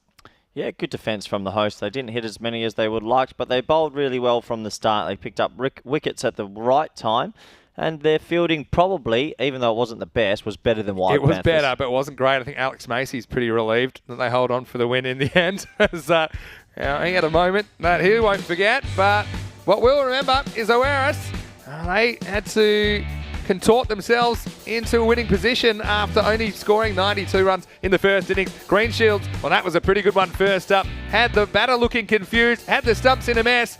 Again, Nippo, we almost created an assist here. Wasn't the first that we've seen today. And then there were a few close calls, a bit wasteful. But in the end, Oweris, they just had enough good moments. And Mubin Tariq, he wasn't able to catch that one, as neither was Macy, who had an interesting 10 overs in the field. But you'd have to say the hosts, in the end, they did just enough to take the points. Yeah, they did just enough to take the points, and in the end, they did get the win. Nipo tried his best again today, had a little bit of hard luck. He's not had the best tournament just yet. Azza and Dani was still in, though, and he was playing some gorgeous cricket shots. And while Azza was there, we always felt the Wild Panthers had a good chance, but this was the catch that ended up changing the game. Faf took a really nice catch off Tariq, and as soon as Azar went, that was all she wrote. Yeah, first of 4 wickets, but that was the biggest one for sure. And Tariq, for me, he's got to have the player of the match for this effort. He ends up with 4 for 13, and that's the 5th wicket that he is involved in, as Carlo Buchimatsa was unleashed onto the stage in the FanCode ECS Portugal. Well, Nippo, he was crawling and he was balling after dropping that one. And, well, that one just, you thought, could bring the Panthers back into it. And even when this piece of fielding happened, we thought maybe that there was a kick in the space-time continuum that might allow the Wild Panthers to get over the line. And then Tariq, well, he did his own work there, but he had a couple to come as he pushed this one wide. He actually takes 2 wickets off the last ball of the night. That one cost him a run, but it resulted in the stumping of Bharadwaj. And the very last ball, he actually has a think about it. He actually scratches his head and then appeals. The umpire says, yeah, well, it's out, but if you're not going to ask, I can't do much about it. And you got to ask your keeper as well. And then on appealing, and then Greenshields finishing off with the ball. They needed 14. It was going to be too many. In the end, it was left to the number 11. Couldn't do too much. And it will be Oweris. They run out 92 to 80. Highly interesting day's play. And if you want more, well, good news, there is more coming tomorrow, starting 7:30 a.m. GMT, 9:30 in Central Europe, 1 p.m. in India, as we'll continue. Punjab CC, they're an exciting unit versus Oweris. I think we'll see some fireworks in the morning. Then Friendship CC, they've had the day off. They take on the Wild Panthers. And the Panthers were wild today, weren't they? We didn't know what we were going to expect from them. So join us tomorrow morning for day 9 as Group B. It's a very interesting group, and we'll see who the movers and shakers are tomorrow on a wacky Wednesday. Let's have a look at the scorecard, Corey. 29, Azza Andani. He was the top scorer. 20 for Dicksh Patel and 13 for Verma. But I think this is a sign that the depth for the Wild Panthers with the bat is a little bit of a concern. Yeah, it is. I mean, Azra Andani, he has a lot of responsibility on those shoulders, but when he goes early, Vinny, they needed someone else to back it up. Well done to that man. Mubin Tariq, 4 for 13, bowling off spin, and a difficult art in the T10 format, bowled really well. Yeah, 2 for 5, Greenshields as well. He has probably more maidens in ECN cricket than anyone else. There was just the bye off that last over. And yeah, it was a very, very interesting match, to say the least, 92 to 80. But yeah, Mubin Tariq for me, he has my player of the match. And so it's been great to have your company once again. Slightly unusual day as we have been inside, but I think it's been a bit of a success here. I know that you've enjoyed it. Thanks again to all of our viewers, no matter where you watch from around the world. Great to have your company. To all of the officials, to all the players, to all the volunteers and the Blue Crew on a real tough day at the office, I think, because the wind was blowing. So we're told, but it has been a great job, and as well for Spring Productions for setting up so quickly and improvising. I think the coverage has been second to none today, so great job by everyone. But thanks, of course, to all of our viewers, and hopefully we see you again tomorrow. Yeah, I hope you come back tomorrow. Yeah, so tonight, Corey's going to go on a bit of a road trip. He's going to see the football. Hopefully you make it back in one piece, because we will have more cricket on the way. In the meantime, make sure you follow our social media at European Cricket, and don't forget we're on TikTok now, so at European Cricket Network, we're going to have that going. I know a lot of stuff has gone viral lately on social media. Like this video, subscribe to our YouTube channel, ECN European Cricket Network. We're going to take a bit of a break. We will leave you with some highlights of the day. But until tomorrow, this is Vinny Sandu here, Mr. Maximo, along with Corey Rutgers, Serial Pest, and my colleague here at the European Cricket Network. Hope you have a happy and safe evening from everyone at the European Cricket Network and the European Cricket family. It's good night from me. Good night night from Corey. And we'll see you tomorrow. Hasta mañana for more FanCode European Cricket Series. Good night.